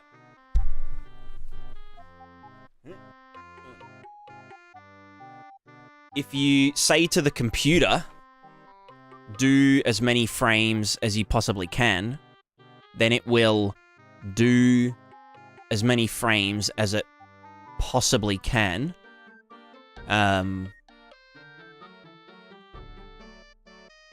With as much power as it possibly can. You know what I mean? Are you planning on doing color? How much power take or performance? Same thing? The same as it usually would. Because it's not like... It's not like you plug two controllers in kind of co-op. It's like over the network co-op. So the only difference is that you've got an internet connection that's saying, hey, this character should be doing this, and this character should be doing this, and that's about it. Four-player, two-player co-op? Like between 2 and 16, or 2 and 32. 2 and 2000. Depends on the connection capabilities of whoever's doing it.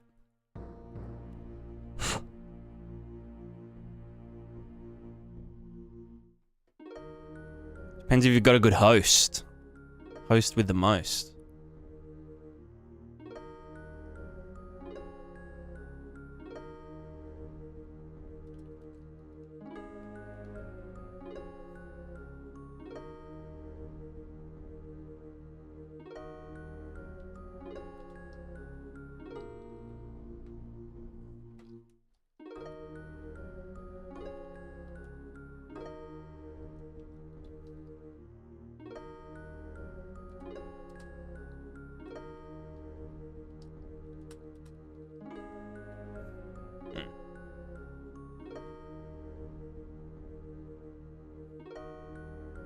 How 16 to 2000 play code would work, especially in Blueprints. Not a game at all. Well, if you think about it, Valorant is a 10-player competitive. Is it 10? Is Valorant 5v5? I'm guessing it's 5v5. And it's mostly Blueprints, and doesn't have any issues. So, you know. It is what it is. Also, does Valorant have shader compilation stuttering?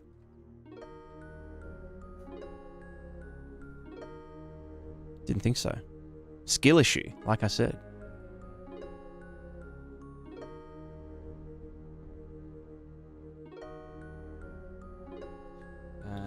Equipment. Iterates and checks all slots. For conflicts, adds, if, yeah. There we go. Equipment decides what to do with itself when equipped.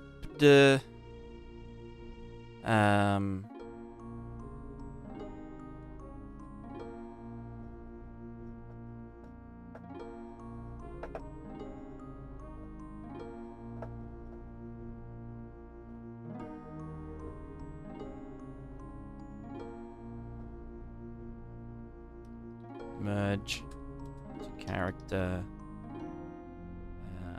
delete, self, socket, it's socket to socket. Alright, so that's equipment refactor. There isn't really much in terms of equipment refactor. It's just a lot of cleaning up, basically. And obviously objectifying it rather than thingo. Items refactor, use the action component stuff. Container type, sub-object instead of built-in to items, or inherent instead of being inherent to items.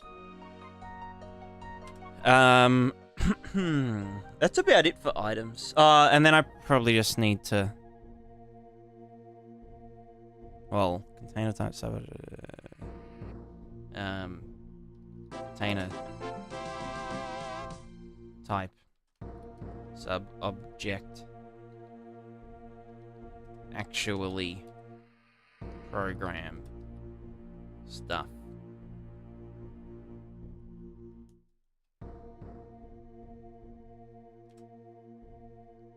UI stuff.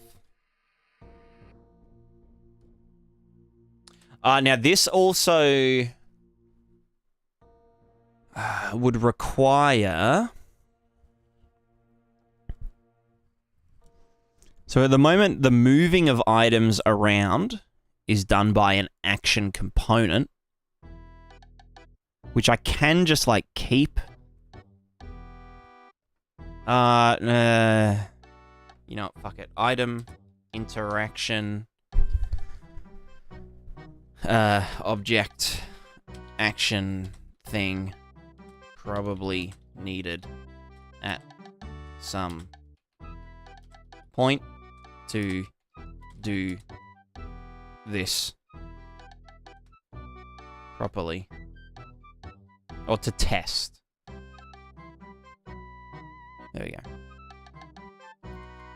Which then brings us to another point, which is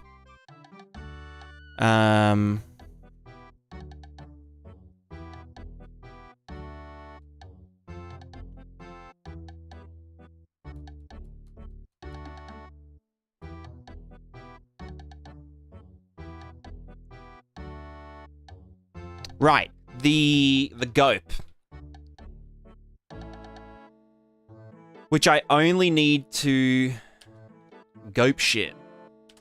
Only need basis set up for item equip slash unequip. What's it called? Like logic. Equip, unequip, pathfinding. Is it? Yeah. So, like, I just need to have the basis set up so that I can be like, oh, we want to, you know, right-click, equip helmet. But in order to equip helmet, we need to have our hands free, which means I need to put my sword away. So first, and then we just run a star on it, and we're like, okay, well, I'm going to put the sword away in the best place possible. Then I'm going to grab the helmet from wherever the fuck it was, put it on my head, and then re-equip the sword. And I want to do that using a GOP framework. Instead of the way I did it previously was like scuffed as fuck. And like I did a multi-action queue where like we could queue multiple actions, which was like, it just turned into a nightmare because then every time I wanted to queue an action, it would be an array. It just fucked up. So I'd want to just do it like this. So this would be the player running, or the player characters, including player, would run this when they want to equip something. How in depth do you want this AI system to be? It won't be Ubisoft AI, right? I mean, honestly, Ubisoft have done some...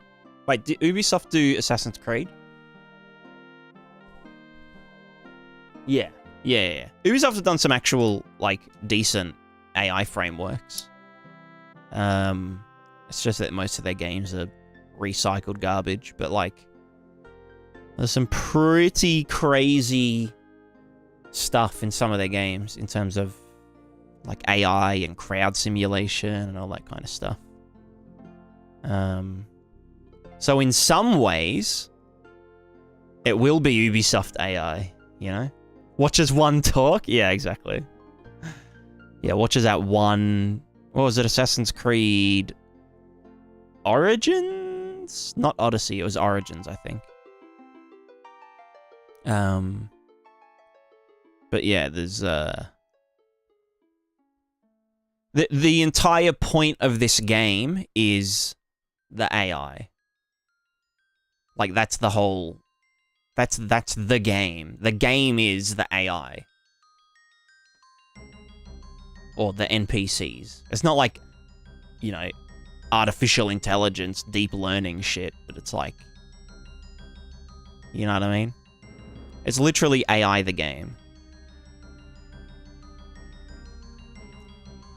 Like, the AI NPCs create the game.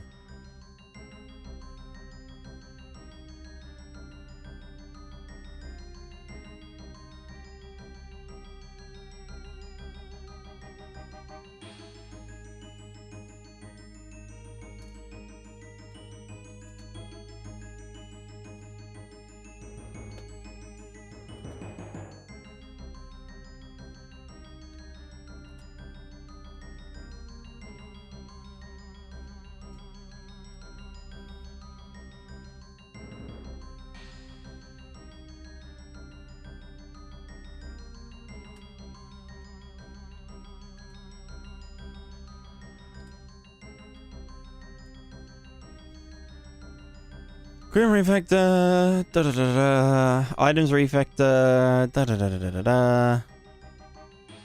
just general cleanup. Why can't I? General cleanup? Get it?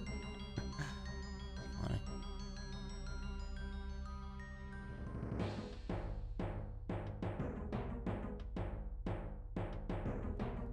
How far do you want to go with that AI? And that depends on how much Blueprints can handle. Again, I'm not a game dev yet. Well, Blueprint can do everything that C++ can do. There's no functional difference. Most of the time.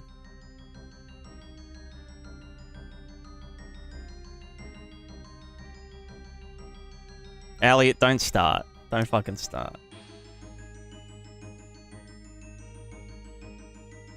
I mean, like, literally, if you had enough clockwork pieces and sticks, you could program a whole computer, you know? Like, people have made computers out of, like, fucking water. Like, water computers, you know? Water computer.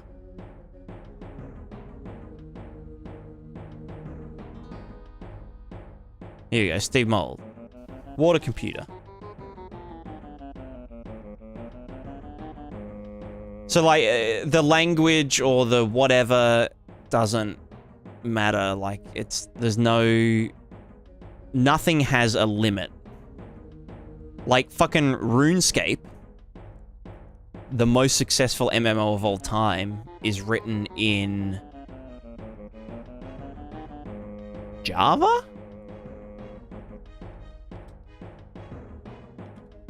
Or is it JavaScript?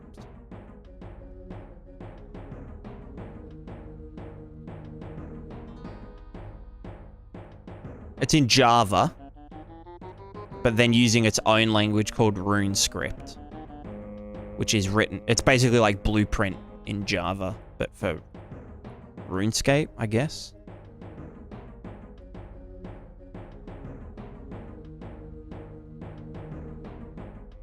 Yeah. There you go.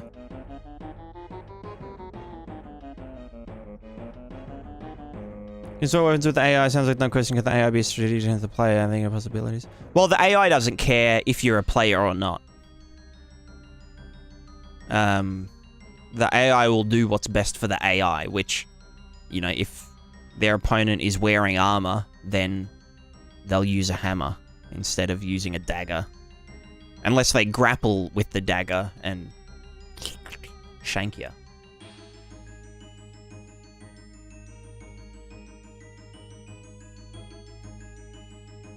Items, that's equipment. Actions.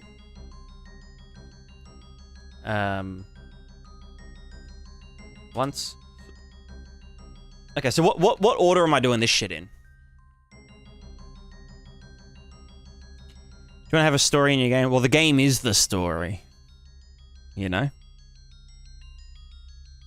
The story writes itself. The player writes the story.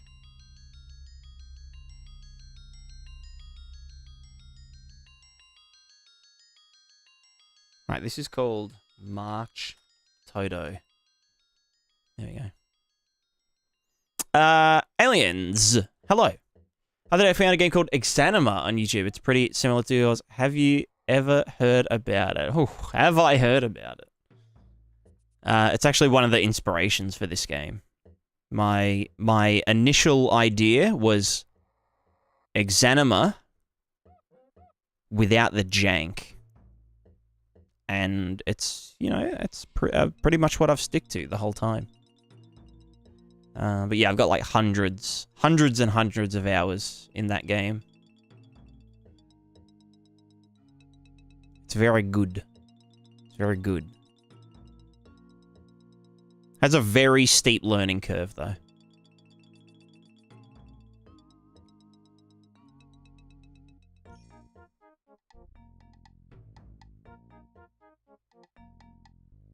Guess it makes sense now? Yeah. Yeah, although in Exanima, you can't do this.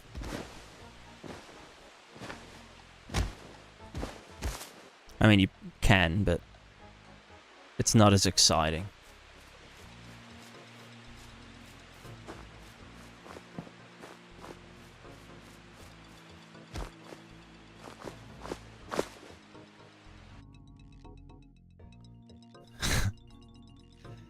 Five out of 7? Wait, 5, 7? Huh. Hey, man, yours unique enough that the average Joe doesn't call yours a clone ripoff? Mine will actually be complete. And Exanima won't be. But I think just in general, Exanima's very... I mean, I don't know about their full... Exanima's like a tech demo for their full game.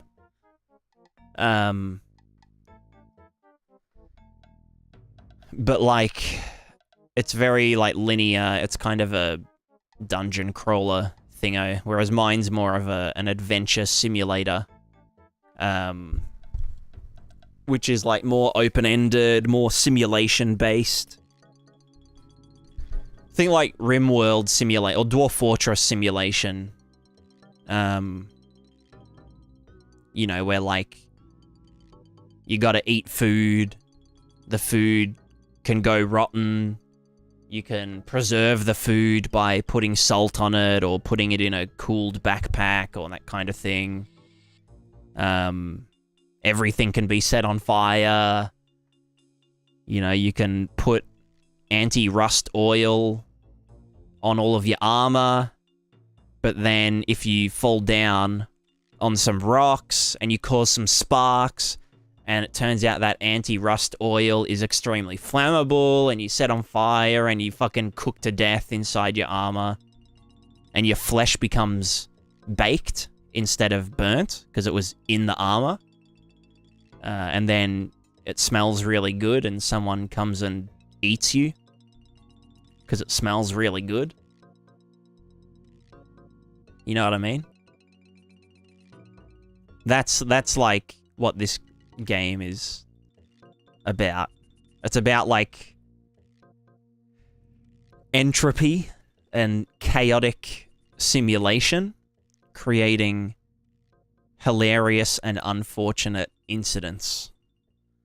But yeah.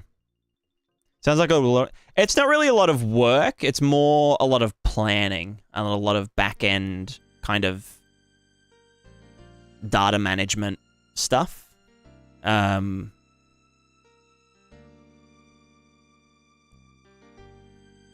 Yeah. Like all of that stuff I just described is actually pretty easy to implement in even like in the systems that I've got now.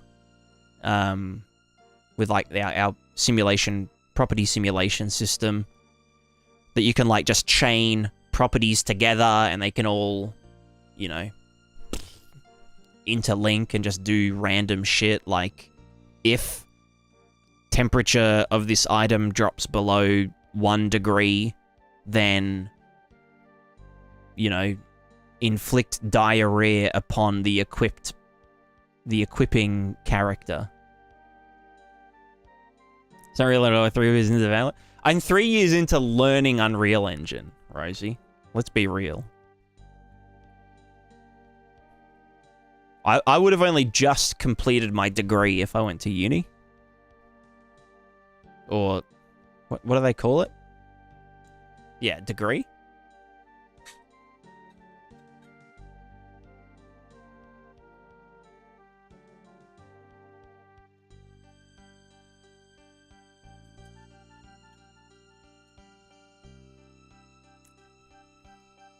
And the truth, started working on my game like 2 months ago.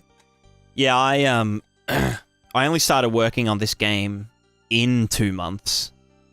2 months from now, I'll start actually working on this game. Everything up until that point has just been practice, just been, you know, prototyping, just been, you know, learning game development in general.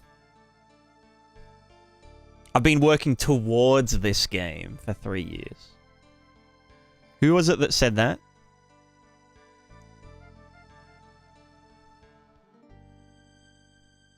Someone in the chat said that, and I was like, bruh. That's literally me right now.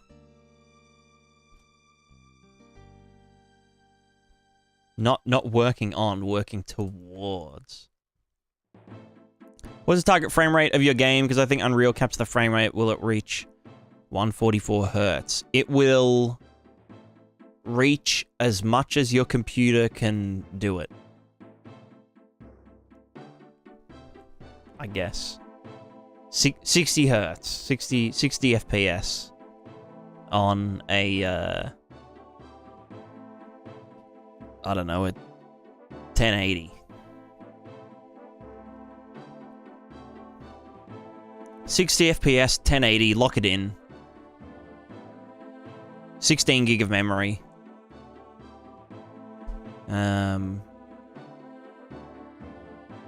Yeah.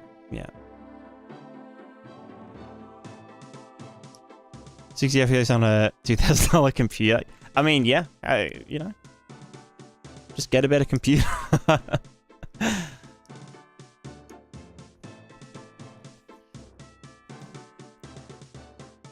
Mark M, I've learned so much from you. I'm glad to hear that. I hope you continue to learn from me and from others, and that you enjoy the process. It's all about the journey. It's not about the destination, it's about the journey. The journey, Ronimo.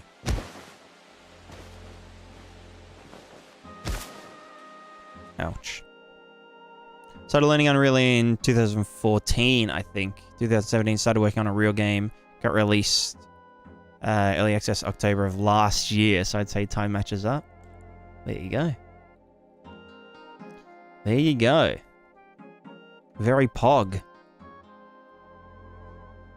Yeah, you never start your you don't really start your game until 3 years after starting your game. You know, Kenshi took 10 years And it's still a broken mess. But it's a broken mess that we all love. Or at least that I love.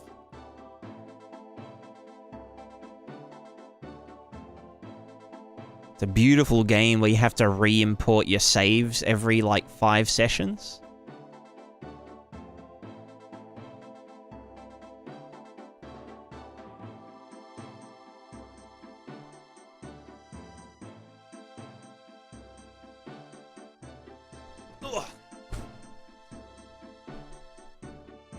Ooh. Ooh. Ooh.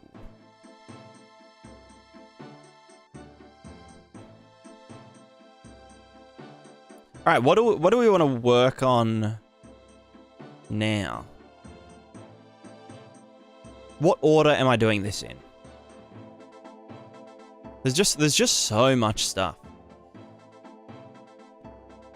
Item refactor. It's not a quick win. What the fuck? Bro, have you done fucking nested items with grid inventories? That's not a quick win. What the fuck? In what kind of fucking world is nested containers, nested grid-based containers, a quick win? Been doing that for 2 weeks in C++. I could do it in 1 session in Blueprint.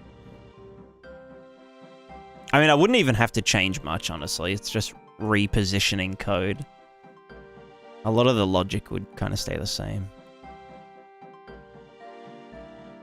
Then a precompiled shaders or whatever you want to call it, the competitive function of you in the future. No. I mean, I don't have any issues. I mean, do you see any stutters?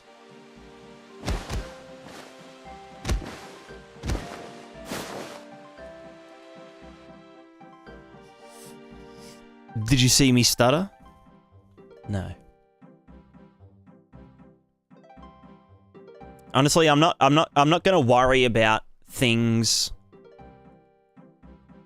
like that because I've got a whole game to develop before I worry about that kind of shit, you know? And my advice would be to, you know, not worry about that yourself until... I mean, there's a million things that could go wrong when I package the game or when I play the game or whatever, you know? Is it going to crash to desktop? Is it going to lag when I go in water? Is it going to blah, blah, blah? But, like, that's just all... It's all iterative. You solve it when it happens.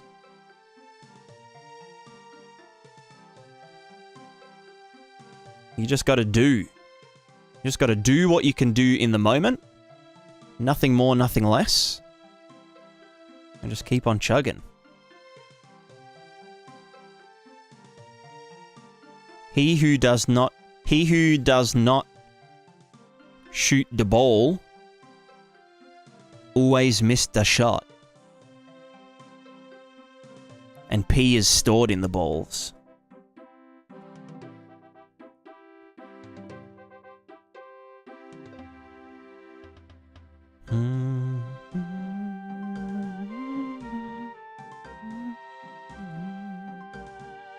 Alright, let's do equipment refactor, because it just takes a singular item object reference.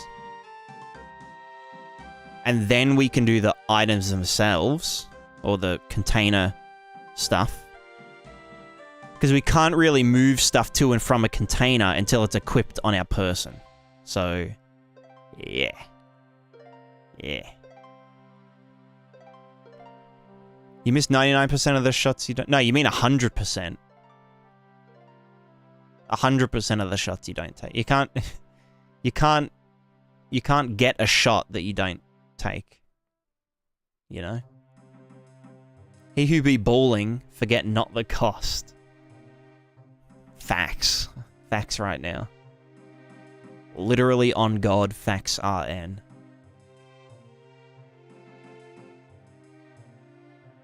Alright, equipment. Let's do. Let's freaking do. So at the moment, equipment looks like this.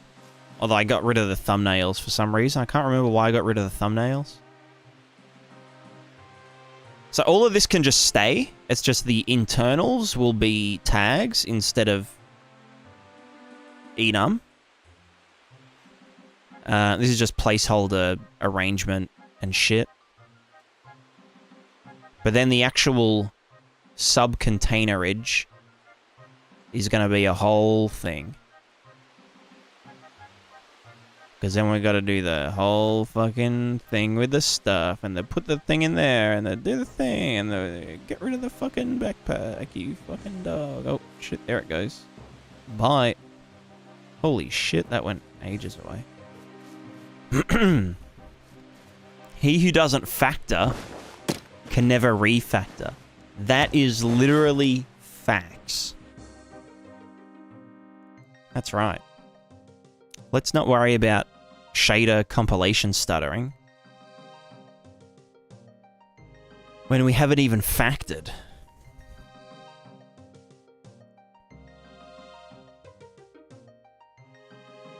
That's actually really inspirational. It should be they who... How do we make that completely neutral? They whomst doesn't of factor can never refactor.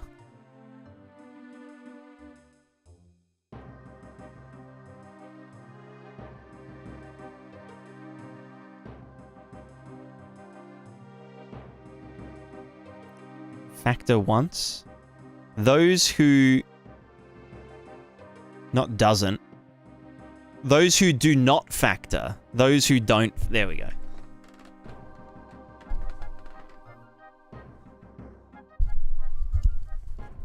Or they who do not. Or they'm who doesn't of all. Doesn't of all. Factor. Can never refactor. Alright, let's commit. Sudoku. I mean, commit git. Git doku. Commit git doku.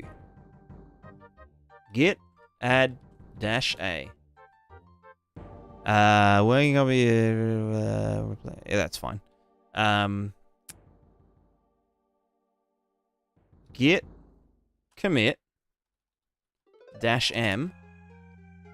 Kinda did the action refactor priority stuff, but then gave up because realized we need to do the equipment refactor and also the items refactor and then the actions refactor again. Lamau. Dunzo. Alright, there's our commit.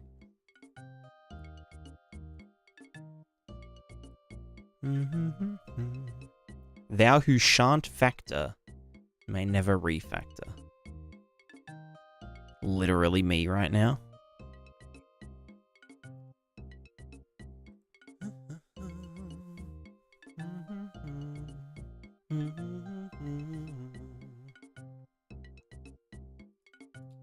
Yo, nice plugin, bro. When's it gonna be on the fucking Unreal fucking marketplace?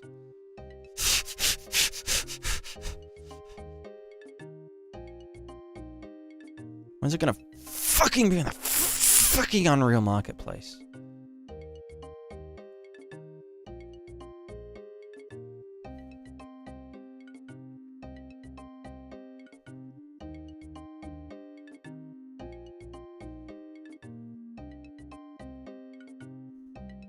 I vote never. Yeah, same. The microphone has mad spit on it. No, I've got a pop filter. Sorry, I've got a spit guard. In my case. or a plosive preventer.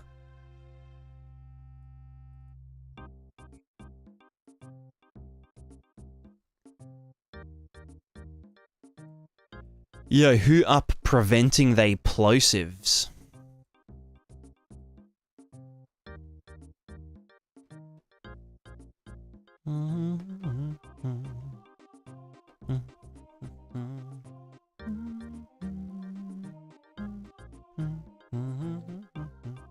A fermented fabric thing. Fermented fabric. That's fucked up. Do you want a big open world or linear levels? Combination. Combination. Think Elden Ring.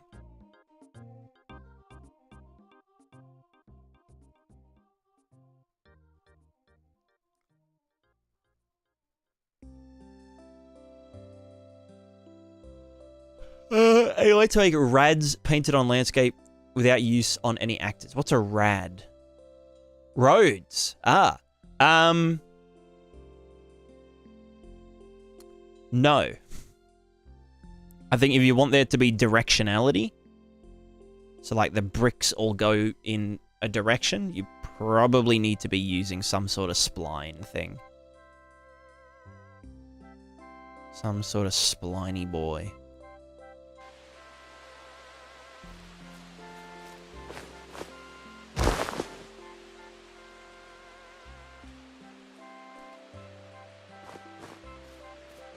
Plus, if you want to use the roads... Oh, that was a nice fall.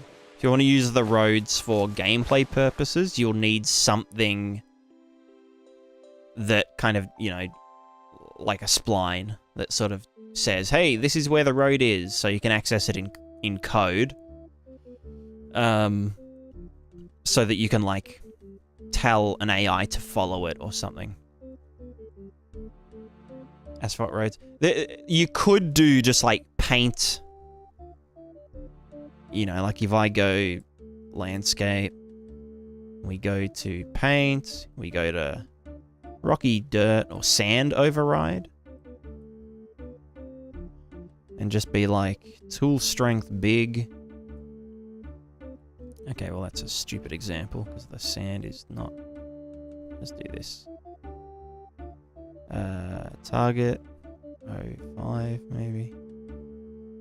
You know, you can just like paint a road if you wanted, but it's not going to have like directionality.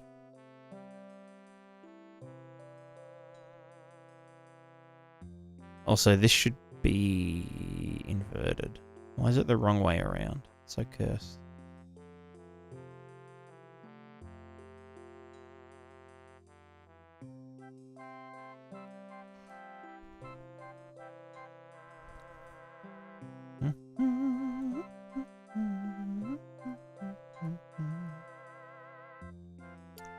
Yes, there will be all the things.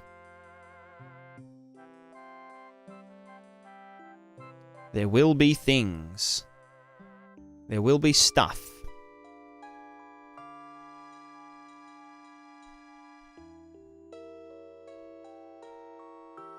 There will be plenty of stuff. Let me just yeet that around real quick. Oops, my stomach growled.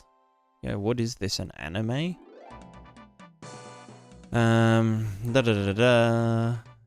Rocky dirt override height blend. You get declared. Can I double? Yeah, nice. Chuck him like this. There we go.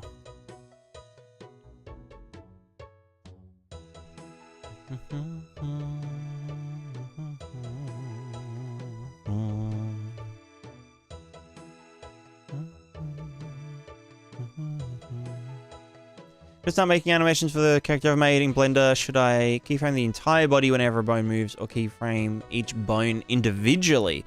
That's a good question. The way I would do it is... Let me open one up in here.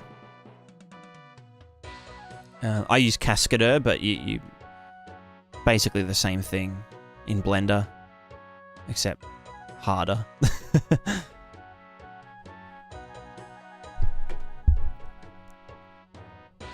So generally, you know, let me just open up an example, fella. Just grab this dude. Hello, my dude. Tis Wednesday, my dude.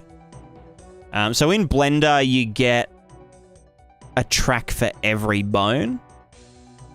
In Cascadeur, you get like groups, like bone groups. But I think you can do the same thing in Blender. But yeah, the gist of it is I would do like base poses with everything keyframed. So like your kind of rough poses and shit.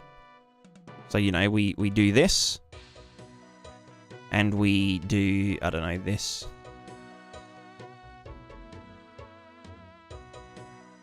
Whatever. Maybe he's just like vibing. Just vibe check. Oh, Phoebe, have a good one. Have a ripper. Have a snipper. Anyway, so we do this, and then we go here, and we go, oh yeah, let's do like another... You know what, maybe let's move that forward. So it's not as cursed. Oh. So that what, have a ripper? Or have a ripper snipper?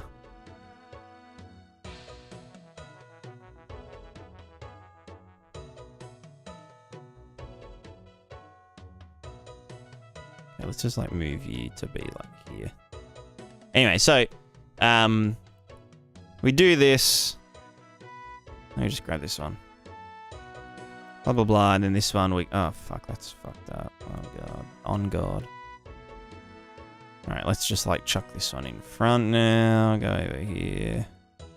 How do I Control F? What's the oh fuck. Oh god, what have I done? I've done a bad thing. I've hidden everything. Why do I press buttons? What's the unhide everything button? Fuck. I've really done goof now. I'm doing a terrible job at explaining. How do I unhide?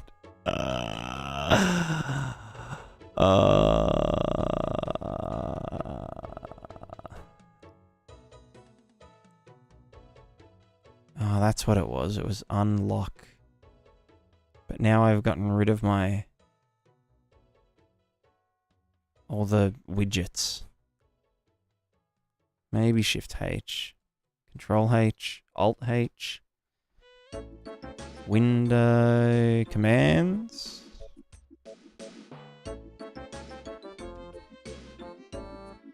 View.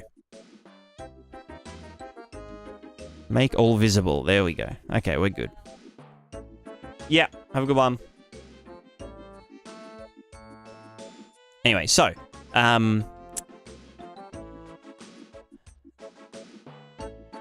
if I just do this, and then we... What did I say it was? Shift V? Nope. Oh, God, not again. Not again. I've done it.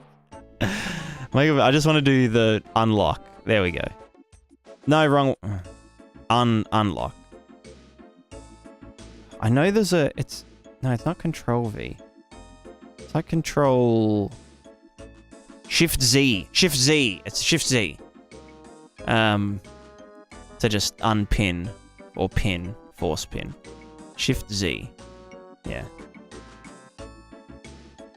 Yeah. There's a whole thing. Anyway, yeah, so we wanted to make this guy take a step. Whatever, you can chill out. Again, this is just very scuffed. Intentionally. You know? So we've got this, right? Which I want the legs to be clamped, or whatever. So he's just gonna go this, and then he's gonna do that, right? What else have I pressed? Fucking that. Alright. So we got this. Super scuffed. So this is keyframed everything. Right? But then you make like... And imagine that these are like proper key poses. Then what I do is only for the things that need adjusting in the middle of them would you do per bone keys. So like for the foot, maybe halfway through here, we want this foot to be... Oi. What's this? The right leg. We want this foot to be up in the air.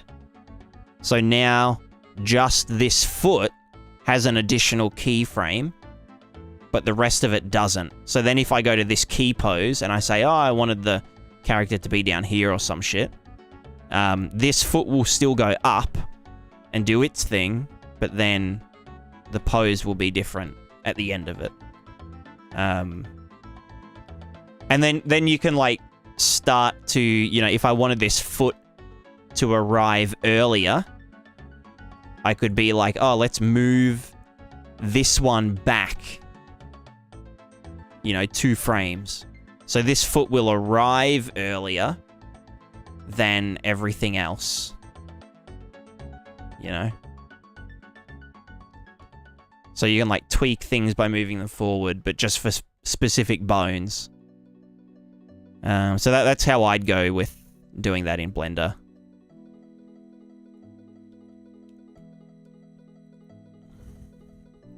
With the multi-thingers. The multi-thingers with the stuff. Yeah, how's Physics Man feel about this? He doesn't mind it, doesn't mind it.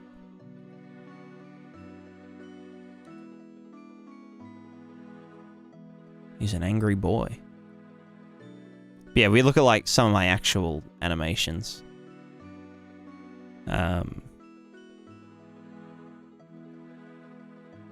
Nope, they're in their own thing now.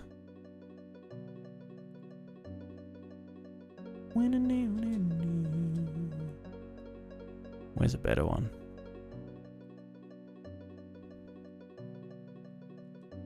Yeah, so you can see like the gist here.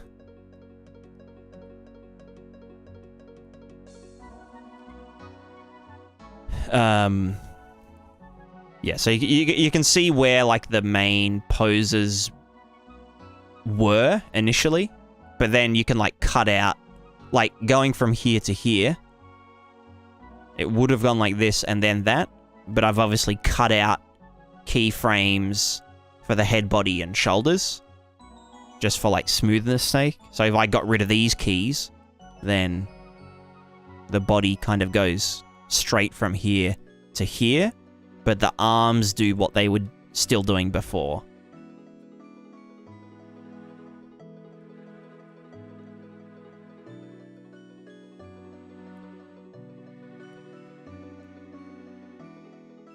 The other reason to go main poses first with everything keyed and then do per bone tweaks is if you did everything per bone first, like, you know, you did the feet, but like, yeah.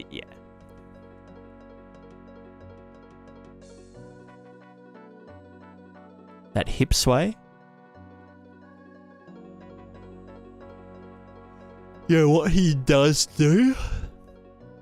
Yeah, he's swinging. Yeah, nice edge alignment, noob. Actually, it's pretty decent. Yeah.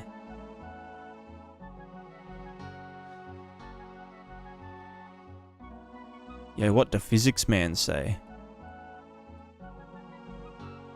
Loves it. Physics Man loves it.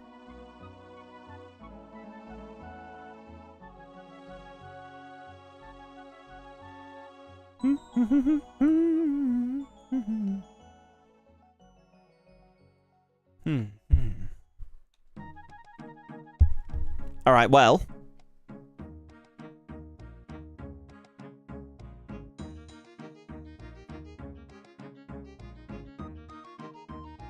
I might have a little rest and then get stuck into this later today. I think we'll start with equipment.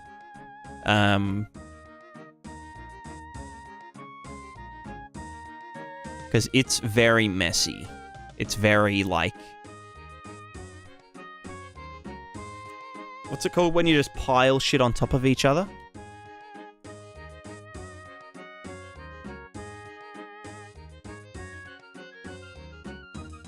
Want to see the thing? Yeah, link it in the chat.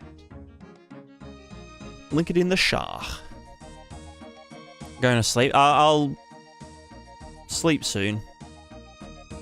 It's 11 a.m. now, so it's nearly time to go to bed.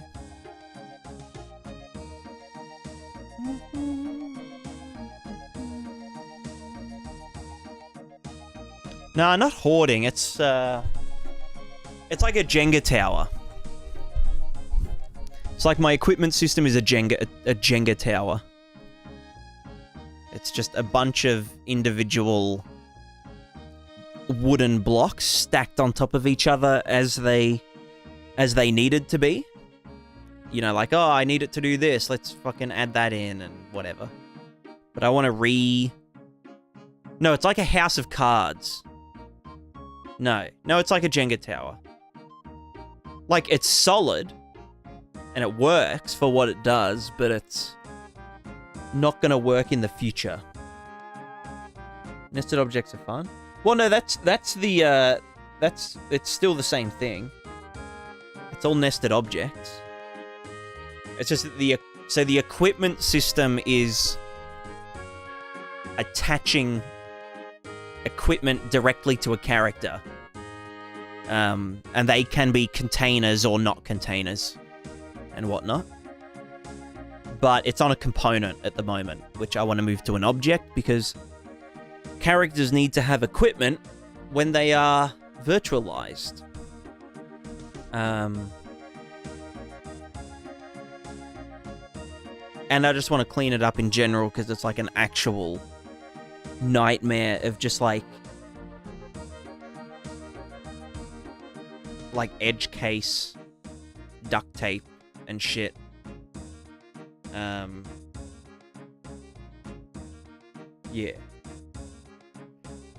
Yeah. Good you add shit to it. Yeah, exactly.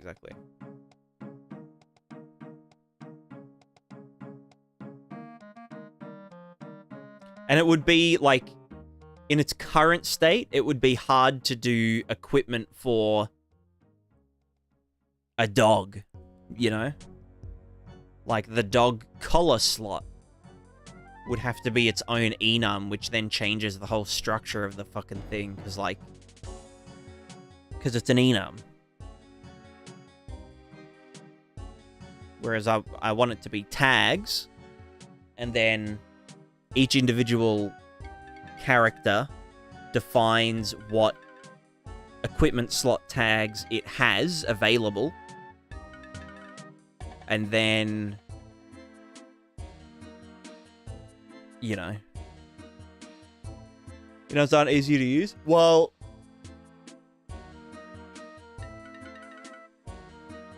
you can't do like categorical stuff with them.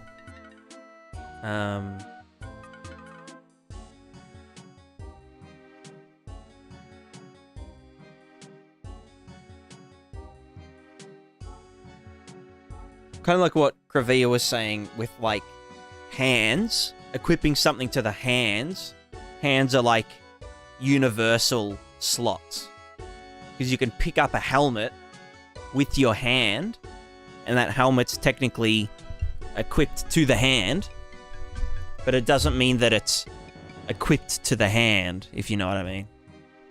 Whereas when you equip the helmet to the head, it's like, it acts as armor. You can still equip the helmet to your hand and, like, bash someone on the head with it. Like, use it as a weapon. But it, like, changes the context and whatnot. But then, like, a dog's mouth is a universal slot. Because a dog can pick stuff up with its mouth and put it somewhere else. But it doesn't get, like, equipped to its mouth. I mean, it does, but, like, it... You know, the context and whatnot.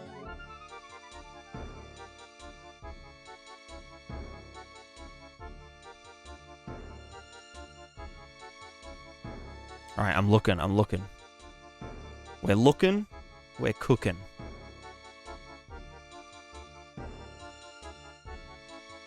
Ooh. Ooh. Yeah, nice tools.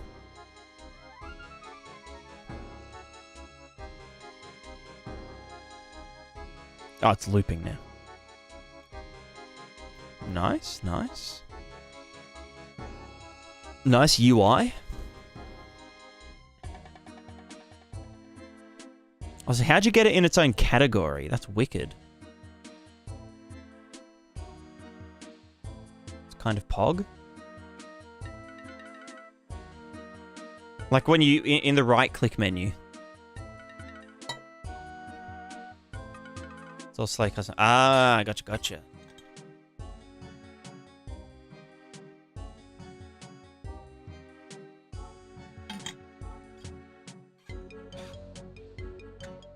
What are your scalability settings in Unreal? I have everything on Epic. Or Cinematic, or whatever the highest one is. But I mean, scalability settings don't really do anything until you hook things into them, sort of. I guess like the default, all the default stuff has scalability, probably. Does that kind of tax your PC? Well, not really.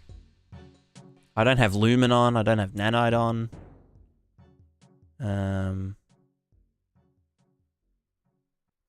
I don't use volumetric fog.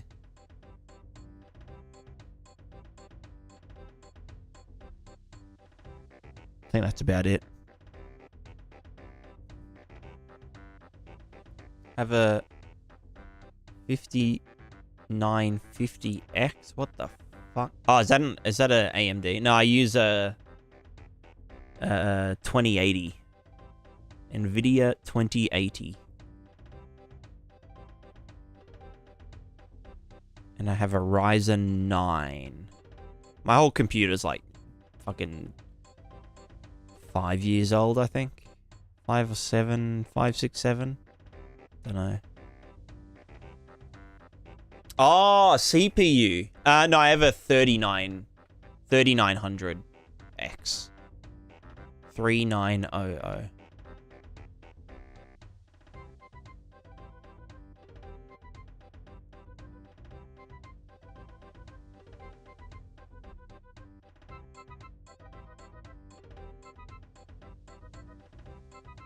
Uh, 12 cores. Let me double... Yeah, no, I'm pretty sure it's 12.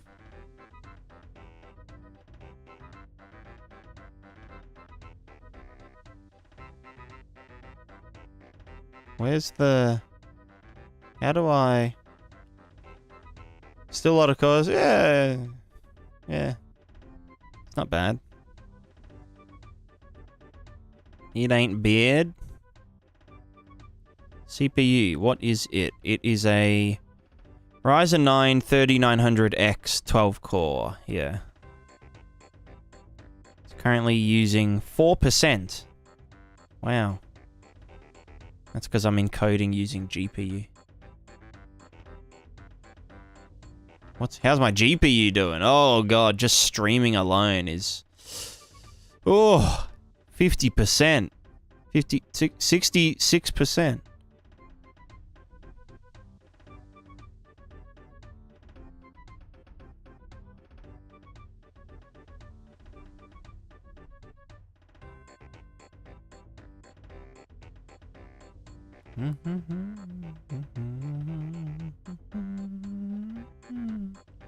Streaming taking all the performance?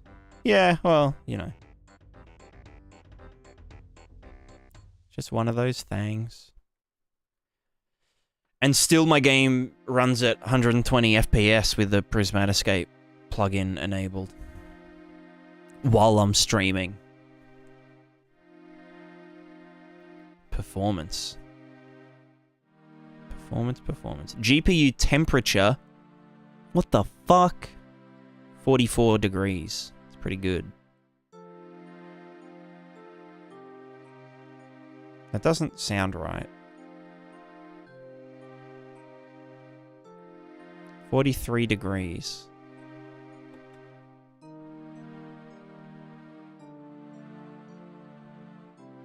Feels like it's 43 degrees in this room.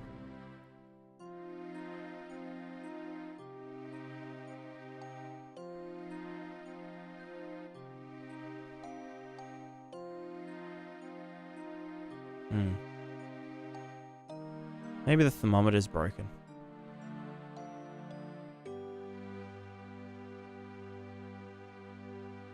Yeah, it could be using the wrong one. I mean, I am running a fan in my room.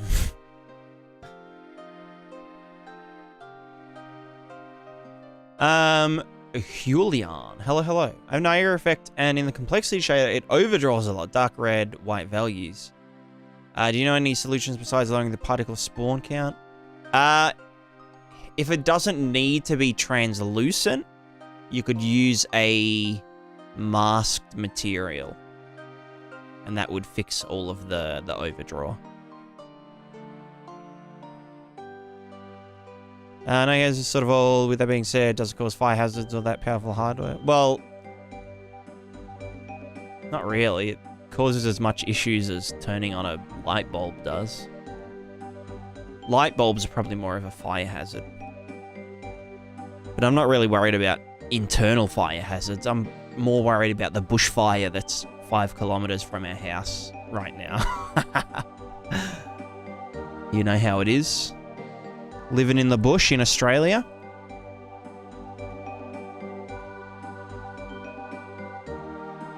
Actually, I wonder if that's still...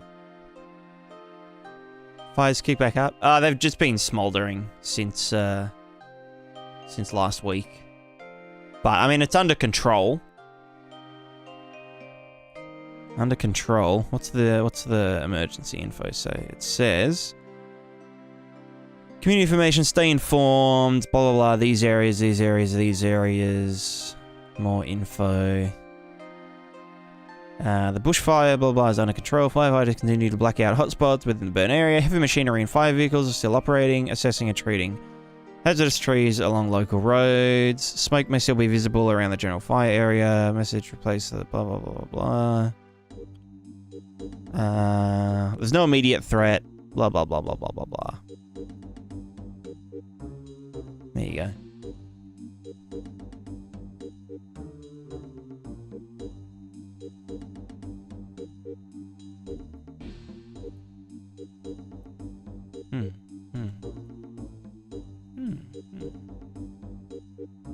Want to do a lantern with translucent glass, but solid wood frame, same material, using vert masking. Would that be possible? I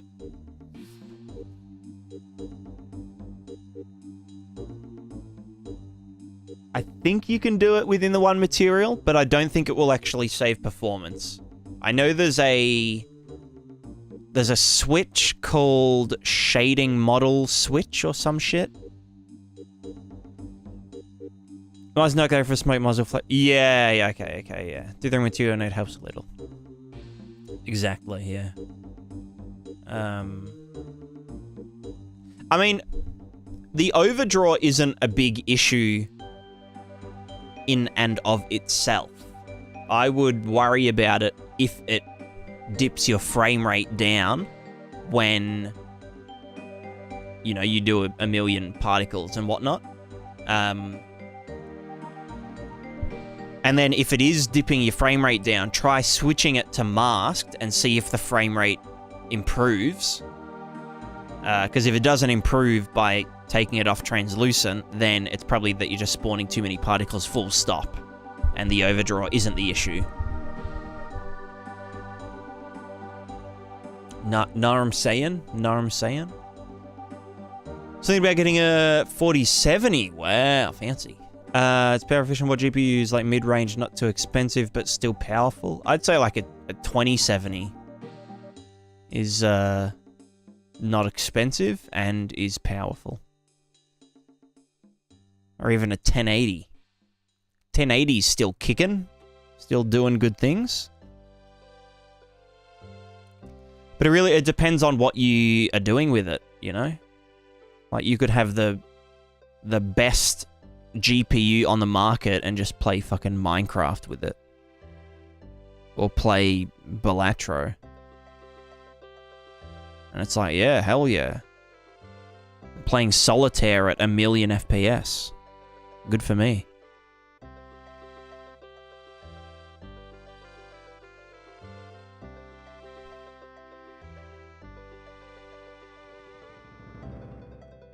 Nvidia scamming people out here? Well, you can always just buy an older card. You don't have to buy the new cards. So I'm going to do how the AI stuff, so the cards technically aren't more powerful, raw performance, why there are a lot of AI scale. Yeah, that's true, that's true. Well, I mean, they still are more powerful, but just not at the same scaling that they used to go.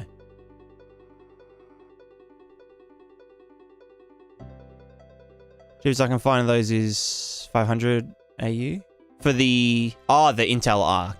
Gotcha. Yeah. Just want to future-proof myself, but I should be smart about this.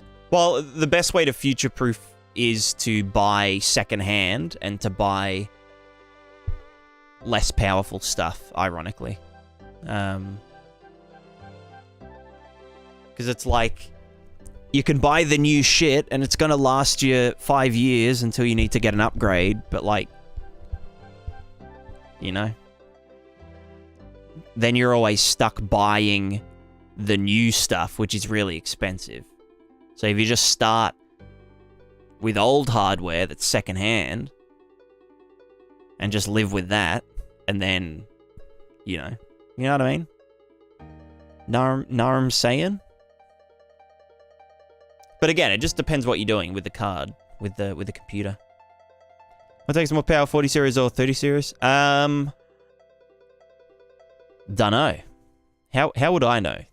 I'm not a hardware enthusiast or a hardware reviewer. Just look on RTX GPU comparison. What's the Tom's Hardware UL benchmarks? What's the usual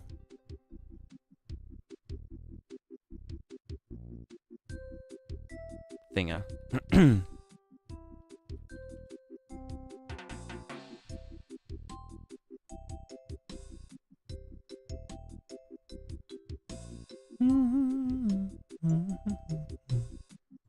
Tech power up. I think this is my usual one.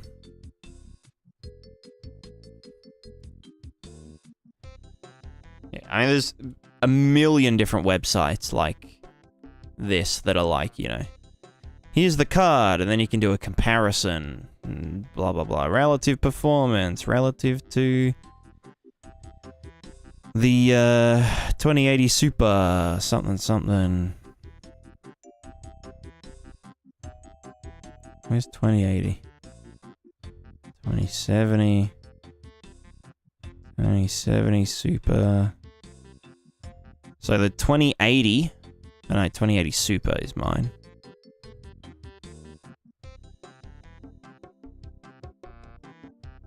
Or is it a TI Super? I don't fucking know what I've got. Oh no, there we go, 2080 Super. So 2080 Super is 68% as powerful as the 4070. And then you've got like your wattage and all that kind of shit. I don't fucking know. Use Google. 203070 is going for less than 500 on eBay. Nice. Kind of pog. Only 68? Shameful. Exactly. It's like, bruh. How can I live with myself? How can I stream and run in-engine games at 120 FPS? How does that work?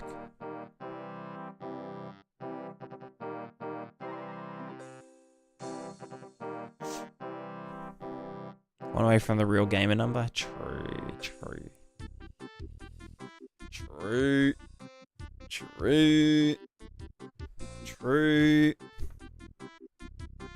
I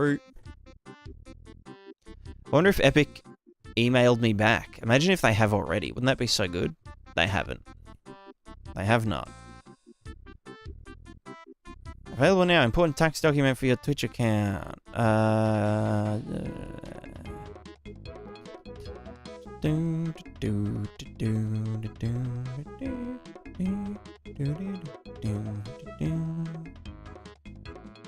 Looks of the form shows the withholding tax that Amazon paid on your behalf. You're able to claim a tax credit of your country, blah, blah, blah, blah, blah.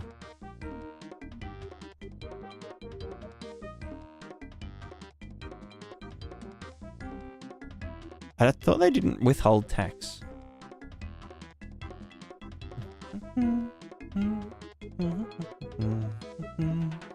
Create a dashboard.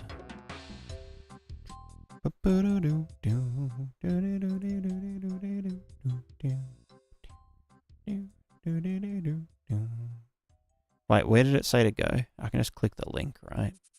I just didn't want to click it in case it was like a scam link, but it's like it's from...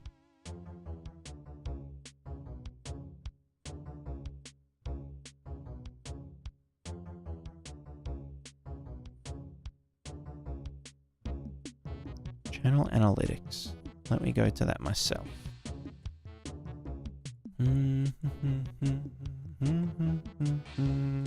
Analytics. Payouts.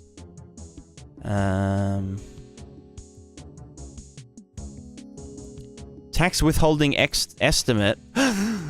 Negative $0.1. Fantastic.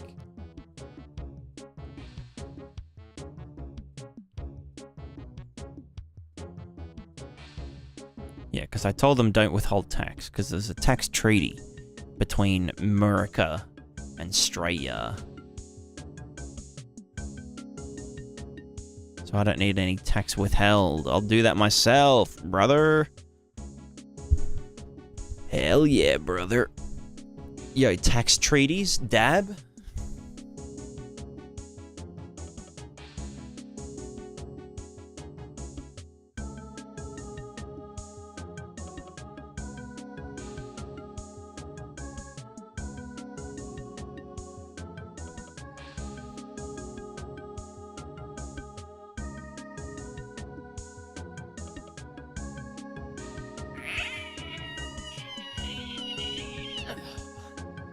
Felt good. Good stretch.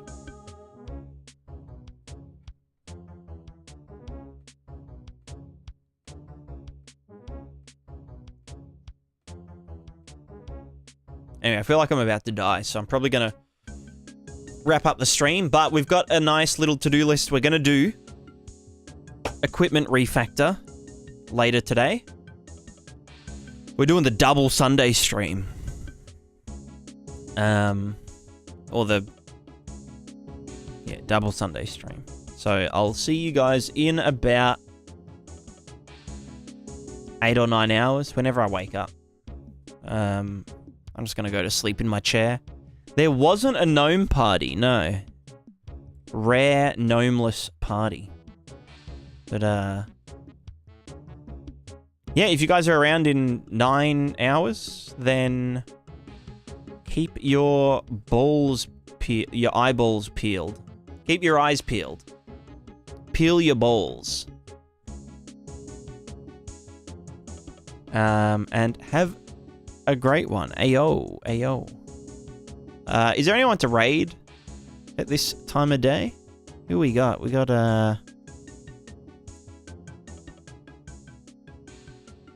Code Miko? Do you guys watch Miko?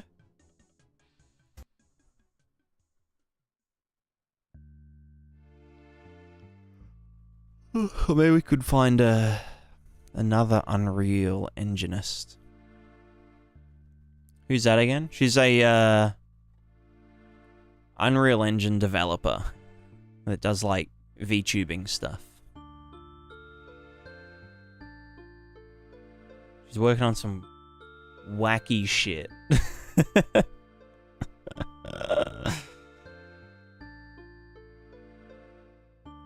some dummy whack shit.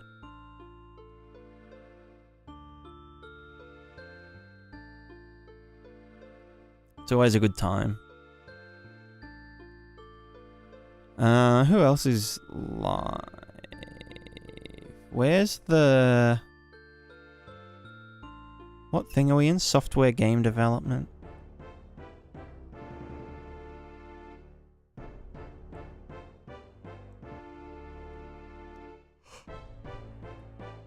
Ugh.